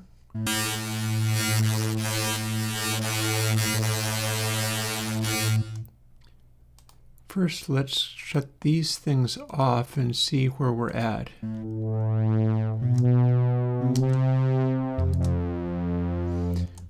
So where we're at with this is we're doing the feedback in the poly aftertouch.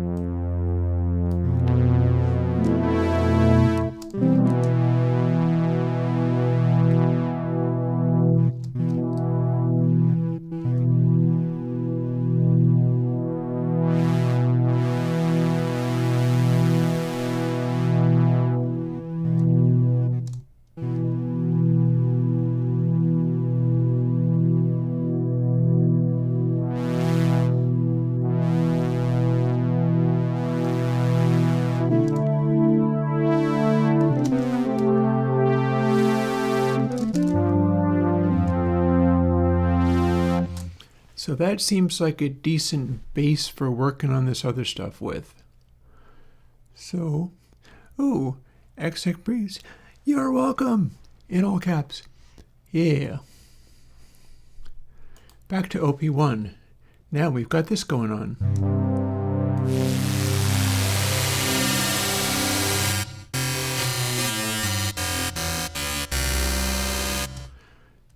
But it's LSFR short.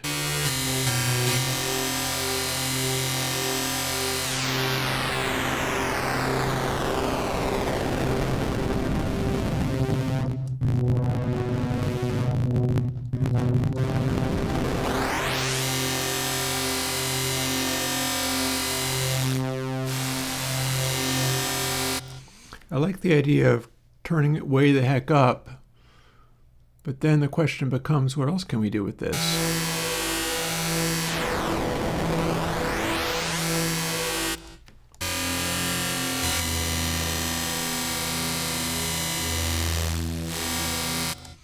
So we're adding it to phase.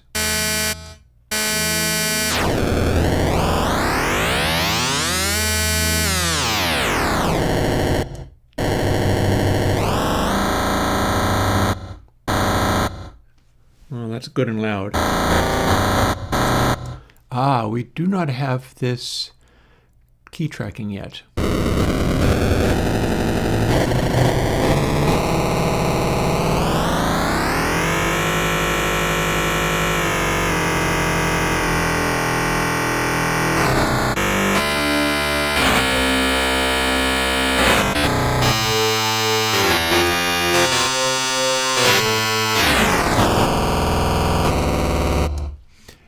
So that's amusing.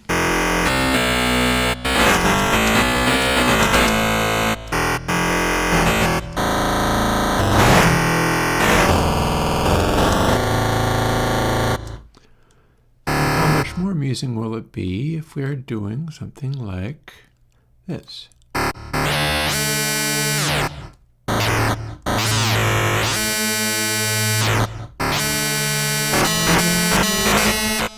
Oh, we hit a high note.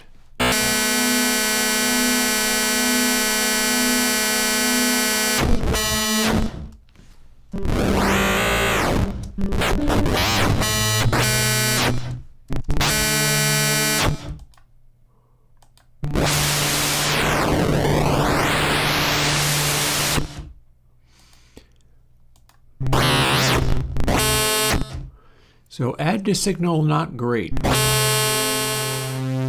We can fade it out.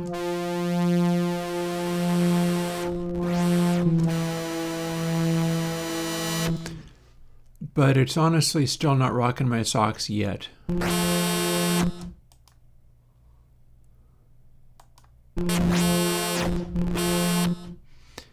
don't appear to be able to...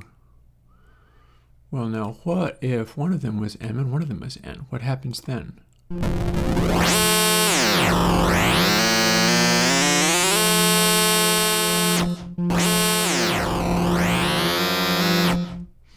We're still doing add to signal. Add to signal is not great here. Multiply by signal?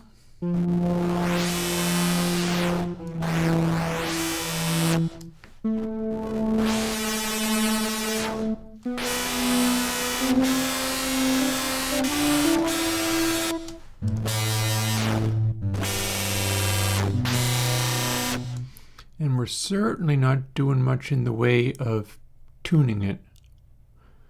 That's not awesome.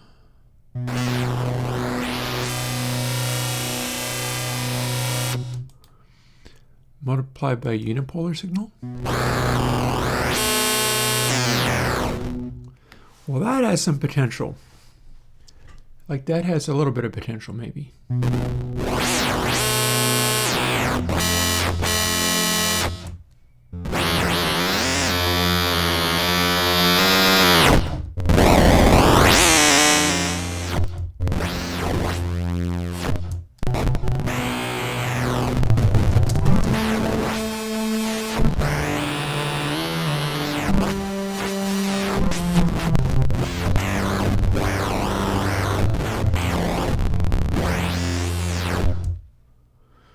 Okay, something's happening.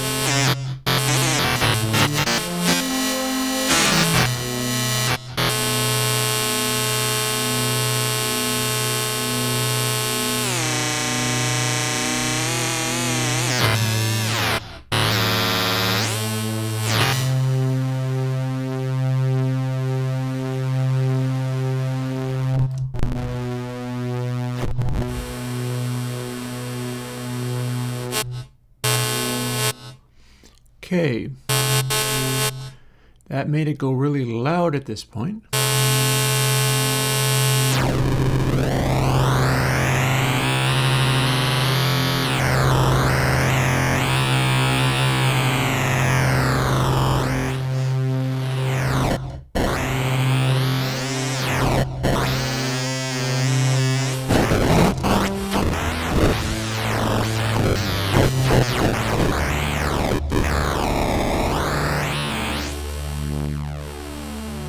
So if we do this,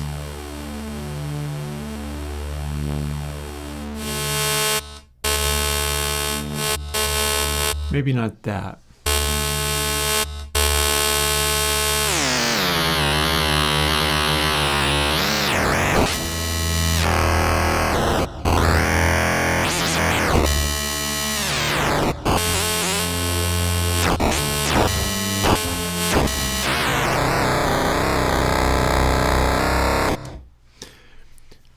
Delicate pressure.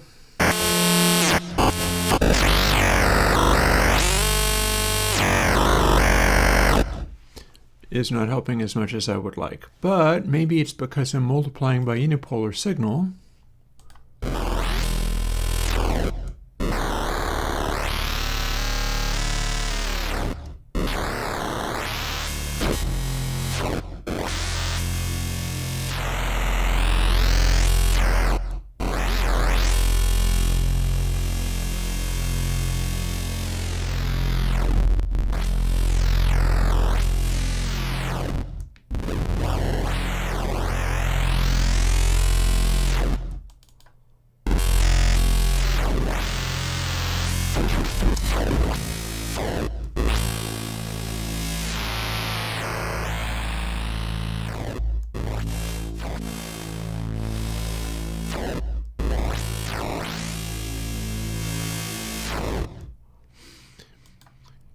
So not necessarily loving multi-signal. I can go back to add to phase. Add to signal is pretty useless here.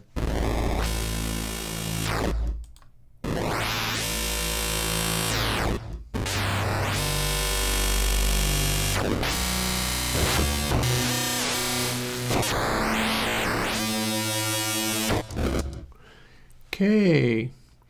All right, I think we might have a final patch for the day.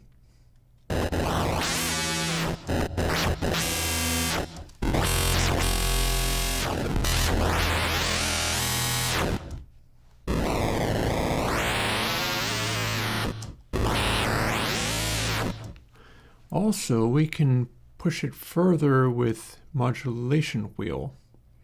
Haven't done anything with that yet. Everything's been about the aftertouch, because I have that.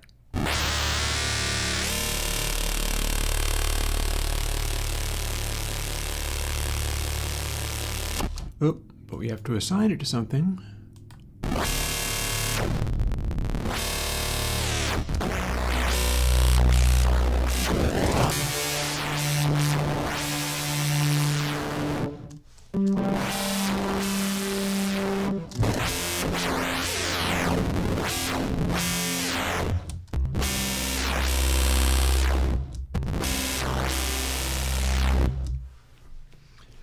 I do wonder whether maybe pitch bend would be fun, though.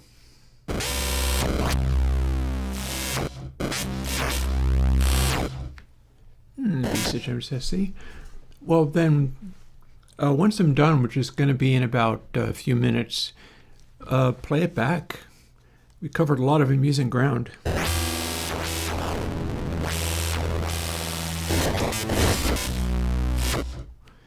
Now, I also am wondering, we do have this going on. So rather than simply MIDI CCs or macros, we could try a key track operator.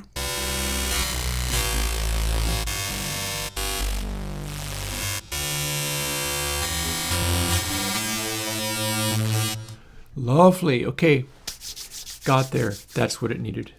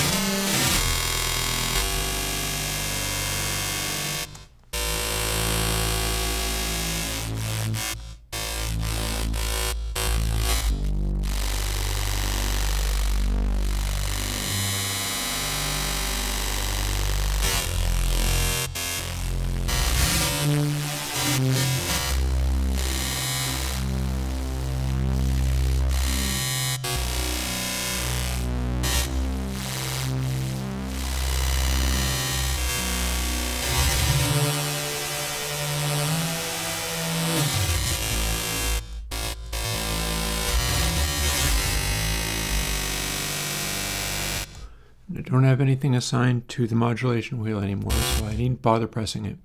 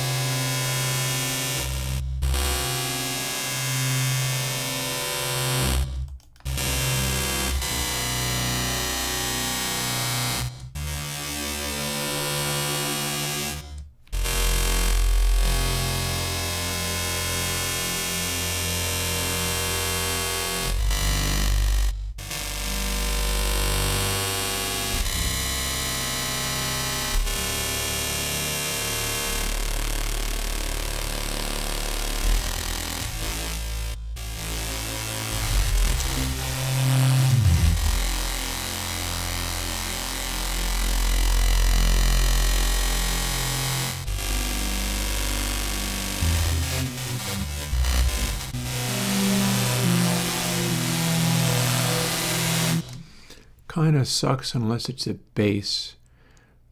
Let's rush in here and make it a bass.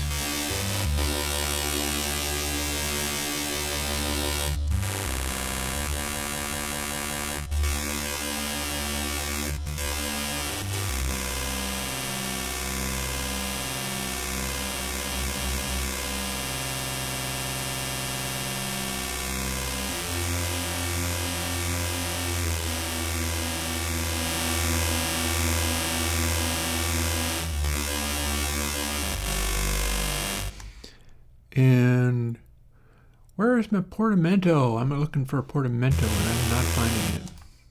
That's saddening.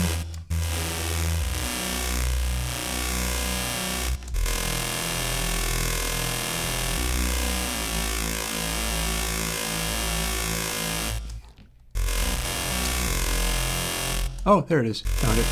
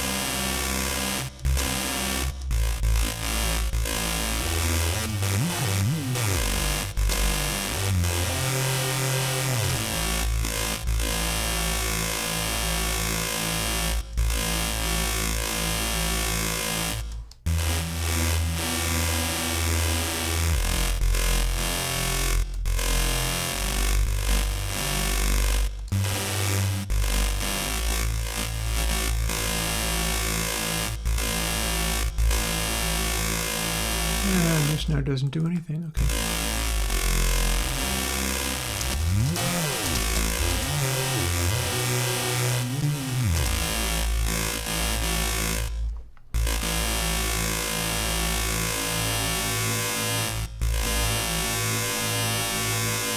Less of that.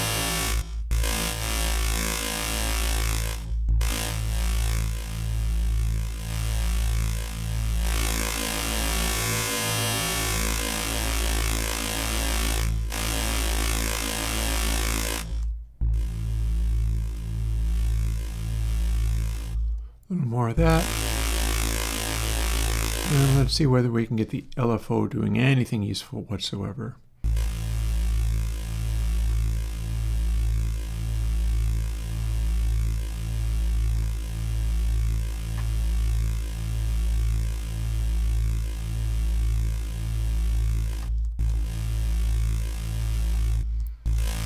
Signs point to nothing.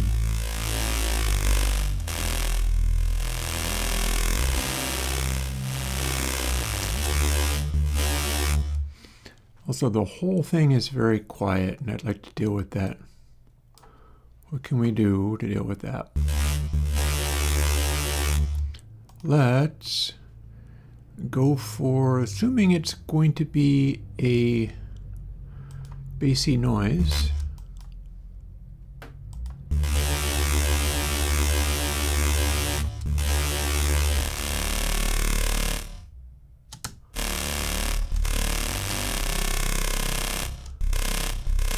Okay, we're not getting to turn it up any.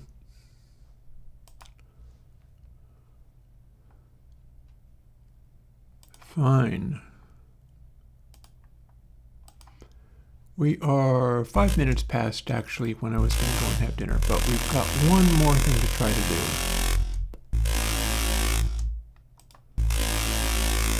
Apart from maybe boost it here, but I don't think we can do that.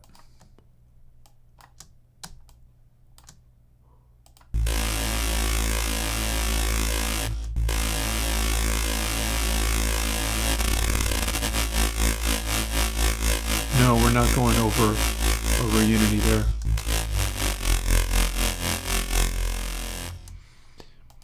I mean, it'll do it, but that's not working.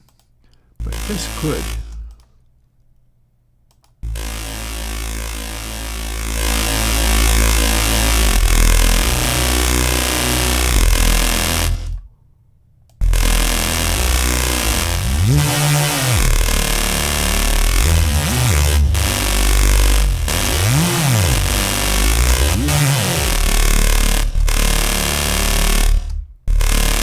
And we can go even harder.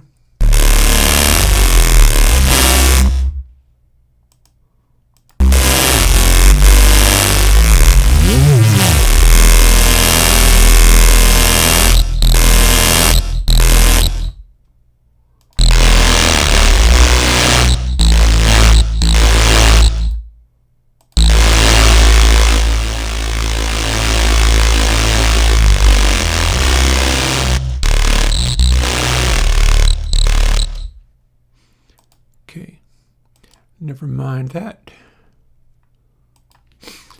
So here's what I finished on. Now it's time for me to go and have dinner, because it's definitely time for me to go and have dinner. But yeah, I started playing with extended mode and trying to use chip LSFR as an oscillator, because of course I did. So we did this.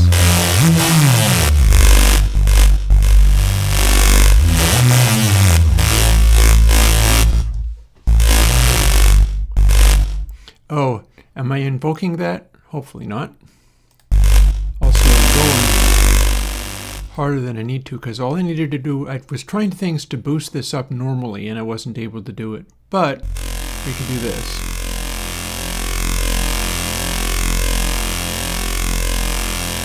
In fact, we can even do very close to shift into bits gain, which is 6.18.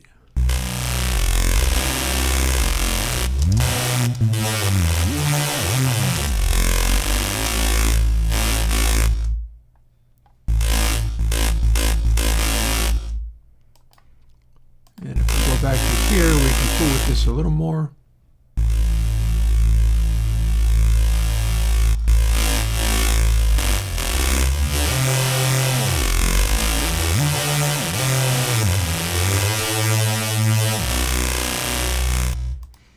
What happens if we do this?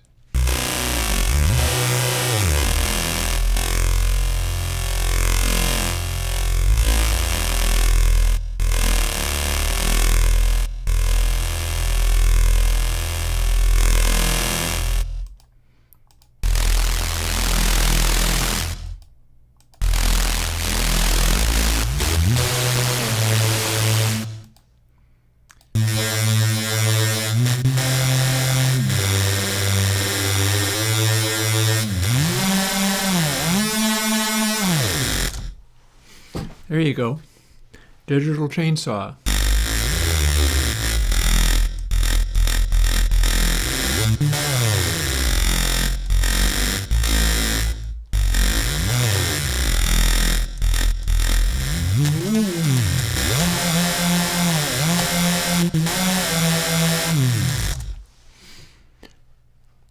And now we save that as a new thing, and then I'm going to upload all of these so people can have them. Firstly, let me move the keyboard out of the way so that I can do this.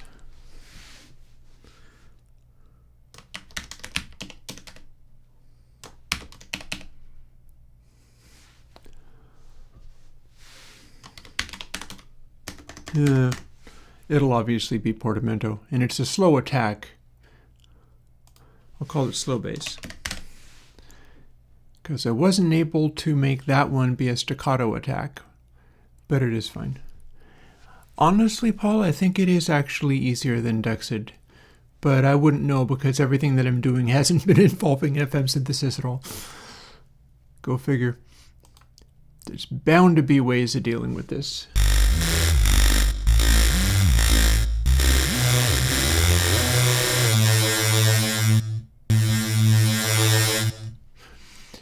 There we are.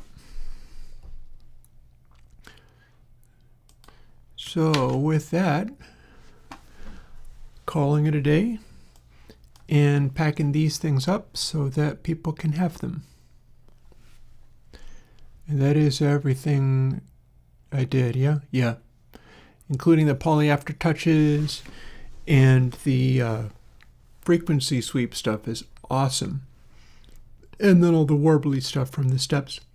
So cool.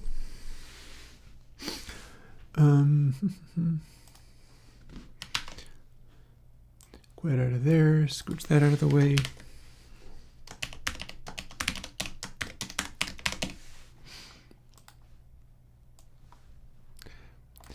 Put these into your 6 signs patches folder. Option drag.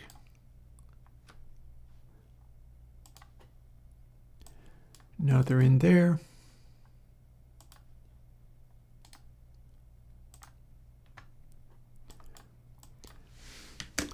Now they are a zip.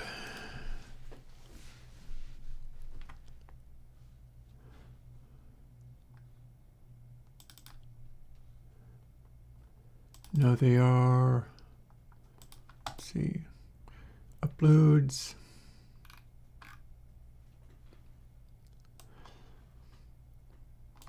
Right over here, next to sign machine patches.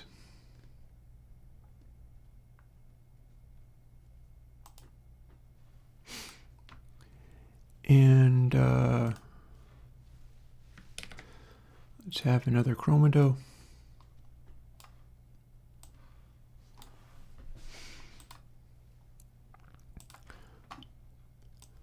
Well, I'm at it over to the media file where we have the synth patches, and now we have, if I can find it, there it is. Boop.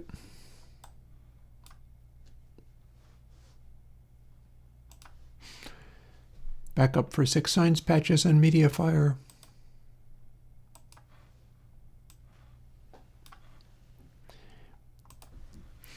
And I'm just going to go and, well, technically I don't have to do anything here other than maybe edit the other side of things.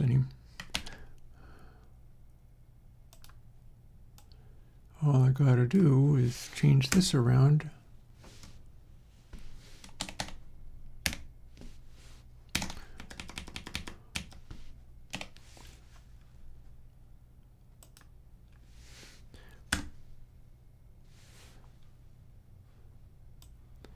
And here we are with the download already, testing it. That is correct, and I've just lost the link that I had. Dang it. Well, don't mind me, I'll straighten that out.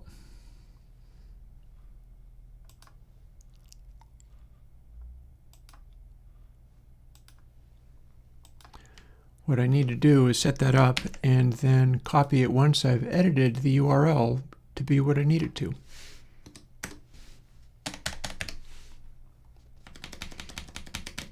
I'm generally perfectly happy to burn my brain out doing all of this kind of stuff. And here is a cut.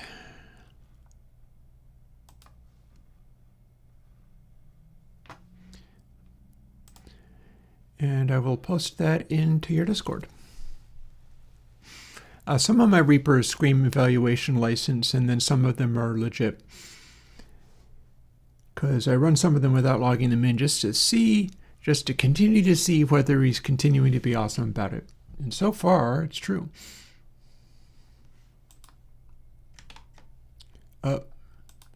Making mistakes left and right, but don't you worry, I'll get through there.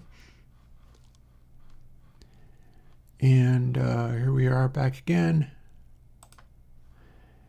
And in the Bacon Paul side quests, I link the patches. And we should be good.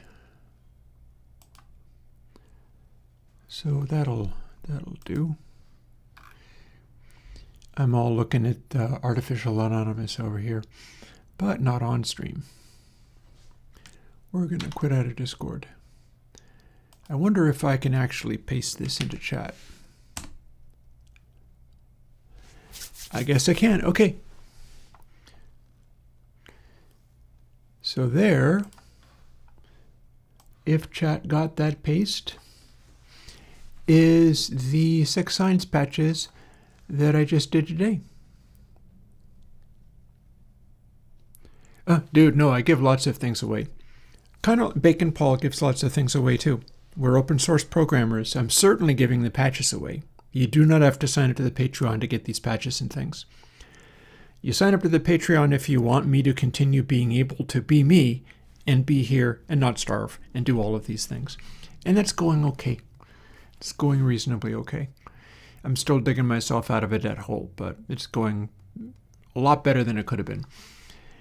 And on that note, I hope folks enjoyed the 6 signs stream. I had been meaning to do this for a long time, and I missed the release date of 1.2. But all the same, hopefully this has done some work towards showing people the potential of 6 signs. Remembering, of course, literally everything that I did was with one oscillator. I really needed to be able to do more than that. I really need to do more than one oscillator. FM is such a neat thing. And all of the stuff that I've done has been with one oscillator or feedback on that one oscillator. But, you know, it can do that much with one oscillator. Go figure. So, yeah. Hope you enjoy 6 signs. Go and download version 1.2. It has all this stuff that I was just playing with. And it is just as worth attention as Short Circuit. Short Circuit is going to be seeing a lot of stuff coming up too. That is something that's being developed by the same crew of people. And I intend to be releasing sample packs and percussion, like drum kit instruments. And I'm going to be building them in Short Circuit. Why use anything else at this stage? Short Circuit is going to be the version of sample-based stuff through which I release things. And it has so many of these weird little options and things in it that's going to be just a lot of fun. But yeah, it's been one OSC FM this entire time. If you know how to use FM, which is worth learning, that's actually not true. My Rhodes isn't there. My Rhodes is a very decent FM synth Rhodes, and I hope Bacon Paul you enjoy it. Maybe you can use it for something. But that Rhodes is not one oscillator. That Rhodes is based off of Vosby's original attempts at a Rhodes. And I have a literal Fender Rhodes, so I was able to study it. And I got an FM Rhodes that was quite a bit better. And it's better than DX7 Rhodes too. But yeah, that definitely uses more than one oscillator. But on that note, it's like past 5:15. I'm going to go and have tacos. Talk to you later. Bye-bye.